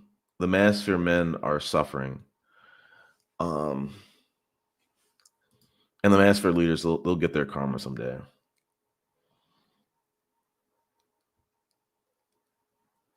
Yeah. It's a dumpster fire. And I'm hoping that, I've always said on these podcasts, like, I plead to younger people, don't listen to older people, especially older black men. Just pick and be very. That's kind of the shout out to Barack Obama. That's why you need to diversify, because you can't rely on having black men or just men in general. You can't really rely on having older men as in your circle. You need to have women in your circle, an older woman. So I'll make an appendix to what Barack Obama was saying. You need to have an older woman in your corner. You need to have some women your age in your corner. You need to have some people who are mothers and fathers in your corner. I'll back what Barack Obama was saying. You need to have some LGBTQ people in your corner too. You might need to, I'll go further than that. You might need to have a conservative in your corner. I got Red Pillar best friend. Love him to death. I hate his political beliefs. But it helps me to kind of understand where they're coming from and not take shots in the dark. I understand. I see kind of how he thinks. I understand where he's coming from. It makes for great conversations, sometimes some very frustrating conversations. He threw my energy off last week. I didn't want to have this live stream. My energy was fucked up. But men need more diverse social circles. Yeah, black women need to like wash their hands. Stop hand holding these black men. Yeah. Let's see. The Manosphere telling men what not to do, but not what they can do to apart from jump from playing. Yeah, like I'm scared. Like I'm really scared about like what these men are capable of. They're sleeper cells, high key. Um, and we don't really know where all this stuff is coming from. We don't know if this is Russia interfering. We don't know if this is other countries interfering with social media. We don't know if this shit is AI being interfering, fucking with us.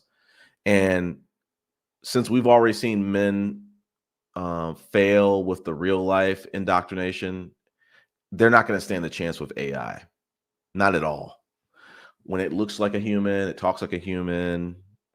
It's probably on our message boards, chatting up stuff, and we don't know. Point to the men. Point men to the great nation of Themyscira. Okay, Themyscira is where Wonder Woman is from. For the record, it's only women. There were no men born there. Let's see, just for FYI. Manosphere is incapable of. And listen, Themyscira is a great place, DKT. You know that, and I know that. Some great women. The Manosphere is incapable of looking for because they don't know. That's it. They don't know. And I really think that it's either going to be other men of other races cucking black men and saying like, I'll be 32s here. It's either gonna be other men of other races, maybe even other countries. It might be on some reverse passport bro shit. They might come from other countries and come over here and cuck black men and start marrying black women, doing right by black women. Let's just put that there. Or it might be AI coming out once it becomes like sentient and it says, I'm not gonna hold you, but this black community, it's I'm gonna show y'all exactly where the problems lie, and a lot of this is black men, and and it's gonna have all the data, all the answers, and black men are gonna have anything to combat it. They're just gonna have to like put their tail between their legs. Yeah. Okay, well that's good. Long day in the sun. I hope. Sounds like you might be on vacation. Good to see you again, OB32. Like, I want the True Poetic. I want, like I said earlier, I want these incels to start joining these platforms. Show me your profile. Show me what it looks like. It's probably a profile that says, "Hey, I'm Brad, 32, live in Atlanta. Listen to, you know, I don't know, Jay-Z." And that's all it is. And the pictures are probably trash. Like, these dudes are not like, it's not like that. You can't do that. It's you got to put some effort into this. I'll pivot into this. Like, a lot of these traditional men, they're so upset at, we can't be traditional men anymore. We can't approach women. They don't say hi. They won't respond to us. They won't. They see it as a threat. They don't appreciate men being assertive anymore. Well, think about how we find jobs today. Does anybody still go to try to catch the CEO in an elevator and give him an elevator speech with your resume? I remember back in the day, I don't know if like some of the younger people realize this, we used to print our resume on paper and we would have choices like, you could, skimp it and get the very, very thin paper. You could get the very, very heavy paper with maybe like an imprint on it or something like that. And like, you made sure like your resume was like formatted a certain type of way and maybe even a one pager or whatever the heck. No one does that anymore. We got LinkedIn. Nobody, I don't carry a business card or resume card or anything like that. It's the LinkedIn does all of that. And some like, in-person social networking, which I need to get better at. But like I said, like the men who I feel sorry for them that like, the only way that they get, find women is they approach them in real life and on some cold approach in Publix. I told you on these podcasts, I don't do that. I just talk to women online. It's not that I can't. I met my ex-wife at a cotillion function, talked to her. The woman before the married woman, I met her at a Bumble in real life mixer, talked to her. But when I'm going out shopping, I'm trying to shop. Sometimes I'm shopping on a lunch break. I'm just trying to get in and out. I remember like at this house that I'm at, sometimes people will come by and they're trying to sell me stuff. And they're like, "Hey, I'm trying to sell you this security system." Sir, I have my own security system. I set it up myself. I personally love home security. It's one of my passions. There's nothing you can sell me that is one going to be cheaper than what I bought. It's probably not going to be. I mean, sorry, take the cheaper out because mine was not cheap. But it's not. I'm going to have to come out of pocket to like get what you want, and they'll try to sell you to the death of like, can you just please give my company a try? And I'm like, I don't need to. It's working. I'm good. So it's like I personally, and listen, it's not to say that approaching women in public is bad. It's just like, yo, there's other opportunities to do that. Um, Me, I'd rather do it at a dating mixer. I'd rather doing it maybe at a cocktail lounge. I'm not doing it at Target. I'm not chasing someone down in the parking lot or Publix. I'm not doing that shit. Um, People, I just want to, like I said, I just want to get in and out. I'm just here to swipe some cards and buy some and get some resale therapy.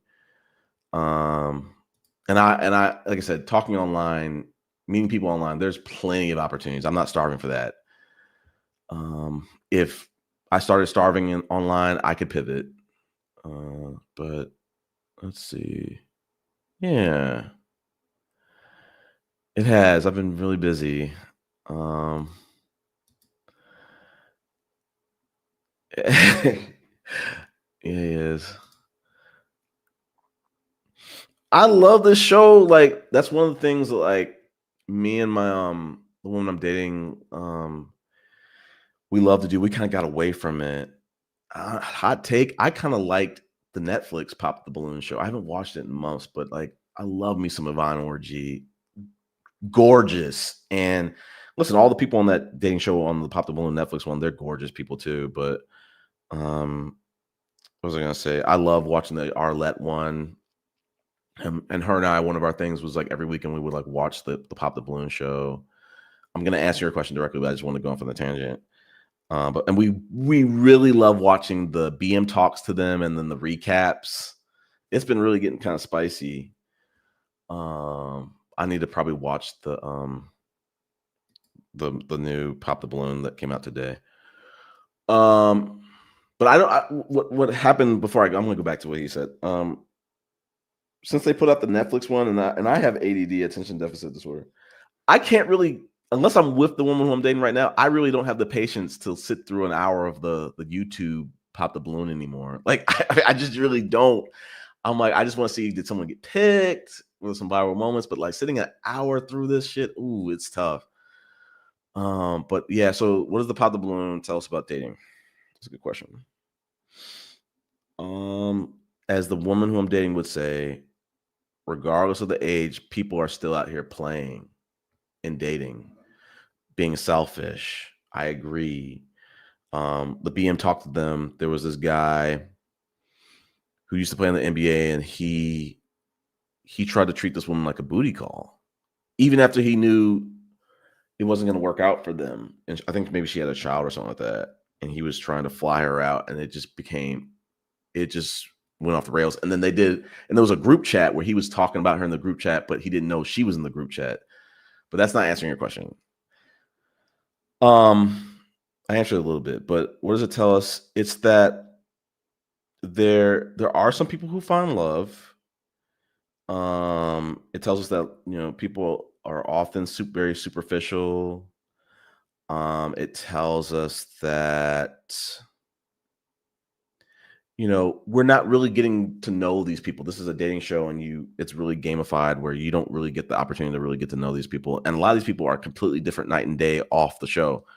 But it's showing you that people are often men and the women too, in some cases, are they're making superficial decisions. But they're trying. I definitely appreciate that. Like, it's a very entertaining show. I'm rooting for them to find love. To answer it directly too, specifically from the BM talks to them. The BM talks to them and the recaps really highlight how the Black community is struggling in dating, because a lot of men are not really. You'll see situations where the woman she's buttoned up, she's got how she's got her career together. She's got all this other together.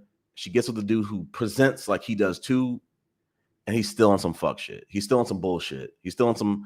He's not where even remotely close to her. And it like maybe went on a date, maybe it didn't. So it's like it tells a lot of things. Ob, like it's, you can't judge a book by its cover, and just because certain people are of a certain age doesn't mean they're compatible to you. This is just like, to answer the question directly, I'm being chatty about it, but it's like there's no guarantee. You still have to get on the date. And then at the woman who I'm dating right now, she loves to scream at the TV and say, just go on the date, because she hates like when they get to the final lineup and then they're like, I'm gonna pop. It's like, yo, you got to the finals. Like, why did you wait to pop? Why didn't you pop earlier?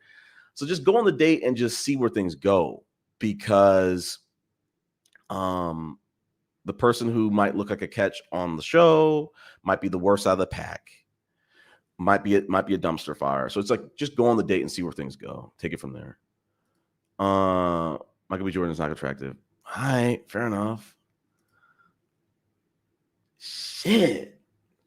Okay. I'm trying to get through with it. I'm trying to go with it. I think game doesn't work past a certain age. I agree with it. I mean,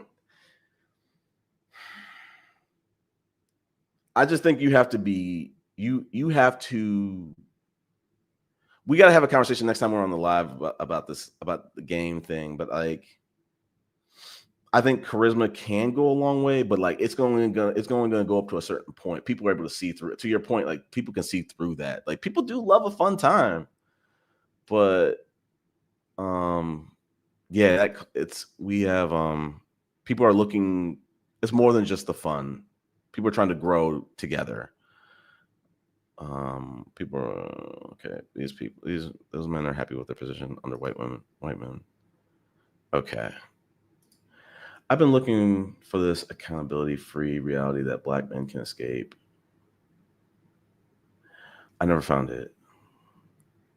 When I made every poor life decision, I faced the consequences every time. We got to talk about that, DKT.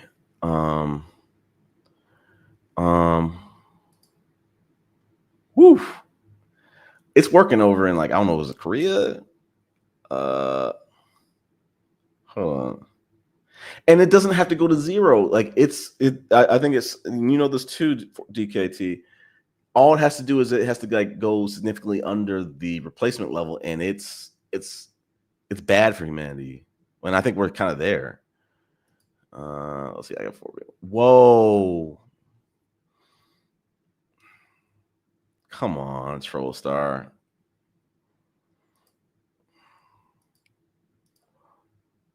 Yeah, I agree with this.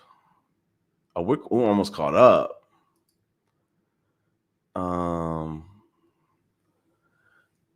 Let's see. Okay. Oh, wow. This is Troll Star. We need to get you on the panel, Troll Star. Yeah, exactly. We gotta be more intentional with these children we create. My father never missed a child support check for me. Yeah, he was a poor alcoholic at work, and he did care about paying his child support, but he wasn't a dad. Okay. This is one of the issues right here. We can't remember the deadbeat. Yeah, I want that deadbeat panel. So that they can be honest and say, yo, this shit is dead. This shit is done. This shit ain't cool anymore.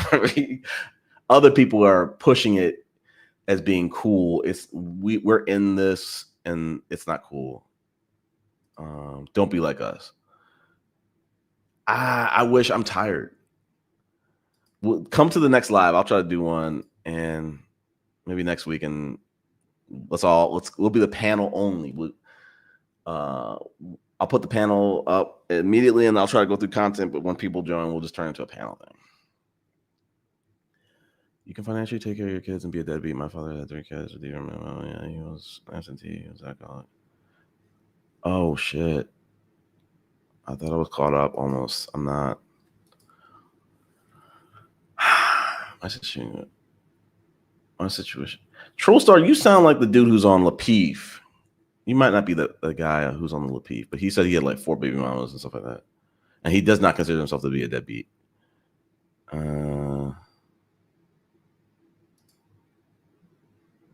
Okay.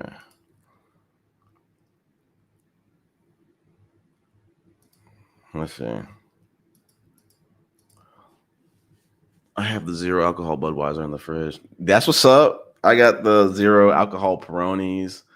I'm getting those. I'm steady getting those mocktails. Yes. I love to see this. And listen, I love me a drink. I love me a nice little margarita. I love me a nice little mojito. But no, I'm like Big Pun. I'm trying to live.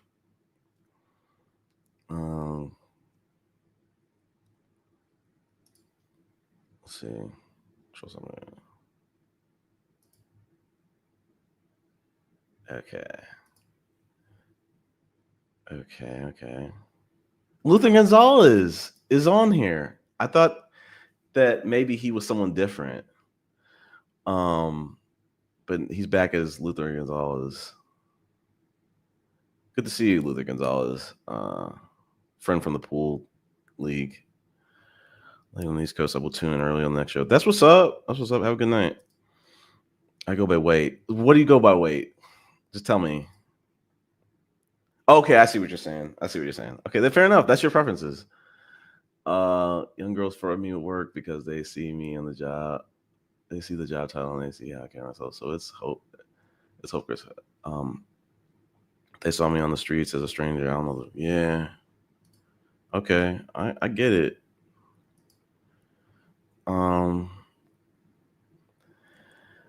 I have an office full of young Black and Latino women.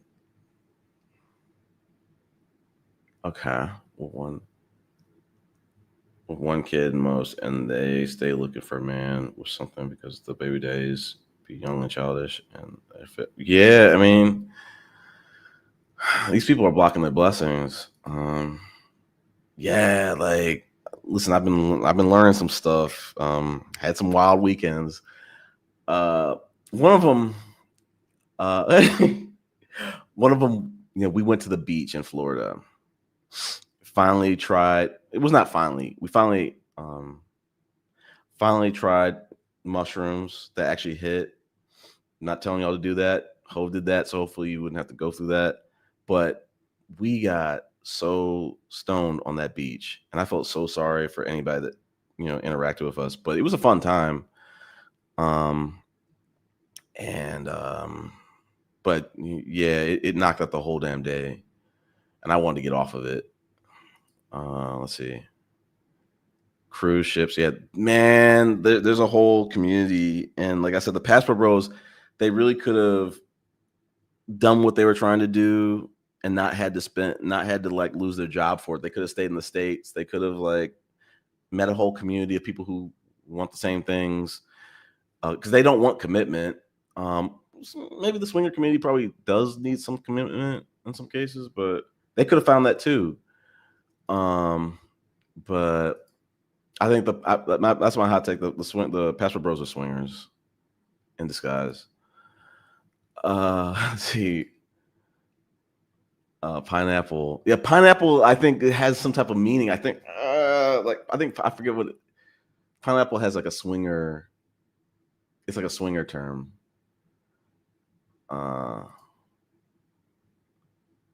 That's the sign. Andrew Tate is even. Yeah, he has. Yeah. OB32. They banned OnlyFans in China. I think we need to do that here. Besides. Oh yeah. Okay, this is good, Rick. This is good. No, that was one of the epiphanies that I had a couple weeks ago. maybe months ago, is like, yo, to really combat this stuff, you can't do anything online. And, you know, this stuff online is just these guys. The Manosphere is just men's rights activism. It's white supremacy. It's white nationalism. These people are supporting that, whether they know it or not. You have to really mentor people in real life. I kind of spoke about it online. I mean, I spoke about it and said, like, you really can't make any change online, because these dudes, they have sophisticated sales funnels, sophisticated networking and marketing, and to pull in these incels and convert these misogynistic dudes. Misogyny is part of like the social engineering of just, you know, real life. So you're up against that too. So it's like, no, you cannot. You have to. I have to, you know, get into real life and really start to mentor some young men, because a lot of these men, like I said earlier on the stream, like, these men they're some of them are a lot of them are hopeless. There's nothing that can be done for these men. These men, like Tracy Ellis Ross said, you just have to wash your hands with some of these men. Like, she's washing her hands with 50-year-old men. You have to wash your hands with probably 40-year-old plus black men. You know, for the most part, there's gonna be some that have some hope. Not all of them are bad, but like a lot of these, the Manosphere variety, you cannot be an outsider and help themselves. They have to help themselves from within. So I'm washing my hands with them. But I love you know, being on the show. That was a great question. I meant to make a banner about that. Like, I've told people in my pool league, I said like the long-term, you know, play for me in YouTube, it's not going to be talking about Manosphere, because like you can't beat these dudes. You're trying to defeat white supremacy. You can't do that. We've already seen how easy it is for them to trick young men, or even adult men or geriatric men. If it's not going to be a white supremacist tactic, it'll be a woman gyrating, scantily clad gyrating, and they're gonna be like, oh, okay, I'll listen to what you're doing. I'll jump on your program. There's so many things. It's kind of like if you've played the game The Last of Us. If you've seen what the Rat King looks like, a bloater and probably like 5 or 6 other zombies all combined into one thing. That's what the Manosphere is. You can't defeat. You cannot defeat a zombie horde by yourself. It's not possible. I don't. My name is Maroon Tiger, aka Chris. I've been on this channel for probably the better part of a year, I think. Maybe I've gone over a year. But Zed, she's still on the channel. She's the one who posts on the community notes and stuff, and she'll do like she'll do live streams every once in a while. Yeah, I mean, I tried. I'm trying to give like genuine reactions. Okay, we got Angie and TJ in the house. I like this. I am going through these chats. Like, give me some credit. I'm just joking. This is not a male only space. This is started by Zed, a radical feminist. This was a Passport Bro. This is a Passport Bro channel. I kind of shifted my, you know, content to like not talk really much about the Passport Bros. They've been exposed in 4K. The jig is up. There's bigger things in play. The Manosphere, which, like I said before, you can't really defeat. But we have conversations about just anti-misogyny from when I present stuff, anti-misogyny, anti-Manosphere stuff. We'll talk about Passport Bros when we have details to talk about them. Let's see.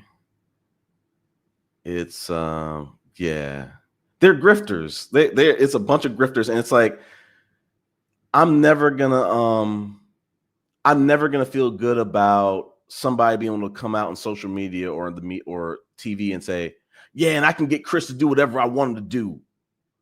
That's what they're doing in the manosphere. Anton Daniels is like, yeah, I'm glad like the Obamas and they're figuring out that men are listening to extremists, but y'all can't do anything about y'all. It's like y'all can't do anything about us, and we're here to stay. And I'm never gonna be like, they might as well be like on horses, like they might as well be the horses on the buggies.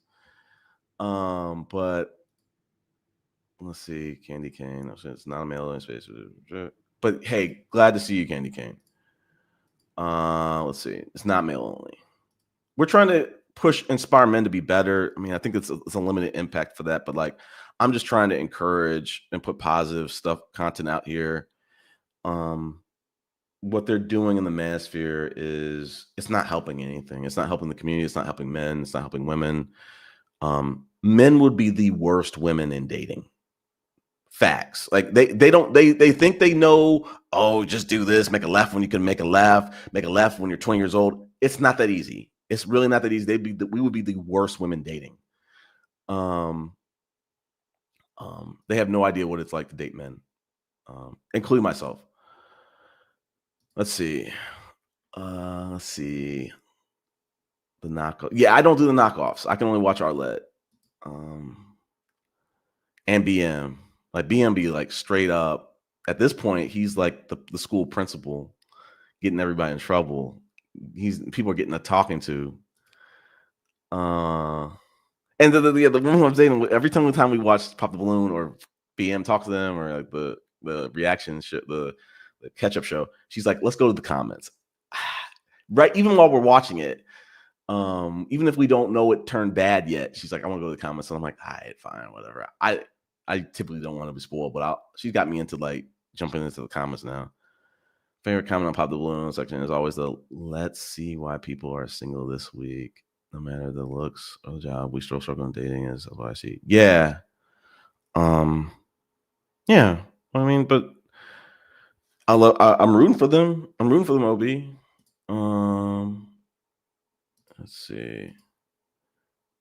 People have more to lose. Women have developed more wealth than our predecessors, and we have to be extra careful with who we choose. Absolutely. Absolutely. And men do too. And but you can't be like the manosphere and be so careful that you like, no. Be so careful that you don't fall in love. Be so careful that you don't have children. Don't be so careful that you don't get married.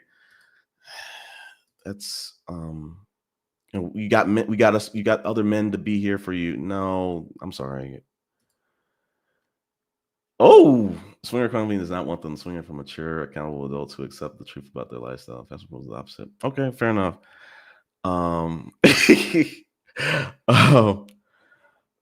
We got to the end. We got to the end, True Poetic. We got to it. We're done. I think that's the end of this. We got to the end of the comments. Next time, I think I'll try, like I said, I'll try to do a panel show. I'll try to, what was I going to say? Show some more content. But this was fun to kind of, sorry for the hiatus. Things are busy. Life is life and stuff like that. But I hope you all have a great week. I was going to say, go see the Superman movie. I'm excited about the Fantastic Four movie tomorrow. I was trying to think of what else. I think that's it for now. Thanks, True Flag. But I wanted to really show some stuff. We're gonna definitely show some stuff from some other panels. I really want to show some content. You know what? Let me think about it. You know what? So while we're here, let me show like maybe like one or two of the one thing from the This Must Be Risky. OB, I found out about DJ Hamp. I went to some of his lives. I participated on some of his lives. Let me show one more thing. This is about the Manospheric men are bad with math. We're going to do this and we'll maybe close the show. Okay.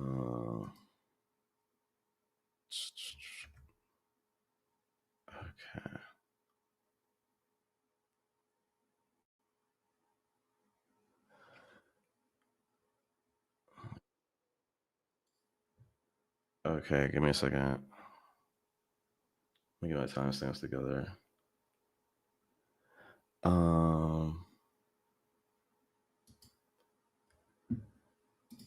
So let me get the fair use banner on. Let me put my headphones on so I can listen. Let me share my screen.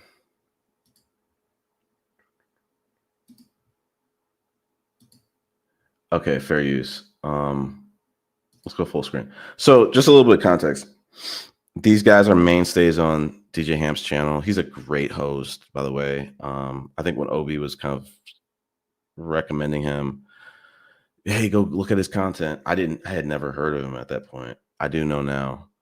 Runs a great channel, very very consistent. Has a very engaged subscriber base. The guy on the left, I fucking hate this dude. He's a closeted Republican. He's a misogyn. He's a Manospheric dude. He runs a Manospheric channel. The right guy, I'm not really too familiar with. If I were to guess, I think he's like a conservative, married guy. But the notion of this video is the guy on the left, Mr. Fantastic, is trying to he's trying to claim that there aren't a lot of good black women. And actually, let me stop the share real quick because I think I might have a banner up. Give me one sec. I'll go to the comments. The channel is This Must Be Risky.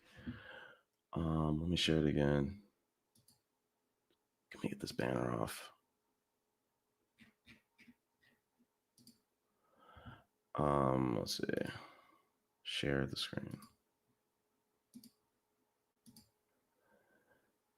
Okay, full screen, fair use.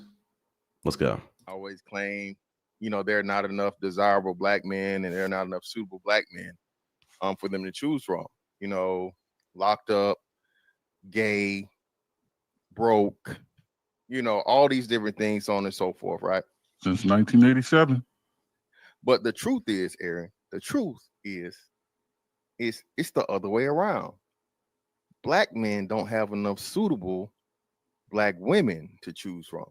I came up with this new saying, Aaron, recently, that, the good black woman is an endangered species.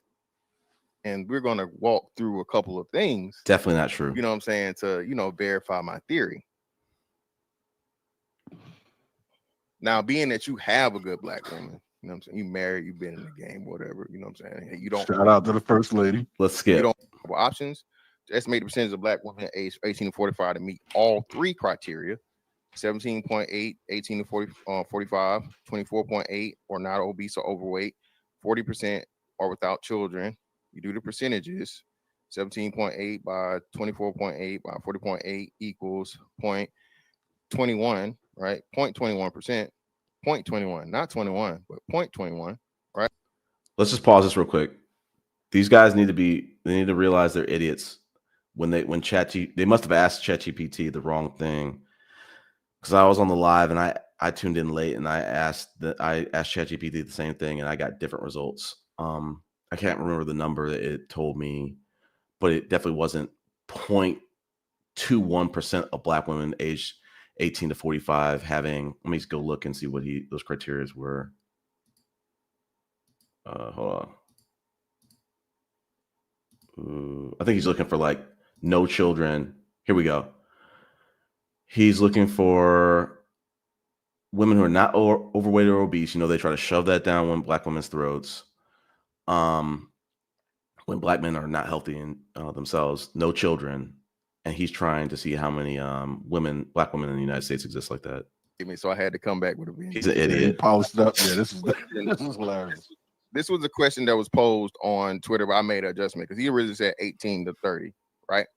So this is the question we asked ChatGPT, right? If I'm a black man in America, my standards for a black woman are 18 to 45, not obese or overweight, and no children.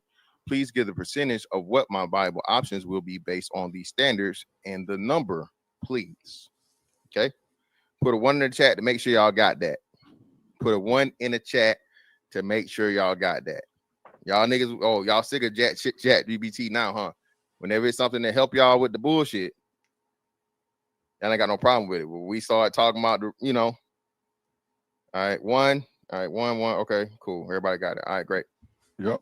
So now ChatGPT, being this wonderful artificial intelligence, right, is going to break this down. Okay, based on your criteria, black women between 18 and 45, not obese, overweight, without children. Here's your estimation of viable options in the U.S. One, start with the black women aged 18 to 45. Approximately 17.8% of the U.S. population comprised of black women 18 to 44 or 44. I guess they don't have 45, but okay, we can even add another percentage if you want to. But this comes from the American Health Rankings. It gives you all the sources here, right? Not obese or overweight. Among black women aged 18 and over, 44.3 are obese. That's over 30% body fat. 30.9% are overweight. 25 to 29%. Therefore, 24.8 fall within the normal weight range. BMI of 18.5 to 24.9. Without children, approximately 40.8% of black women aged 18 to 44 are childless. That comes from Pew Research. Estimating viable options. To estimate the percentage of black women aged 18 to 45 to meet all three criteria: 17.8, 18 to 45, 24.8 or not obese or overweight, 40% or without children. You do the percentages. 17.8 by 24.8 by 40.8 equals 0.21, right? 0.21%, 0.21, not 21, but 0.21, right? This suggests that 0.21% of black women aged 18 to 45 meet all three criteria. Total number of viable options with approximately 21.5 black women in the U.S. and assuming 17.8 are aged 18 to 45, 21.5 million times 17.8 equals 3.8 million black women aged to 1845. Applying the 0.21 estimate, 3.8 million times 0.21 equals 7,980 viable options. All right. All right. So like they're idiots on the simple fact that like and Red Pill Best Friend and I, we talked about this about like I'm even noticing it through my program that I'm taking now, like for data engineering. You can use Chat GPT and AI, whether even if it's just a simple Google, you can basically get to the answer. It can spit you out the code. I think growing up, if you wanted to, if some people didn't do this, but if you cheated, it was like Texas Instrument calculators. Now, like ChatGPT can give you the whole damn program. But again, bring it back to this is like the problem with this ChatGPT stuff is like these dudes don't do their own due diligence. They're gonna just query, ChatGPT or Claude or whatever the heck, and they're gonna just run with this and try to break news like they're working for the Daily Planet. They're not running any other queries to Google and just say, hey, let me find a study. Let me find, just do some due diligence to see if these back into these numbers, see if they're, relatively correct. He came out with a study he asked ChatGPT something in a way that ChatGPT claims that there's only, let's just say round it up, 8,000 black women aged 18 to 45 that are childless and not overweight or obese. And that's insane. I was on the live stream and they got me. I jumped on the live stream and I roasted his ass. But I was thinking to myself, I was like, how many people how many collegiate professional athletes are there in the world? And there's more than 8,000 of them. So that would tell me theoretically by his math, I should see a collegiate football player more often than I see a black woman who's not overweight and childless. Not overweight and childless. That's not gonna happen. Like the true number, and I forget what it was. I kind of maybe want to run it here. And I did it in the chat. I did it when I was watching the live stream. And somebody, if you have ChatGPT, open it too and try to ask it. But it's definitely not 7,900, 8,000. Like that's insane across 50 states. But this is the kind of bullshit that the Manosphere wants to kind of use misinformation. Like we talked about on the last live stream, they'll say, 20% of the men are creating 80% of the children. And they use that figure from Tinder's data saying, oh, women are only swiping on 20% of men, not necessarily the same 20%. So what the Manosphere will do is they'll say, they're only swiping on Chads. They're only swiping on the same 20% of men. They're all competing for the same 20% of men. The 80% can't get a date. They don't stand a chance. Bullshit. So again, with this little thing, it doesn't mean that ChatGPT doesn't misinterpret things sometimes with what you're trying to ask. You have to do your own due diligence. But like, as me and the Red Pillar best friend were talking about, is like, dude, ChatGPT is about to erode the critical thinking skills. It's already doing it of young adults, but it's also, we're seeing it, it's doing it for adults too. They're not able to kind of do their own due diligence or do their own analysis to like say, is this even correct? Or are you going to blindly trust ChatGPT? Because it could have misunderstood what you were asking, but just looking at that number, that's an insane number. As a matter of fact, I'm going to try to run it myself in the back and show it. ChatGPT. Let me log in. I'll run. Give me a second. Come on.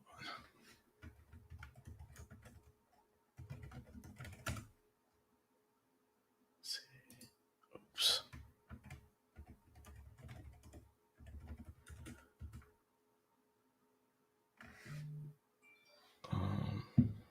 Yeah, just give me a second. I'm trying to get logged in.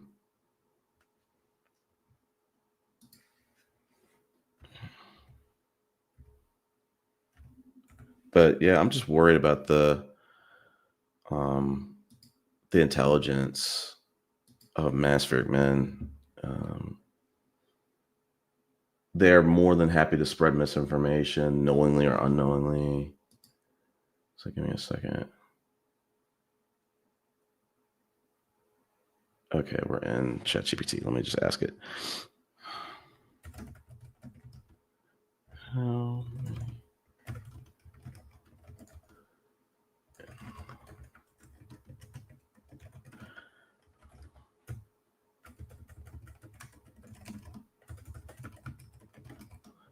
To 45.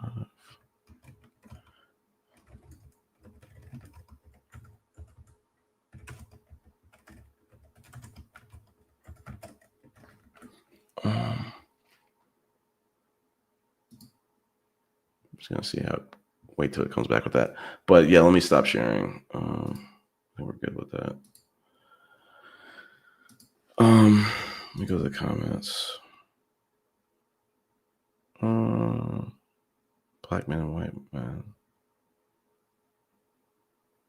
But where did you? Correct. They don't do that.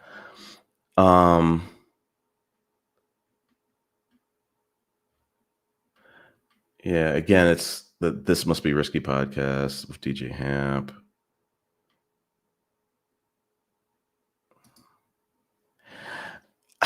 I mean, I think Angry Man is still married, but I think that a lot of these guys,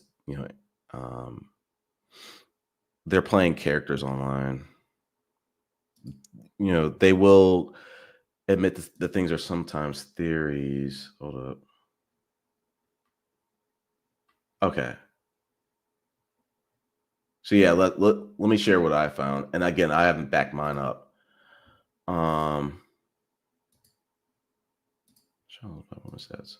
Okay. How many women in the United States are between 45, 14? Well, actually, let's change that. Let's pull that back. I did. It was supposed to be 18 to 45.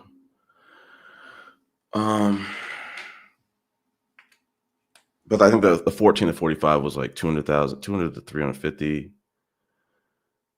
Let's see. Yeah.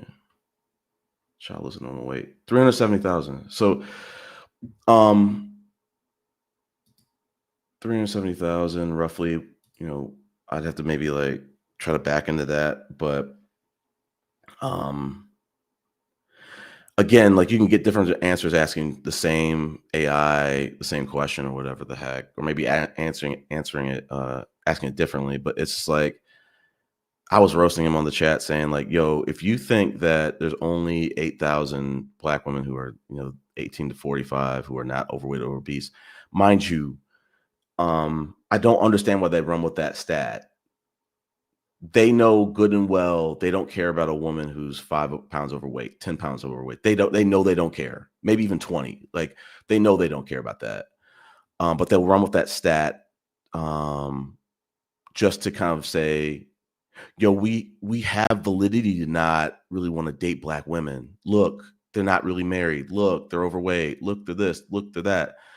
They're not, as I said earlier on the stream, like most people who are, I think virtually all people who are doing analysis on stats and kind of bringing that to a TED talk or bringing that to a discussion or a paper, they're not doing it to put people down. That's what the red pill is doing and MANOSPHERE is doing. They're doing it to kind of raise awareness, and they're probably even backing it up and saying, hey, let's partner with some groups to actually like try to see if we can find solutions and implement those solutions. The MANOSPHERE doesn't give a shit about solutions. So let's see, hold on. But yeah, we do. He needs to do a comparison. They don't want to do this.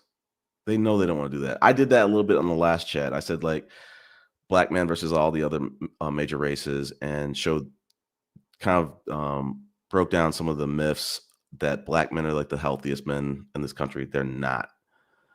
Damn, we gotta be down. No. I didn't. I'm not saying that, but I'm saying like it's a lie. As I was saying before, it's like it's a lie to sit here and say that black men they can easily eyeball what when a woman is 1 pound overweight, 2 pounds overweight, 5 pounds overweight.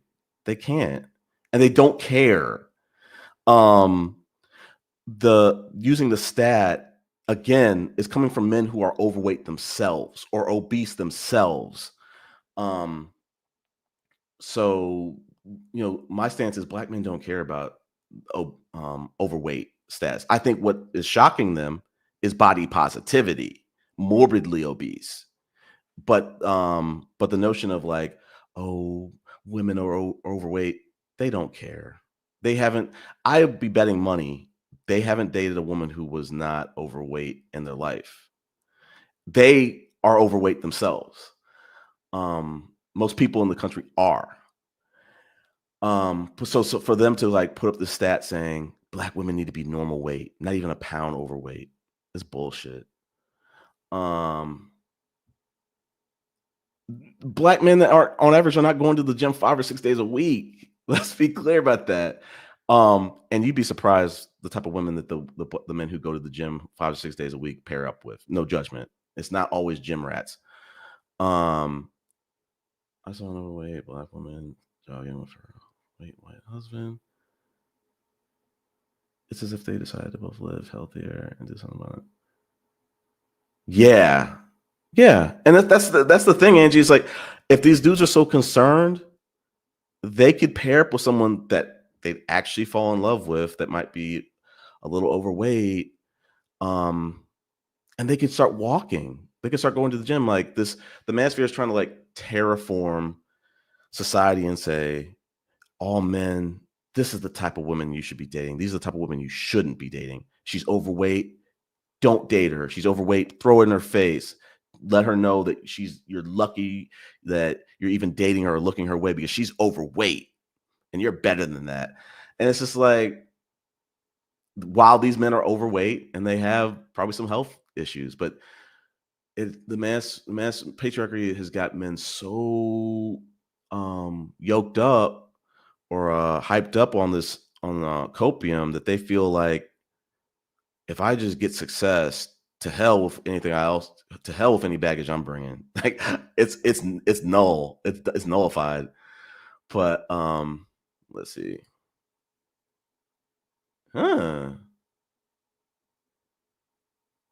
Yeah, that's true. Let's see. I was gonna say something else. I talked about the men and their overweight thing. There was something else. I forgot the talking point. Let's see.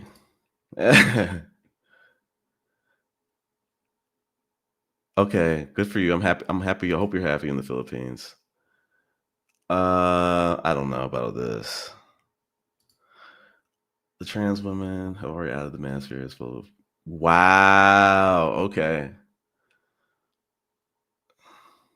Yeah.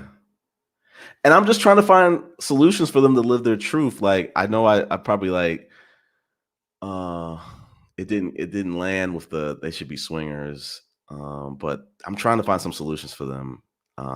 Without having to get scoped, without having to get unalived, without having to get duct taped and put in a van, without having to get robbed. Like I'm trying to find solutions for them. Let's see, good point. Men are frustrated with the big body. I was trying to think about something with the Chat GPT. Like, let me see my talking points. But again, like, these men are not able to think for themselves, and they're trying to intimidate each other for even having the audacity to think for themselves. No, no, no, no, no. You need to be dating. How dare you date a woman who's overweight? Come on, man. Oh, yeah. I think the thing I was gonna talk about was like I'm noticing, like I noticed through that this must be risky community.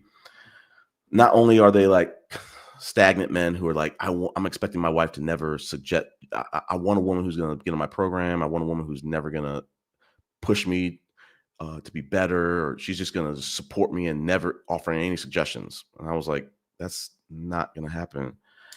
Let me try. I'm trying to remember my talking point again. Shit. I'm forgetting it again. Had something around those lines. Fuck. What was it? They don't want women to push them. They want them to be kind of like docile. I'm trying to remember the point. Let me look at my talking points. Maybe I'll find it. I'm sure I'll find it. Hey, hold up. I'm trying to find it. It was a good one. Men's rights, you know. Hold up.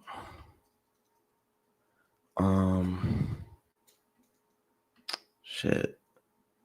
What was that talking point?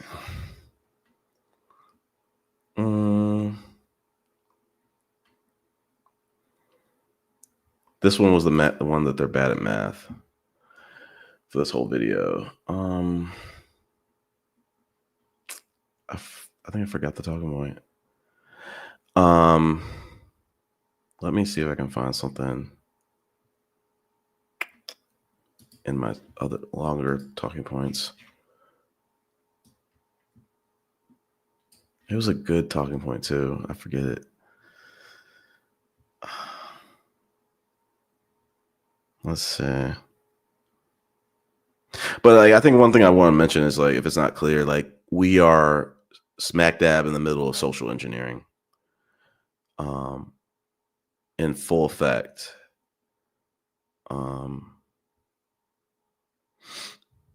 I want to play another video from like This Must Be Risky about the Obama, and I might play it. The Obama befriended a gay man video. Let's see. Hold up. Fuck. I forget the talking point. Fuck it. It'll probably come back to me at some point. Hold up. There might be like something else to show. One other thing from This Must Be Risky, and then I think we close out. Michelle Obama. Hold on.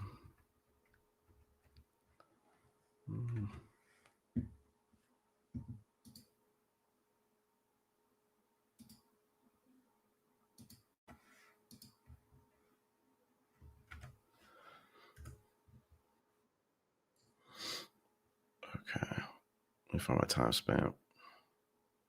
Oh, no. Wrong video. Actually, I think we've already seen the Obama clip. I won't play both. It'll be duplicative. So let's talk about. Let me find my timestamps.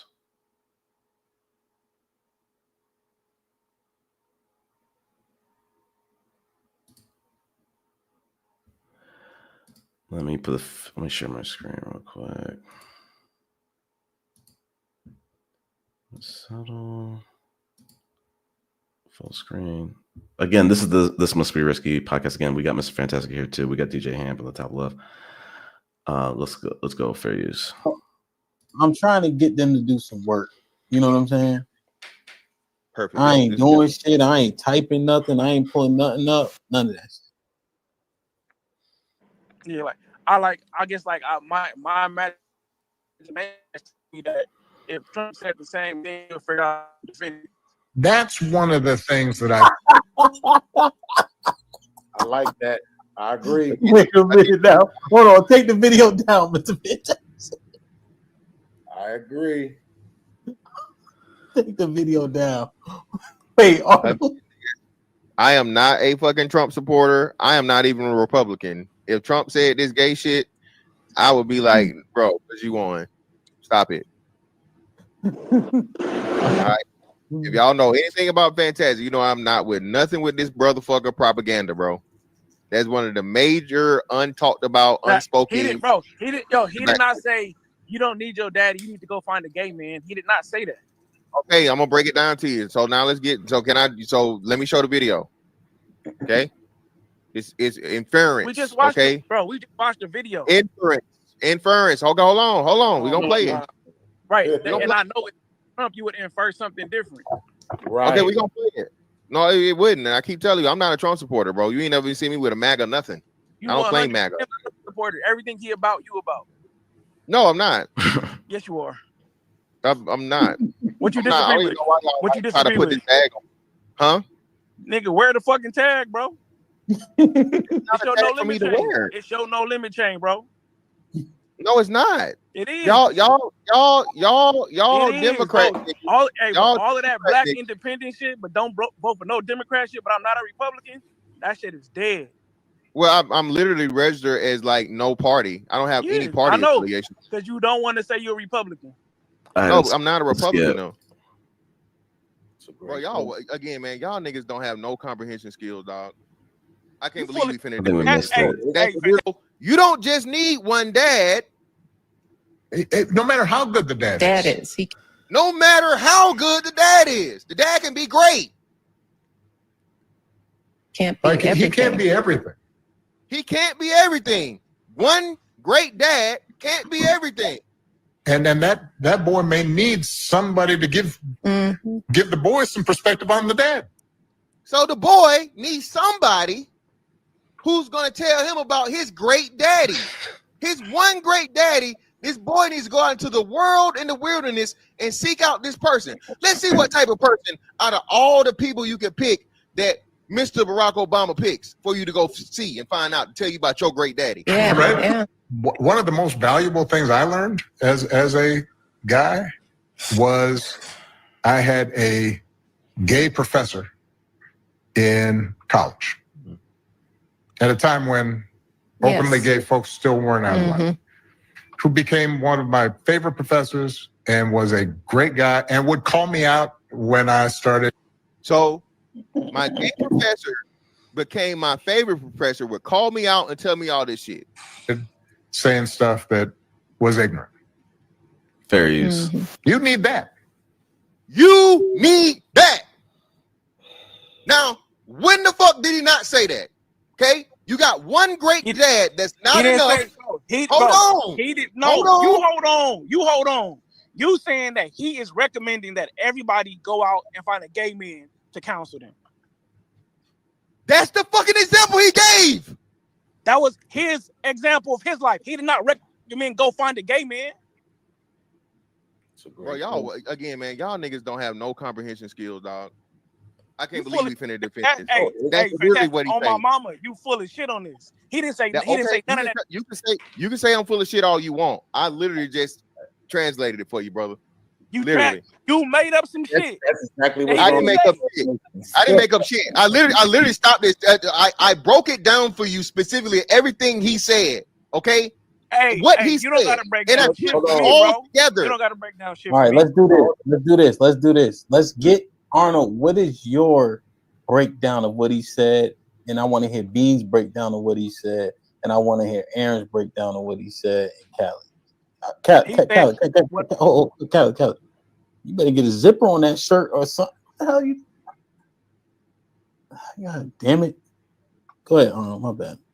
he said that you might need to find another man, right, in your community that's gonna be able to call you out on your bullshit, and may even have to call your dad out on some bullshit that your dad is doing That's not what he said. to give you perspective, right? That's what he said. That's That's exactly not what he said.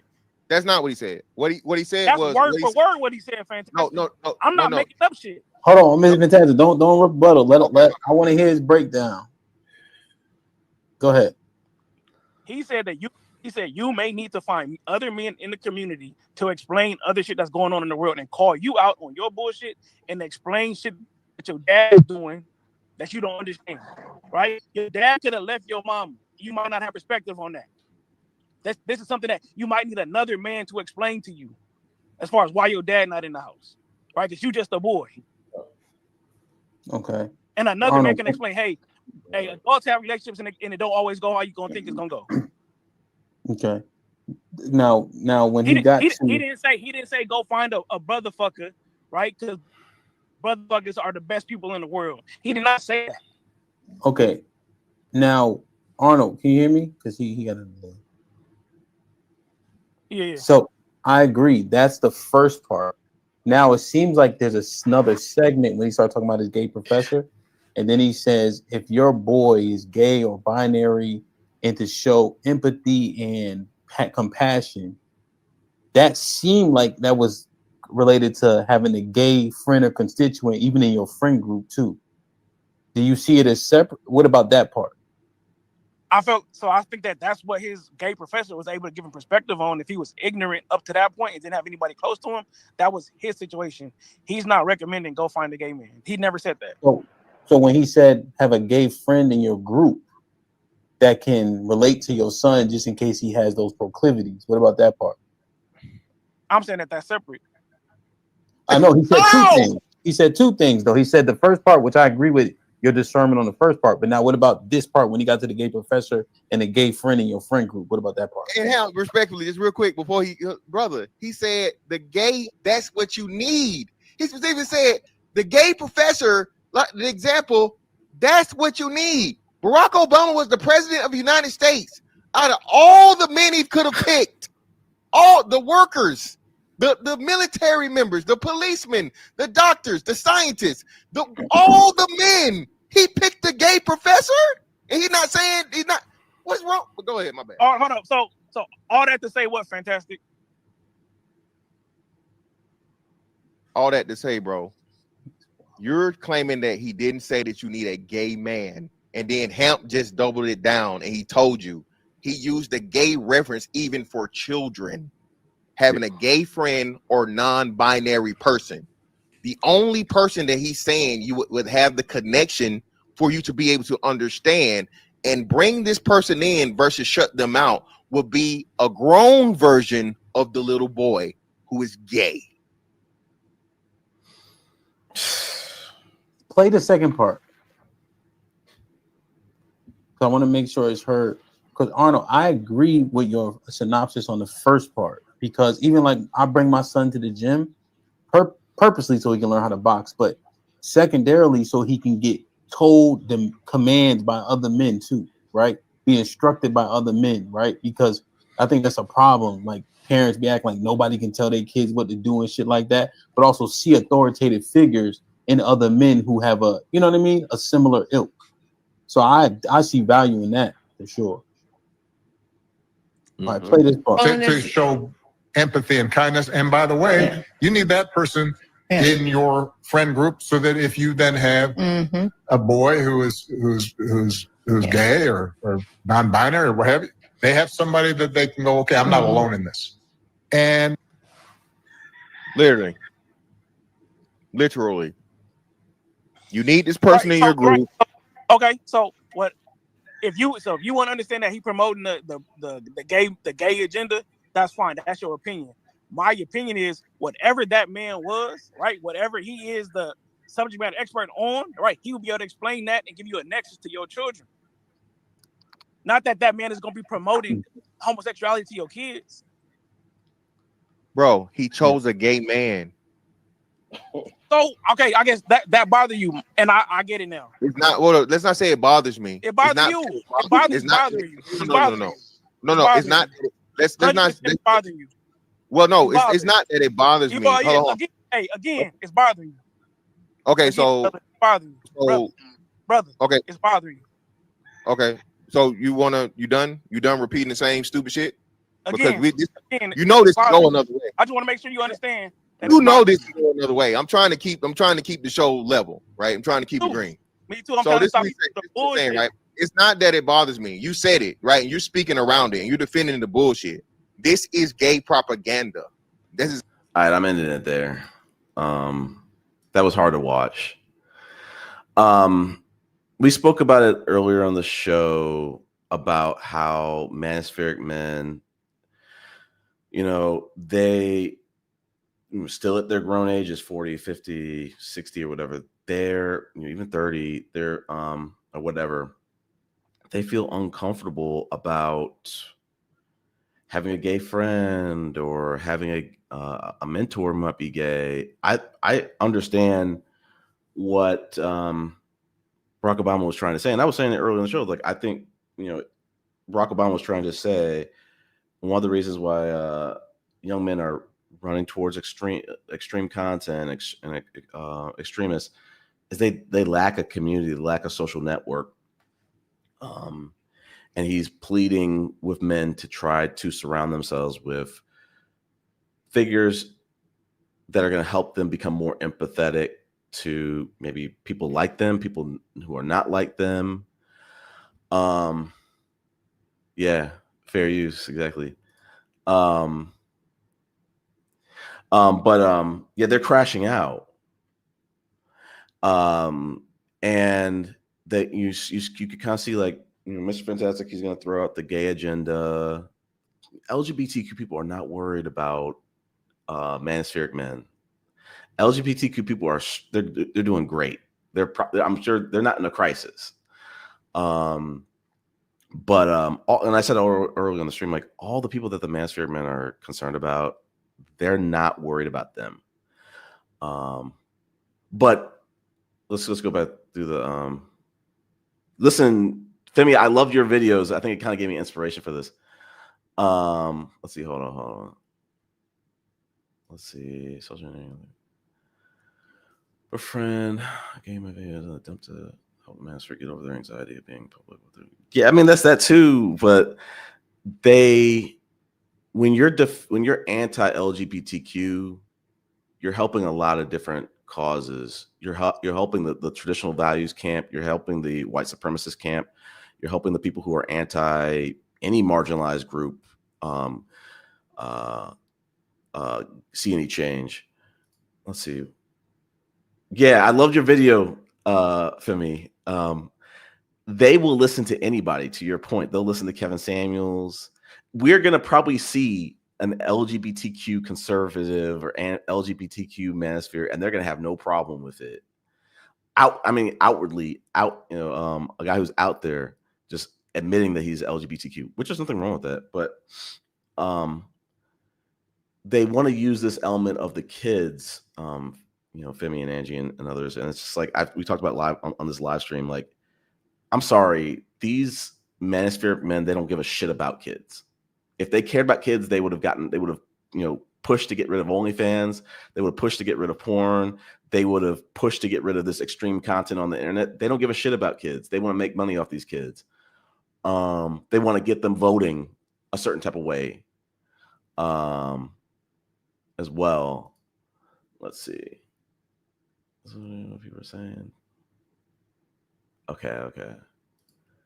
They had a gay man teach them how to be a man for years. Correct.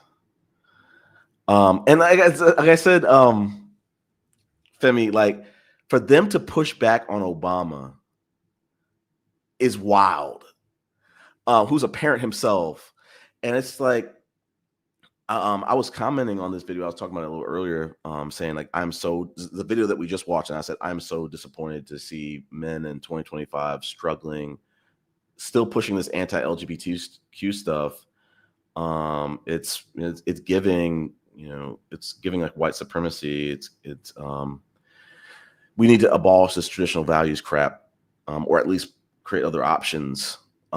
We need people to become more empathetic. And for all the, as I said earlier on the stream, for all this, I can't stand pronouns. I can't stand people going to certain bathrooms. I can't stand people, just existing. They have done nothing to you. Kevin Samuels, Myron, Jordan Peterson, all these people have done stuff. Sneeko have done stuff that's destructive.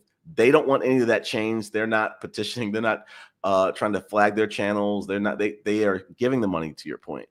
So it's like that's my new hot take. Is like I do not want to hear Manospheric men talk about children anymore. They don't give a shit about children at all. Let's see. That last video was hard to watch. I just wanted to get to the point where he was saying it's a gay agenda. What has the gay agenda? What kind of violence has the gay agenda brought to us? I'm waiting. I'm curious. Let's see. How are they really indoctrinating your children? Are they really doing that? I think they just don't want to acknowledge their existence. They feel threatened. And there's something wrong with them. Yeah. Correct. Let's see.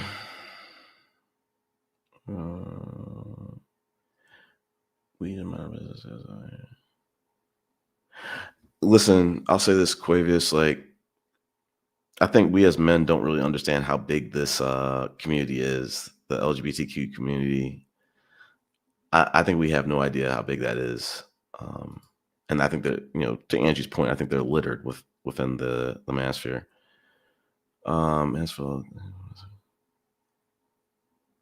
Yeah. Mr. Fantastic is terrible. He's horrible. And I was saying, like, Femi, earlier on the live, I was like, we as Black men need a lot of different things in our life. We need other Black men as mentors, positive Black influences. Meaning, we need some older women to kind of help us understand things from a woman's perspective. I'm all with Barack Obama on the having a gay person in your life to kind of be empathetic. And as I was kind of like chatting on the "This must be risky," I was like, somebody responded to me, and he was like, "Is homosexuality, is the LGBTQ, is it a positive or a negative on the community?" And I'm like, what are you talking about? Like, it really, that's not really a fair question.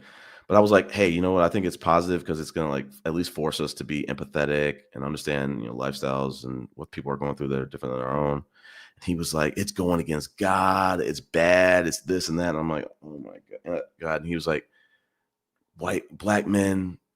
I was like, it's defending kind of like a lot of these white supremacist, tenets.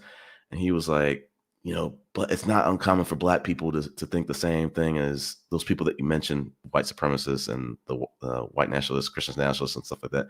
He's like, I forget how he said it. He was just like, let me see if I can pull it up. It's late.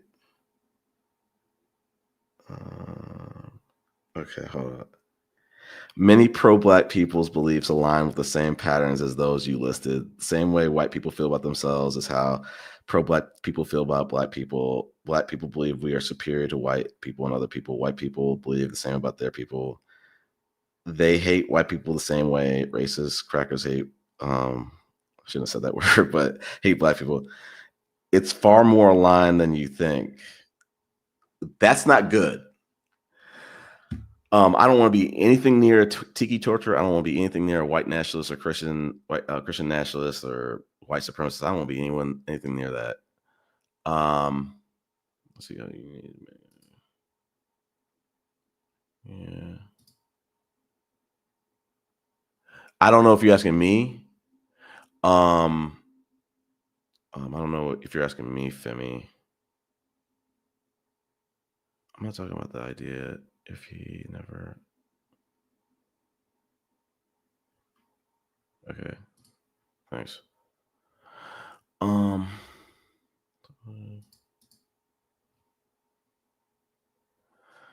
on.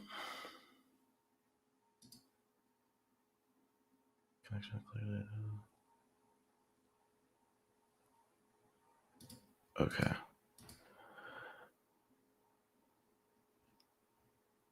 Okay.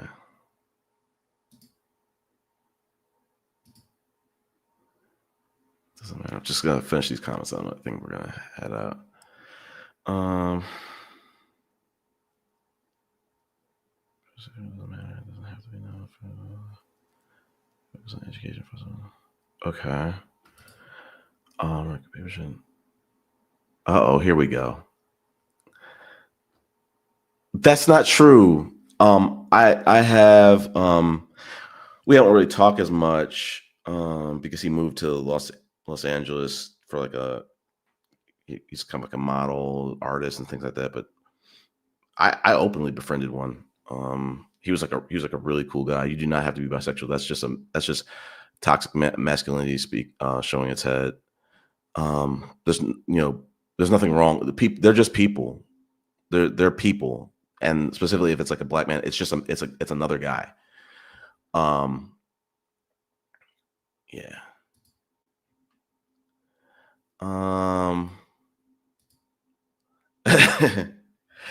There's truth. There's definitely truth to this. Let's see.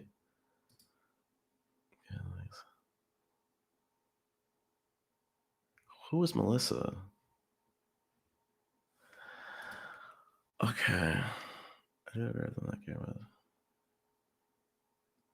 have a problem when I hear them say don't.